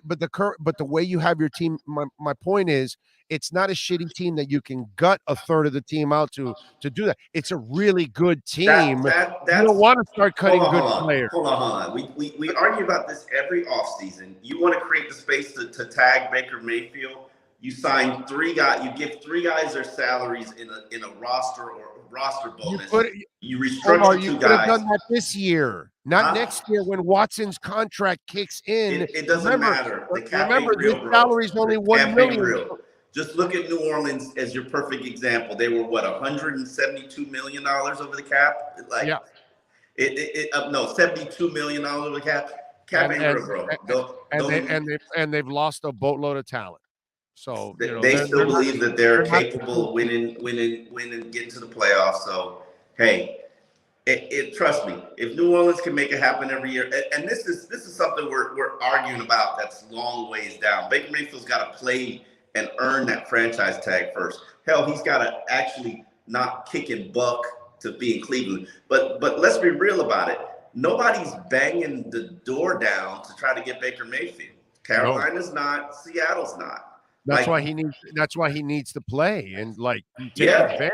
You idiot. If I'm Cleveland, I'm telling Baker, you're here, you're playing for us. If you don't like that, then we don't have to pay you anything. You're in violation of your contract. And if you want to tank, it's going to impact your career long term because if you show that you lack maturity, then your next team's going to look at you and say he's immature. Oh no!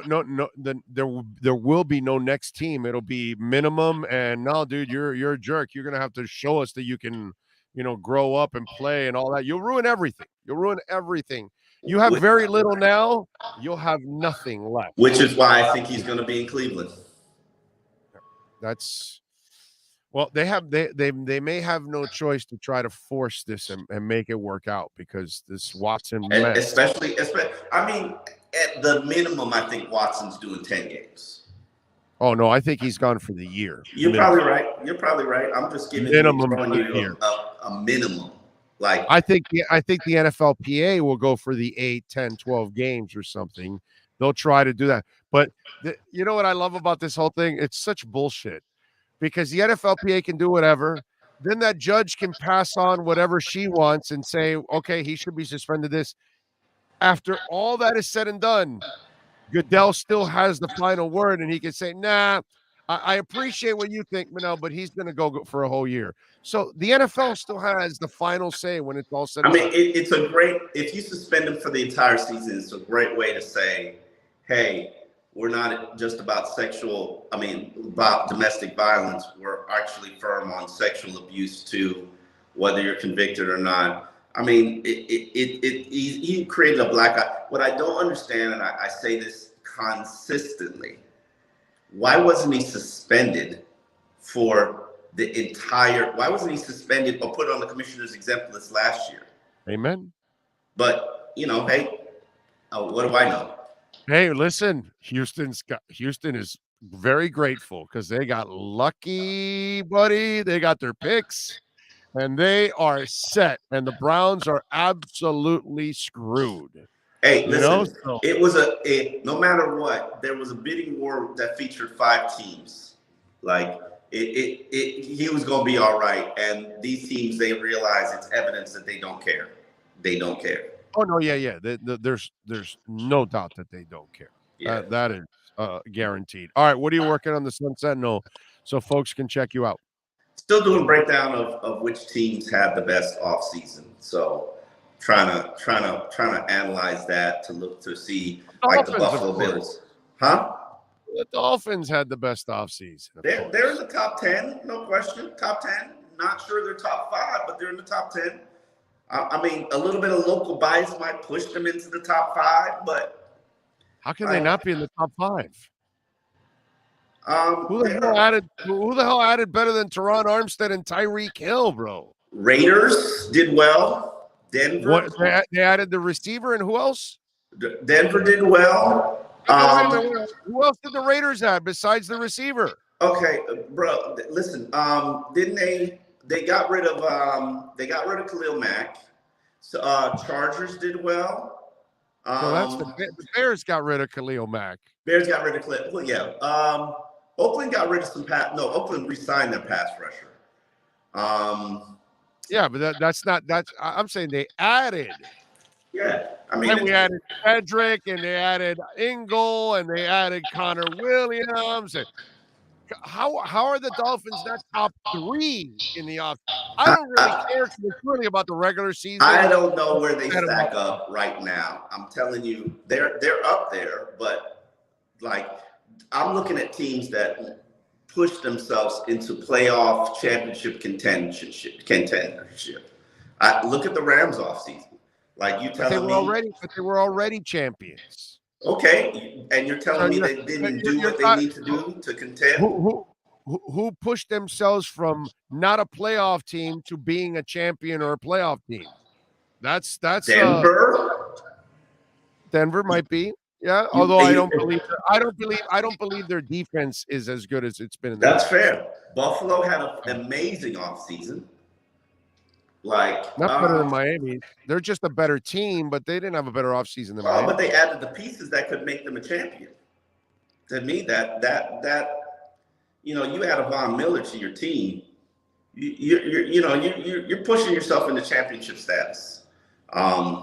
So I'm not saying that the Dolphins, they might be in the top 5. They might be. They have to be, bro. I mean, Tyreek Hill, Teron Armstead. And Tyreek Hill, Teron Armstead, and Connor Williams. That was another one. It's a good move. You needed linemen. Dallas ain't crying about it. By the way, the Connor Williams move may be even bigger than what we thought if he is a successful center, because we thought they got a left guard, and in my eyes, center is more important than either guard position. Yeah. So if you landed a center for real, then that move becomes a monster move on top of all of that. Yeah. Maybe. We'll see. Chase Edmonds, I like what the Dolphins did. I just can't sit here and it would be homerish if the thing about the Dolphins this year, it's not like a Mike Wallace move that didn't make sense. All these moves made sense. Mike Wallace made sense at the time. No, it did not. It never made sense because you gave him number 1 money thinking he was a number 1 wide receiver, and he was never a number 1. And you didn't give up any draft picks for it. It made sense. Yeah. No. It never made sense. Just like in Ndamukong Suh, you don't give defensive end money to a guy that doesn't play like Warren Sapp or Aaron Donald. You got it. You're going to give defensive end money to a defensive tackle. He's got to be a guy. Ndamukong Suh isn't a Hall of Fame talent? Who? Ndamukong Suh. You telling me that Ndamukong Suh isn't a Hall of Fame talent? He is a Hall of Fame talent, but he is not the guy you give the franchise money to. He's just not that guy. At that time, At defensive tackle, you only give people like that kind of money that can pressure the quarterback on a consistent basis, like Warren Sapp or like a freak like Aaron Donald. Or people who are disruptive. I'm not disagreeing with you, but at that time, Ndamukong Suh was the number 1 free agent talent on the market, and so was Mike Wallace. Dolphins went big ticket, did what Ross likes to do, and they bought, and I don't blame them. Well, one of them. Ross is not Wallace, right? Wasn't that a Heisinger move? No, that was Ross. That was Ross? Ross has made 5 players the highest paid players. When did we lose Heisinger? Huh? When did he sell? When did he sell the team? So Heisinger sold the team in 2019, full-fledged sold. Just think Pat Wiles draft. So no, that was before Wallace was before 2019. No, Wallace was Tannehill. Remember that. It wasn't Henny. Tannehill started in 2012. So then Heisinger's on the team then, right? No, Heisinger did not own the team then. Heisinger sold the team in 2008. Oh, okay. I understood 19. Okay, yeah. 8. No. All right. So then you're right. Yeah. Okay. All right. Well, just make sure you get the damn Dolphins in the top 5 of your list. Can't promise you that.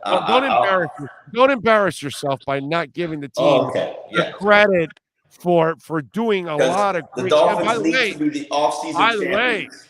Mike McDaniel also and his staff. That's another addition. Okay. Yeah. Yes. You hired the one coach that only interviewed for one team. Yes. Got it. I'm just. Would you rather have this offensive staff or last year's offensive staff? I would rather have Doug Peterson, but that's neither here nor there. That's not what I asked you. Would you rather have the staff from last year on offense or this staff? Jury's out. When I see the offense, I'll give a vote. Yeah. Omar, you don't want the staff from last year at all. So at least you're going to take this staff. Maybe he hired a new offensive coordinator don't you have that a would be proven respectable. QB coach on this staff? Don't you have proven offensive line coaches on this staff? Don't you have a proven tight ends coach on this? Maybe Jim Caldwell decided to come out of retirement and coach these coaches. I know that wouldn't happen, but you just don't know. Like he wasn't coming back with last year's staff. Omar, you're being unfair. These are not schmuck coaches. These coaches know how to. I didn't say they were schmuck coaches. The guys from last year needed Caldwell. These guys are their own men. They're already men.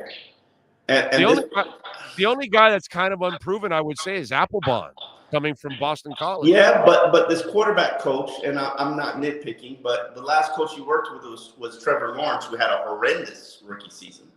Yeah, but that's not his fault. How is it his fault? This is the problem with you. You blame Trevor Lawrence for his environment. You blame Tua for his environment. This is why you're not assessing it the right way. I blame them for their play and performance. There's nothing wrong with these kids. It's the shit around them that doesn't help them, rise above it.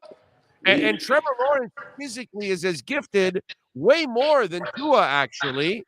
But yet, if you don't support the kid, he's going to struggle too. And look at his numbers. Way worse than Tua, actually, if you look at the numbers. Horrible. I mean, horrible. Not even but I don't blame him.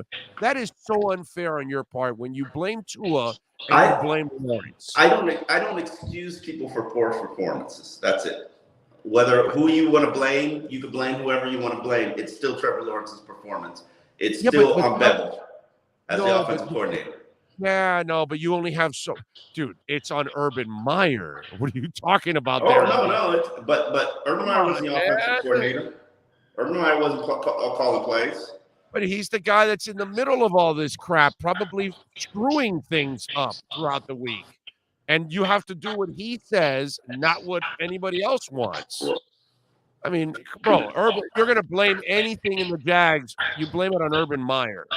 You don't blame I don't look for that easy excuse. I'm sorry.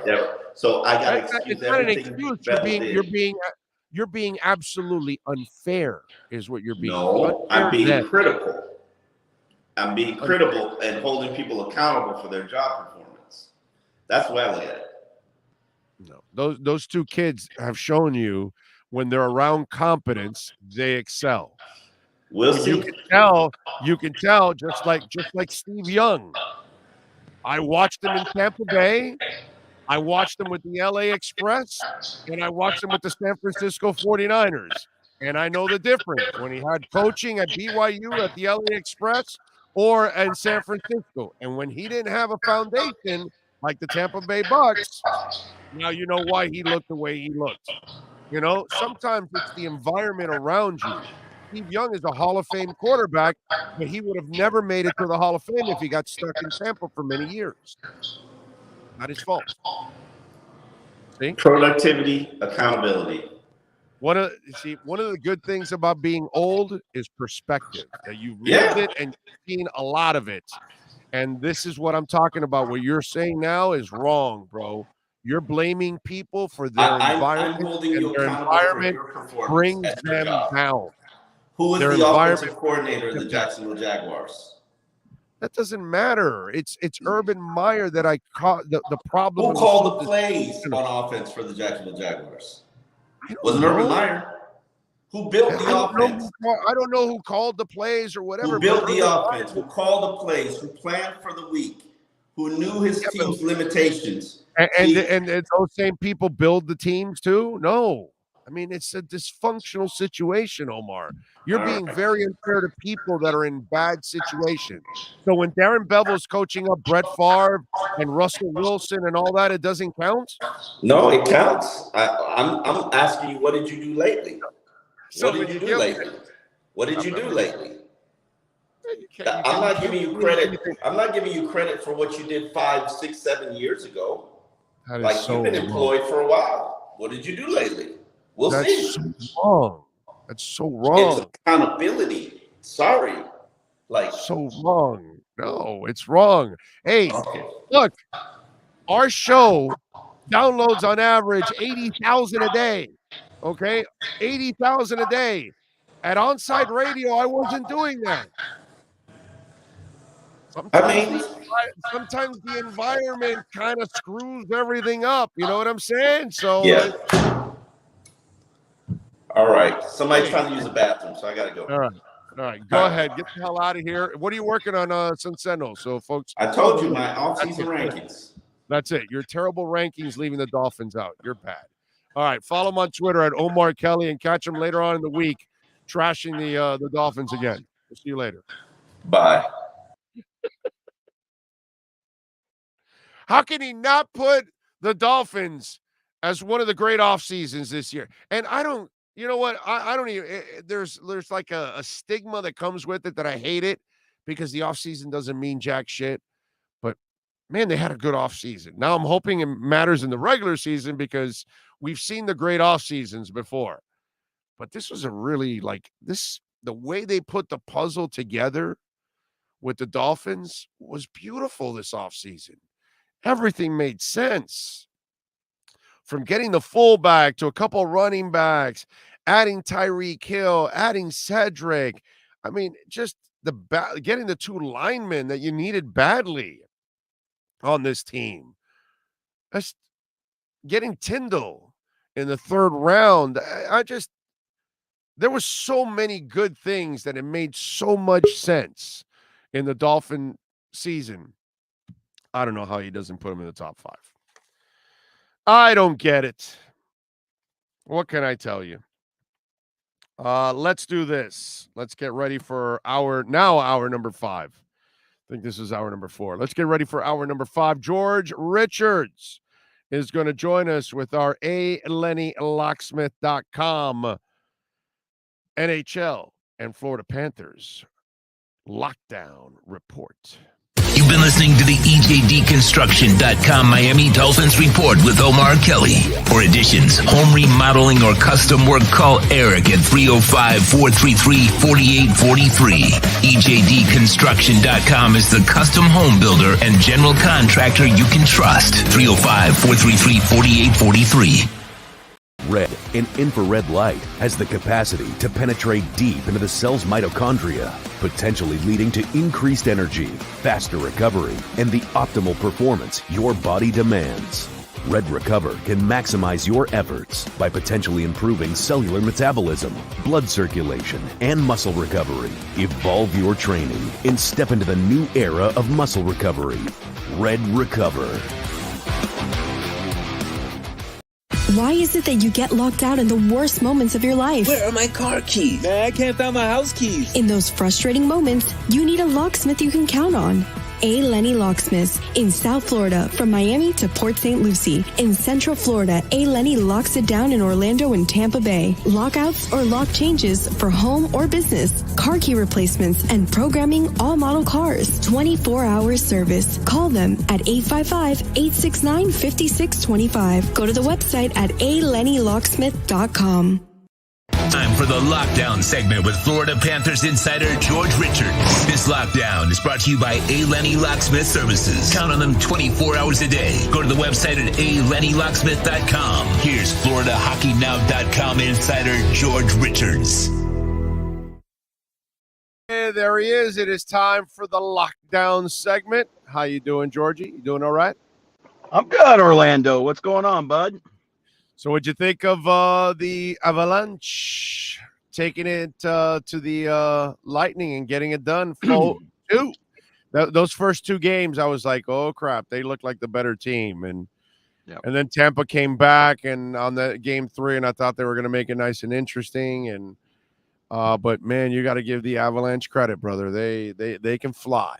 They can fly. I don't know if you watched that game, but that third period Colorado absolutely just smothered them.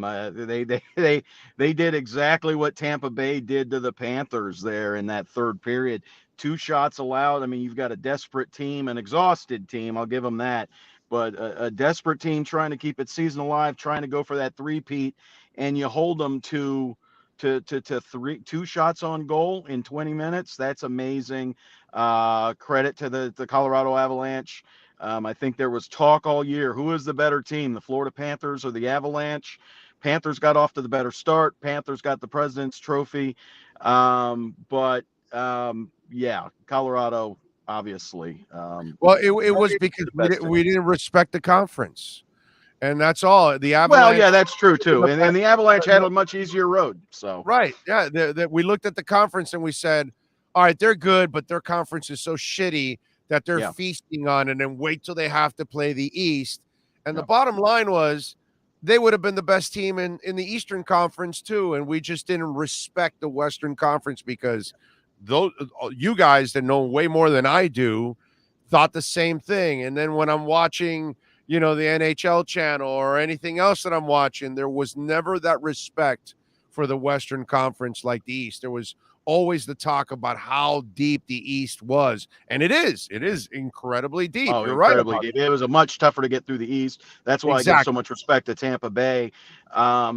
That's all it was. And we also looked at Colorado's goaltending situation. That too. You're right. And You're right. Colorado was good enough to get away from it. Colorado was good enough, and that's what we thought maybe Florida would have to do. Florida would have to win despite its goaltending. That was not the case in these playoffs with Sergei Bobrovsky, but we thought Florida might have to do that. Colorado was able to do that. Colorado was able to overcome mediocre goaltending. Not great, not bad, but not great. And they never seemed to be out of control. And there you go. They're your champions. All right. So tell me about Maurice. Because I speak Maurice, on the top. Oh, okay. I'm sorry. Go ahead. I went Steve Miller on you. So your thoughts on Maurice after all this time? Well, it's obvious the Panthers felt like at this point in time with this team that they've got, they wanted an experienced voice. We talked about it on your show last week. And Paul Maurice was in the conversation. I wasn't sure that Paul Maurice really wanted to get back into coaching. He felt like the Winnipeg Jets locker room was in such disrepair that he couldn't get through to them. So he resigns in December. I heard that night, Tuesday night, as I was in the gift shop of the Jacksonville Jumbo Shrimp, about 7 hours after we spoke, I heard Paul Maurice's name as he's the guy. Like, he wants the job. Pete DeBoer is talking about him. It looks like that's going to be who it is. But I didn't think it would happen until this week. I think it leaked out through the NHL national channels. I think Florida was going to wait a week to do it. They were going to do it this week, like we had talked about, once the finals were over, kind of get some of that spotlight on them. But it leaked out on Thursday morning, and that was that, or Wednesday morning. So anyway, Florida feels like at the point where they're at right now, they need an experienced coach. Paul Maurice has been a coach in the league since he was with the Hartford Whalers back in like 1995. So he's got 25 years. He's coached in the AHL. He's coached in the KHL, but most of his coaching has been a head coach in the National Hockey League. And, listen, they want Andrew Brunette back, but they just didn't feel like they could take a risk. They couldn't afford, and we talked about this too. You couldn't afford any more on the field training, or they needed a guy who's been there, done that. What if I tell you Paul Maurice has not done that, has not gotten it done, and it's not really an inspiring hire? Okay. And I'll tell you, for hockey people, will tell you that he hasn't had any, his teams have stunk. He took over a crappy Hartford team. He's never had a team like this. When he took over Winnipeg, they were the dregs. They had just relocated from Atlanta. They'd never won a playoff game, much less a series in Winnipeg or in Atlanta. That was a bad franchise that had just relocated. He took over a bad Toronto team. He has not had good teams. He's also had 9 playoff teams. He's taken 3 teams to the conference finals, and he's taken 1 to the Stanley Cup finals. He's a very smart coach. He's he's not rah. He's not rah. No, but you can tell he's a great talker, smart guy. Yeah, he's a very smart guy. He's a lawyer. He got Pete DeBoer into coaching. They're very close. He's very close with John Cooper. Some of the better coaches in the league really do respect him. And listen, Barry Trotz, we talked about him last week. If Barry Trotz is interested, then he's at the top of your list. He was not interested. The Florida Panthers So didn't he even he didn't turn down the Panthers. He just wasn't Nope. interested in coaching anymore. From what I was told, the Panthers didn't even talk to Trotz after Oh. pretty much finding out that he wasn't interested. And that's what Okay. he told his hometown Winnipeg Jets. He doesn't want to coach right now. So that was never an option. So in that Was there pecking another order, name? I would have said that Paul Maurice is right there as the top free agent in coaching. Okay. All right. Aside, That's what I- and I'm a Pete DeBoer, and I would have said Pete DeBoer as well, and that wouldn't have been an inspiring pick because a lot of people are like, oh, he failed here. He failed Right. here with a junk team, and almost got that junk team into the playoffs. So, listen, it's a 3-year deal. He's a guy that's going to come in here and try and get this team over the hump. He alluded to it. I spoke with him on Thursday. We spoke one-on-one, and one of the things he said is with the challenges that the Panthers have with the salary cap, everybody and their mother is going to expect this team to improve over what they did this year, and that's going to be really hard to do. I asked Sasha Barkov about that 2 weeks left in the season, and I'm like, what does this mean for next year's team? I mean, you guys are setting all kinds of records. Anything less than this next year is going to be a failure. And I think Paul Maurice recognizes that. This team I think had 121 points, something like that. They're not going to have that this year. They're not going to have 121 points. They might not win the Atlantic this year, but they might be better. And I think you have an experienced guy like Paul Maurice who understands that can withstand some of the questions. Oh, how come you guys have lost, these games? You didn't do that last year. Well, this isn't last year. This is a new season, and the goal isn't the regular season. The goal isn't the President's Trophy, which it wasn't this year either. But you've got to be prepared for the playoffs. And I think that they're going to play more towards like what Tampa did. Tampa throughout the year looks uninspired, but they're getting ready for the playoffs. They don't care about a Tuesday night game against Ottawa. They're going for then that's kind of the mentality I think that Paul Maurice is going to instill in the Panthers. And he can handle some of those questions about why this team isn't as good in the standings as last year's team. Well, I mean, that part, I won't give a shit about it. I'm going to measure this team in the playoffs. You might in the moment, though. You might in the moment. You might say, here we are in February, and this team's in third place in the Atlantic. Last year, they were running away. You might not. You may. Other people will, though. In the regular season, I will only be worried about them is if they're playing like shit and they're out of the playoffs and all that. But I expect them to be at the top of the standings, if not number 1, number 2, 3, whatever. Sure. Right. But yes. I'm going to they have now crossed the threshold. It's not about your regular season anymore. It's now, dude, you got to get past that second round. You got to get to the Eastern Conference, get to the Stanley Cup final. Show me that you can advance now in the playoffs. Show me that you're a tougher team throughout the season, the regular season into the playoffs, that you're sacrificing more out there. They did improve their defense overall from what we've seen a couple of years ago, so that's good. But now you've got to take it to that next level. That's the way I'm looking at it. Obviously, I'm not you and Dwork. You guys know this sport inside and out. And so when I tell you a Paul Maurice is not an inspirational guy, you know more about him, so you're going to be a little bit. And I'm not disagreeing with that.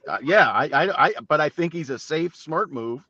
I'm not saying he's inspiration. He's not a rah-rah guy. He's not Joel Quenneville doing the. I'm just saying, I'm throwing the as rings on the table. Right. No, as sure. a fan, no, for sure. You hire Joe freaking Quenneville, and you're like, F yeah, dude. You know what I'm saying? You bring in Barry Trotz, and you're like, okay, I'm not what you are in hockey. You know your shit. I don't, but I know enough to know that Barry Trotz. Oh, now that's the shit. Let's go.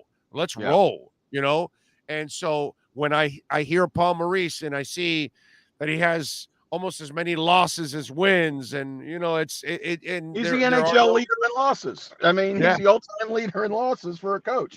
No kidding. I know that, and he doesn't have that ring to throw on the table. But again, he's a very smart coach. He's going to change Florida's defensive systems. The Panthers, he's a player coach, but he's one that garners respect because they know what he's talking about. Because when he goes into these meetings with these players, they know that they're going to be prepared. And listen, with that experience, he's going to be able to change things on the fly. I think that Andrew Burnett is going to get there. He's not there yet. I think this was a great learning experience for him. But again, the Panthers just can't afford right now. They are not a rebuilding team. This year was not a fluke. Joel Quenneville should still be the coach of this team. It was an opportunity and I don't know. I don't even know if the Panthers regret not making a move like bringing a Paul Maurice in, say, in April, and having that guy coach the playoffs, but they didn't want to rock any boats. And it didn't work, right? It didn't work. And they get knocked out by the Lightning, and we'll see what happens moving on from here. But he's going to change some defensive systems. You're going to see a little tighter defensive play, not as loose, not as turnover prone, but he knows the talent that he has here. He's not going to take away any of that. The Panthers still have a lot of talent. This is a very good team. This is a powerhouse team. By all accounts, there's going to be some changes, but this is still a powerhouse team that's goal right now is to win the Stanley Cup. All right, now that you're a little bit more removed from the Panthers' end of the season, are you anywhere in my neighborhood that they need to find themselves another rock star on this team? And maybe you need to use Jonathan Huberdeau to get that rock star. I still feel they need another dude to take the heat, just like Jimmy Butler needs that guy to take the heat off him. I think Barkov needs his Batman or his Robin. I don't think Huberdeau's that guy. You've got Sam Reinhart. You've got Sam Reinhart who could be that guy. You've got him. You've got Sam Bennett. I know. I don't know. I don't know if there's anything out there that you can, can use. That's the part that's the problem. So, especially with the Panthers, when the Panthers, you're looking at, even if you trade, I don't think they're trading Jonathan Huberdeau, but they very well could. He's got 1 year left on his contract. They can start extending him next week. In 2 weeks, he can sign a contract extension with the team. Those negotiations are ongoing right now. If the Panthers don't think they can sign Jonathan Huberdeau for the money they want, the term they want, or whatever it is, they might have to trade him because you can't lose him for nothing. And you would get quite the haul back for Jonathan Huberdeau, even though he's only got 1 year left on the deal. Teams would love to have the guy that ended up second in the scoring in the National Hockey League. I don't think that's going to happen. I think Jonathan Huberdeau wants to stay with the Panthers. I think they'll work something out. You could get something big in return. No names of any disgruntled stars or anybody that could be available in the NHL. Right now, where the Panthers' salary cap is, no, because you can't fit anything in. You can't fit anything in. The Panthers have, right now, $2 million under the cap. There's no room for anything. And Huberdeau only makes $6 million. So, it's not like it's that much. He doesn't make that much. So that's the beauty of having you. Last year, you had Huberdeau and Barkov on $6 million deals. You had both those players for $12 million. So even if you move Huberdeau, you're not saving. What are you going to get for $6 million when you're talking about a disgruntled superstar? Well, you're going to have to put together 2 or 3 players probably to go get that star. Then, right now, if you move some money around, have Jenny Malkin of the Pittsburgh Penguins. He's a little long in the tooth right now. He's available. He's going to be a free agent. I would have liked to have him 5 years ago than right now, but maybe he's a guy. But I don't think you can. He's not coming here on the cheap. I know he loves South Florida and all that. Who doesn't? But you're not going to get him on an affordable deal, and I don't know that he's going to push that button anyway. But he's a name out there, a guy that's been a success in this league over the years. But other than that, it's just going to be, there's so many dominoes that have to fall. There's so much work that Bill Zito has to do. And that's one thing that Paul Maurice pointed to. He was like, listen, they not only have a plan A, but they've got a plan 1A, 1B, 1C. If this happens, we can do this. And if that happens, we can do that. They've got a whole scenario of stuff, but they've got to move money. They don't have any salary cap money. They don't have any. You can't move Sergei Bobrovsky. He's got the no trade. He's not going anywhere. You're going to have to find money somewhere else. And I don't know where it's going to be. There could be some substantial trades, but again, if you're just talking moving Jonathan Huberdeau at that $6 million price point, that still doesn't do it. By the way, does it become night show next year, or do you let me not say does it become night show? Are you at a point in his career where you have to give him a fair shot to be the starter already, or is it still he should be, the backup and maybe playing a little minor league hockey too throughout the season at times? Yeah, that's a great point. Yeah, I don't know. I think you come into camp and you open up the competition, right? I mean, that really wasn't the case. Joel Quenneville from the start of training camp last year said it's Sergei Bobrovsky's, and I don't know if that was just to pump him up after his poor playoff performance, or he saw something in Bob during the offseason that really was like, okay, this guy's ready to go, because Bob was ready to go. Bob had a great start to the season, and that carried over throughout the year. But I think you're looking at now at 21-year-old Spencer Knight. Maybe you give him some more starts. If not, you're going to have to send him back to Charlotte, just like you did this year. Give him some consistent starts. Who comes up and backs up Bob? I don't know. But I think that's one of those deals where time will tell. I do think you open it up in training camp. The best player plays. But I still think with that contract, with his experience, you still give the wink and the nod to Bob. If Bob even looks close, he's the guy. All right, what do you by the way, Luongo, I get no surprise, right? Getting into the Hall of Fame. That was You never know with those things. I mean, he was going to be a Hall of Famer. The thing was, this was a backed up Hall of Fame class. They didn't have an induction ceremony last year, or they didn't vote last year because one was canceled because of COVID. So everything's been kind of pushed in. So you had two groups of first time players eligible. So that may have affected him, but no, he gets in on the first ballot. I think we all knew that he would be a Hall of Famer this year or next year.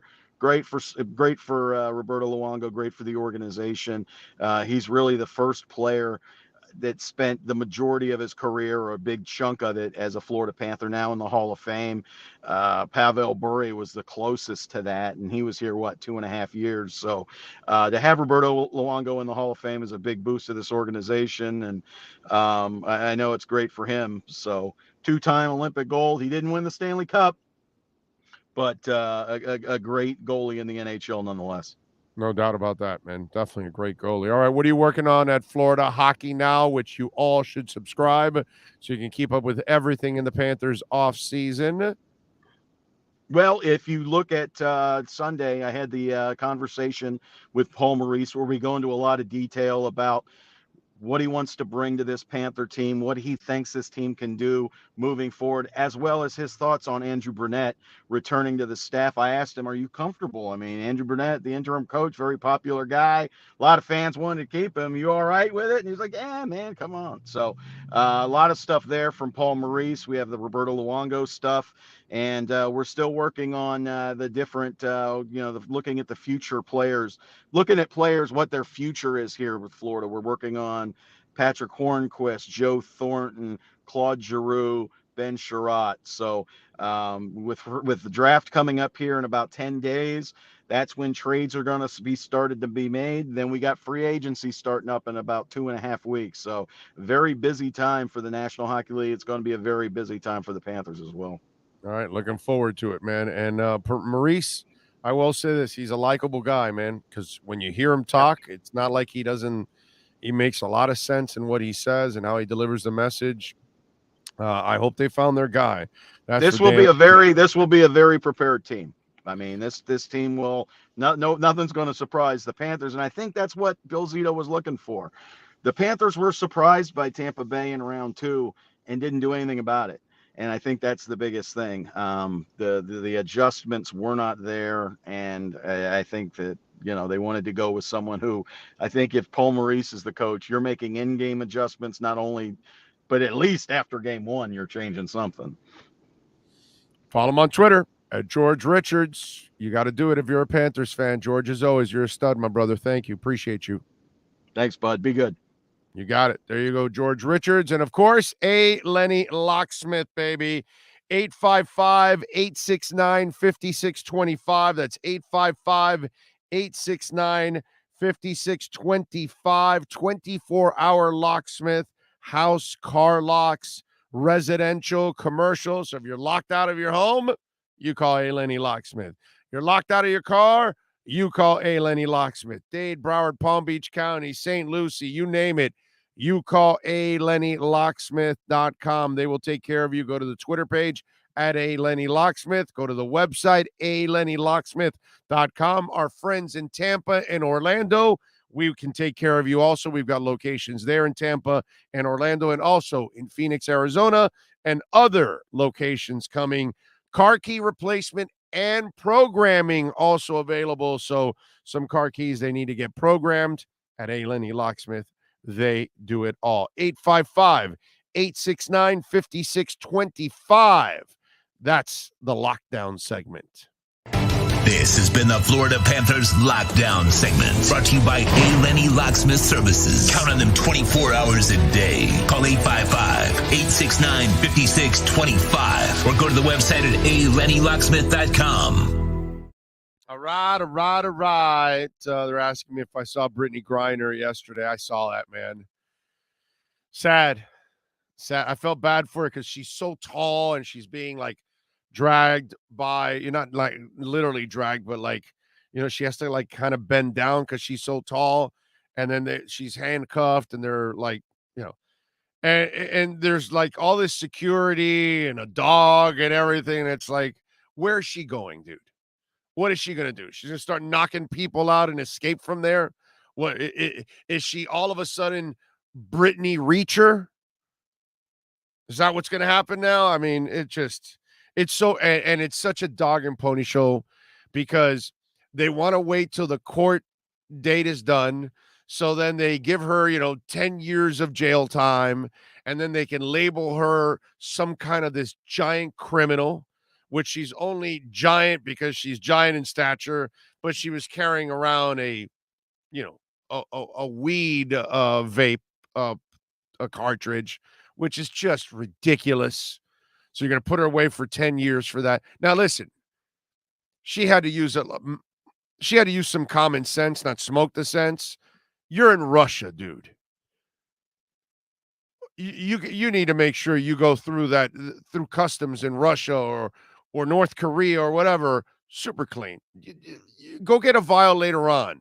You don't need it at that moment. So that was stupid on her part. There's no other way around it. But now she's a political pawn. And now they're going to use her and they're going to jail her and they're going to jail her for a long time. And then if you want her out, then they're going to make you trade her for a real criminal. Somebody we've got here. There's some guy that we have here that is, I forgot what he was doing, but he's like a major criminal. And that scumbag is the one that Russia's going to want for, a basketballer that was smoking a little weed. The things we do to people for smoking weed in this world, it's just ridiculous. I don't get it. But again, if you're going to Russia or North Korea or Cuba or, my Lord, China or whatever, you might want to stay away from any kind of illegal activity. Use some common sense. That's the one thing that I will say with Brittany that I can't have sympathy in that sense with her because she had zero common sense. Like, understand where you're at. Have your awareness. But this happens also with entitled people. And so when you're kind of a star, you think you can get away with almost anything. And she probably thought, well, they know me here in Russia and I play basketball and all that stuff. And no. And especially you're black. You're in Russia. They're incredibly racist. So that's where I feel sorry for her, that she's just going to be used as a pawn, unfortunately. And she brought it on herself now, and now she's put herself in a nightmare situation for something that's absolute bullcrap. A weed vape cart. Really? That's a major criminal. So, yeah. Poor woman. What can I tell you? So, John Wall, did you guys see John Wall? John Wall is a badass. I want to, not because he can Dougie, okay? No, not because he can Dougie, because he can Dougie better than anybody else, which, by the way, to this day, it's still one of the greatest introductions ever to a rookie season. Okay, when they introduced John Wall the first time and he Dougied his way on court, that's beautiful. I loved it. I got to say, you can't teach me how to Dougie because I have no skills. But I will say this.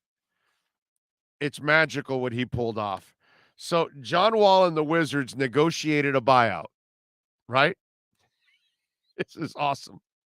So they shaved $6.5 million off of his $47.4 million salary. Washington probably wanted to shave off a hell of a lot more than $6.5 million. But they can't, because it's whatever he wants to agree with. And if he feels like it, you kept him on the bench last year. You didn't even play him. He didn't have to even show up, and he made all his money. So you were going to have to pay him $47.4 million to sit away from the team and not play. So at least now you pay him, what, $36.9 million, right? Is what you're going to pay him now, right? No, actually $36.4 million, actually. So $36.4 million is what you're paying this cat to go away. And so now the report is that he's going to sign with the Clippers. And guess what he's signing for? The mid-level exemption of $6.5 million. What he exactly shaved off of his Washington salary to go to the Clippers and still make his $47.4 million when it's all said and done. Is that beautiful or what? And if you're the Wizards, you have no choice, because if you just want to be spiteful and say, yeah, no, we want more than $6.5 million. You suck. You haven't helped us. You've been injured. We need to shave off half of this. He's going to say, hell no. You're going to have to pay me the whole thing. It's guaranteed, and I'll stay here, and I'm good. And I'll go play next year. And sure enough, that's what will happen. You have to let him sit out, and you'll pay the 47.4. So here, at least you pay the 36.4, and you move on, right? 36. No, it's actually 36.9. I was right. So you move on, and at least you pay $6.5 less million. That's it. But John Wall doesn't lose a penny. I mean, that's masterful. That's fantastic. And I still don't believe in the Clippers because Kawhi Leonard can never stay healthy. Paul George is up and down, and John Wall is a sack of injuries. So am I supposed to expect these guys to all of a sudden stay healthy? Yeah, I don't see that. I just don't see that. John Wall is collecting, and I don't think he has stopped on the court like for 2 seasons. Yeah. He hasn't stepped on the court for easily 2 years, or maybe 3. Yeah. And that dude, man, he can play. Now, is he the perfect point guard for a team because he doesn't really play defense and all that? Nowadays, I don't even know what he is anymore. But in his first few years, his talent was sick, dude. Offensively, he was a flash. That kid would, zip right past you. By the way, folks, you want to have a sizzling summer? You know what I want you to do? I want you to use the promo code BIG OW at BlueChew.com. Blue Chew is going to give you the confidence you need, baby. It's a unique online service that delivers the same active ingredients as Viagra and Cialis, but in chewable tablets and at a fraction of the cost. You can take them anytime, day or night, so you don't really have to plan ahead. You can just be ready whenever the opportunity arises. You know what I'm saying? Now, the process is simple. You sign up at bluechew.com. You can consult with one of their licensed medical providers. Once you're approved, you're going to receive your prescription within days. Best part, all online, man. No visits to the doctor's office, no awkward conversations with the doctor where you're having trouble, keeping eye contact, no waiting in the pharmacy and in line. You got to ask for it, and people are hearing you ask for it. You don't want to go through all of that stuff. Blue Chew tablets are made in the USA and prepared and shipped directly to your door in a discreet package. So check it out, folks. And with Blue Chew, men everywhere are getting excited to see the postman, because when you see the mailman, you know you're about to score, baby. Women, they love a man with confidence, and that's what you're going to have by taking Blue Chew. Now, you can benefit from a little extra confidence with my friends at Blue Chew. We got a special deal for Big O listeners. You can try Blue Chew for free. Yes, free. Use our promo code BIG OW so you can give her the big OW at checkout, and all you do is pay $5 shipping. That's it. $5 shipping, and you get a month's supply of Blue Chew. Go to bluechew.com, promo code BIG OW, and you will receive your first month for free. Visit bluechew.com for more details, important safety information, and of course, we thank Blue Chew for sponsoring our show. All right. Chew it. You chew it, and you chew it, and you chew it. Okay? And you chew it some more after that. And after you chew it some more, you do this. You say, well, it's all good in the hood, and you'll enjoy a little loving. That's all I can tell you. All right? And by the way, when sports and business collide, only one thing happens on this show. And boy, this is incredibly rich. The KSDT CPA Sports Business Report.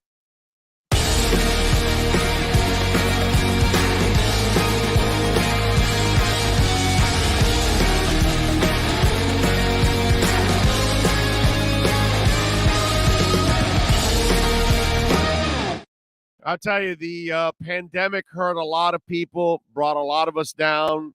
People lost jobs, people lost businesses. But, certain individuals and certain companies probably got more powerful and more rich. In fact, the rich of the rich in this world probably doubled their net worth during the last couple of years. Well, guess what?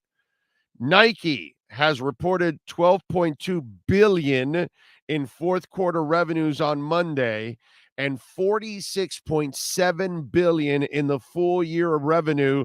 That's a 6% increase over last year. The swoosh beat analyst quarterly estimates of $12.06 billion, but fell 1% from the same period last year. Nike reported an income of $1.4 billion. Nike direct revenue increased 7% to $4.8 billion during the quarter. Nike brand digital sites revenue jumped 15%, and Nike-owned stores fell 2%. Converse, a subsidiary of Nike, reported $593 million in revenue, down 1% over the year. Revenue for Nike brand reached $44.4 billion for the fiscal year. It's amazing. Company announced, by the way, it is exiting the Russian market, which includes more than 100 Nike stores, 3 months after suspended operations following Russian invasion of Ukraine. Nike also unveiled plans this month to team up with Apple for a series of sports films, authorized a new 4-year, $18 billion program to repurchase shares of Nike Class B common stock. Amazing. That company, how it just absolutely prints money. Man, That is impressive. And although I was thinking about this, pandemic kept more people at home. Maybe more people that wanted to work out weren't going to gyms, so they had to go run around their neighborhoods, all that. Well, people still had to buy shoes, right? So I guess you still got it. You still need shoes. And the beauty of Nike is that it's the shoe you buy to work out, it's the shoe you buy to hang out, and it's the shoe you buy to go out. So it's kind of like, see, we grew up back in our day, sneakers were not what you went out with at all. You might wear some hush puppies, some topsiders, some, I don't know what, regular, shoes, whatever. You wore all kinds of different shoes. Normally, you didn't go out in sneakers. Whereas now, the last 20, 25 years, I would say that's absolutely changed. Now people wear sneakers going out with suits, with dresses, with all kinds. Sneakers are styled in every way, shape, and form now. And they're specifically styled to go out. And Nike is one of those brands that you normally are used to styling with, right? I mean, that's kind of the thing with Nike, right? People collect the damn Nike. So I'm not surprised if Nike is one that the what's it called? The value continues to soar, because it's actually a sneaker used for everything. That's your KSDT CPA Sports Business Report. This has been the KSDT Sports Business Report. KSDT CPA is one of South Florida's largest and one of the country's fastest growing accounting firms. KSDT is recognized by Forbes as one of the top tax and accounting firms for 2022. KSDT CPA is a full service firm that also excels in crypto. Visit online at ksdtcpa.com or call 305-670-3370. All right. By the way, the NFL, no supplemental draft this year. Third straight year. Just in case, if any of you, it's usually in the month of June. I think the latter part of June to July, I think, is normally where they do all that.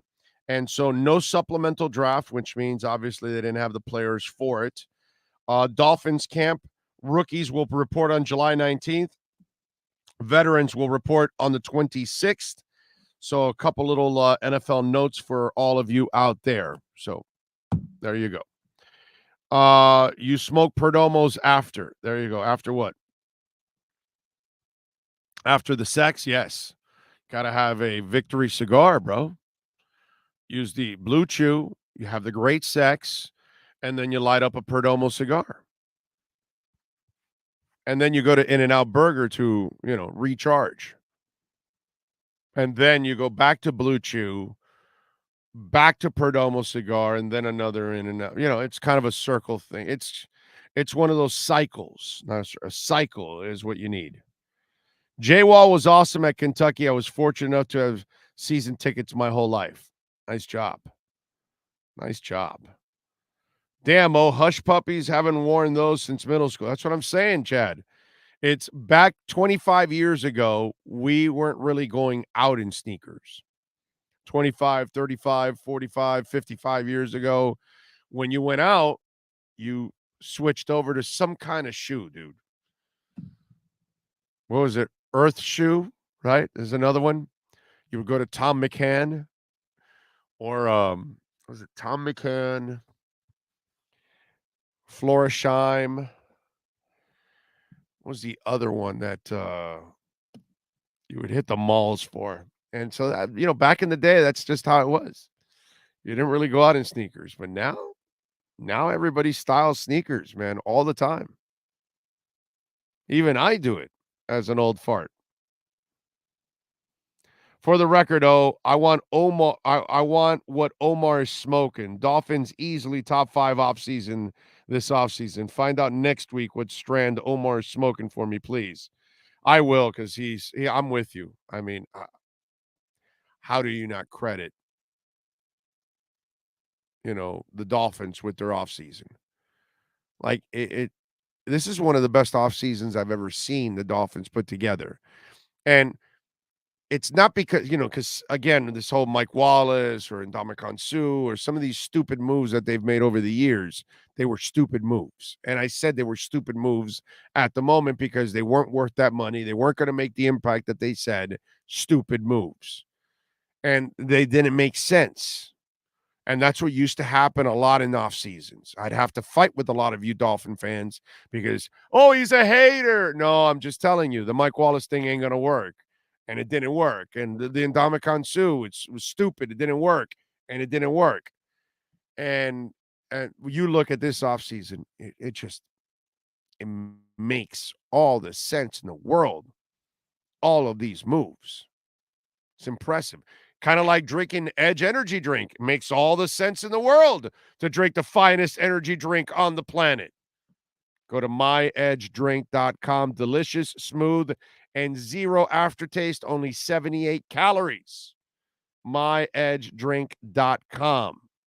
Tell them that, well, you don't have to say Big O. You just put Big O and you get your 10% off. Anywhere in the country, by the way, you can order the finest energy drink on the planet.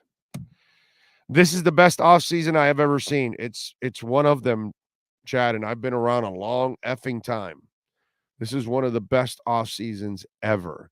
You'd have to go back to the Jimmy Johnson era when you had the off seasons that you had part of those drafts. Because they weren't necessarily free agents, but it was more about, damn, you had a Jason Taylor and Zach and Sam Madison and Pat Surtain and all that stuff. Those couple years where you added some amazing defensive players. You would have to go back to that or something.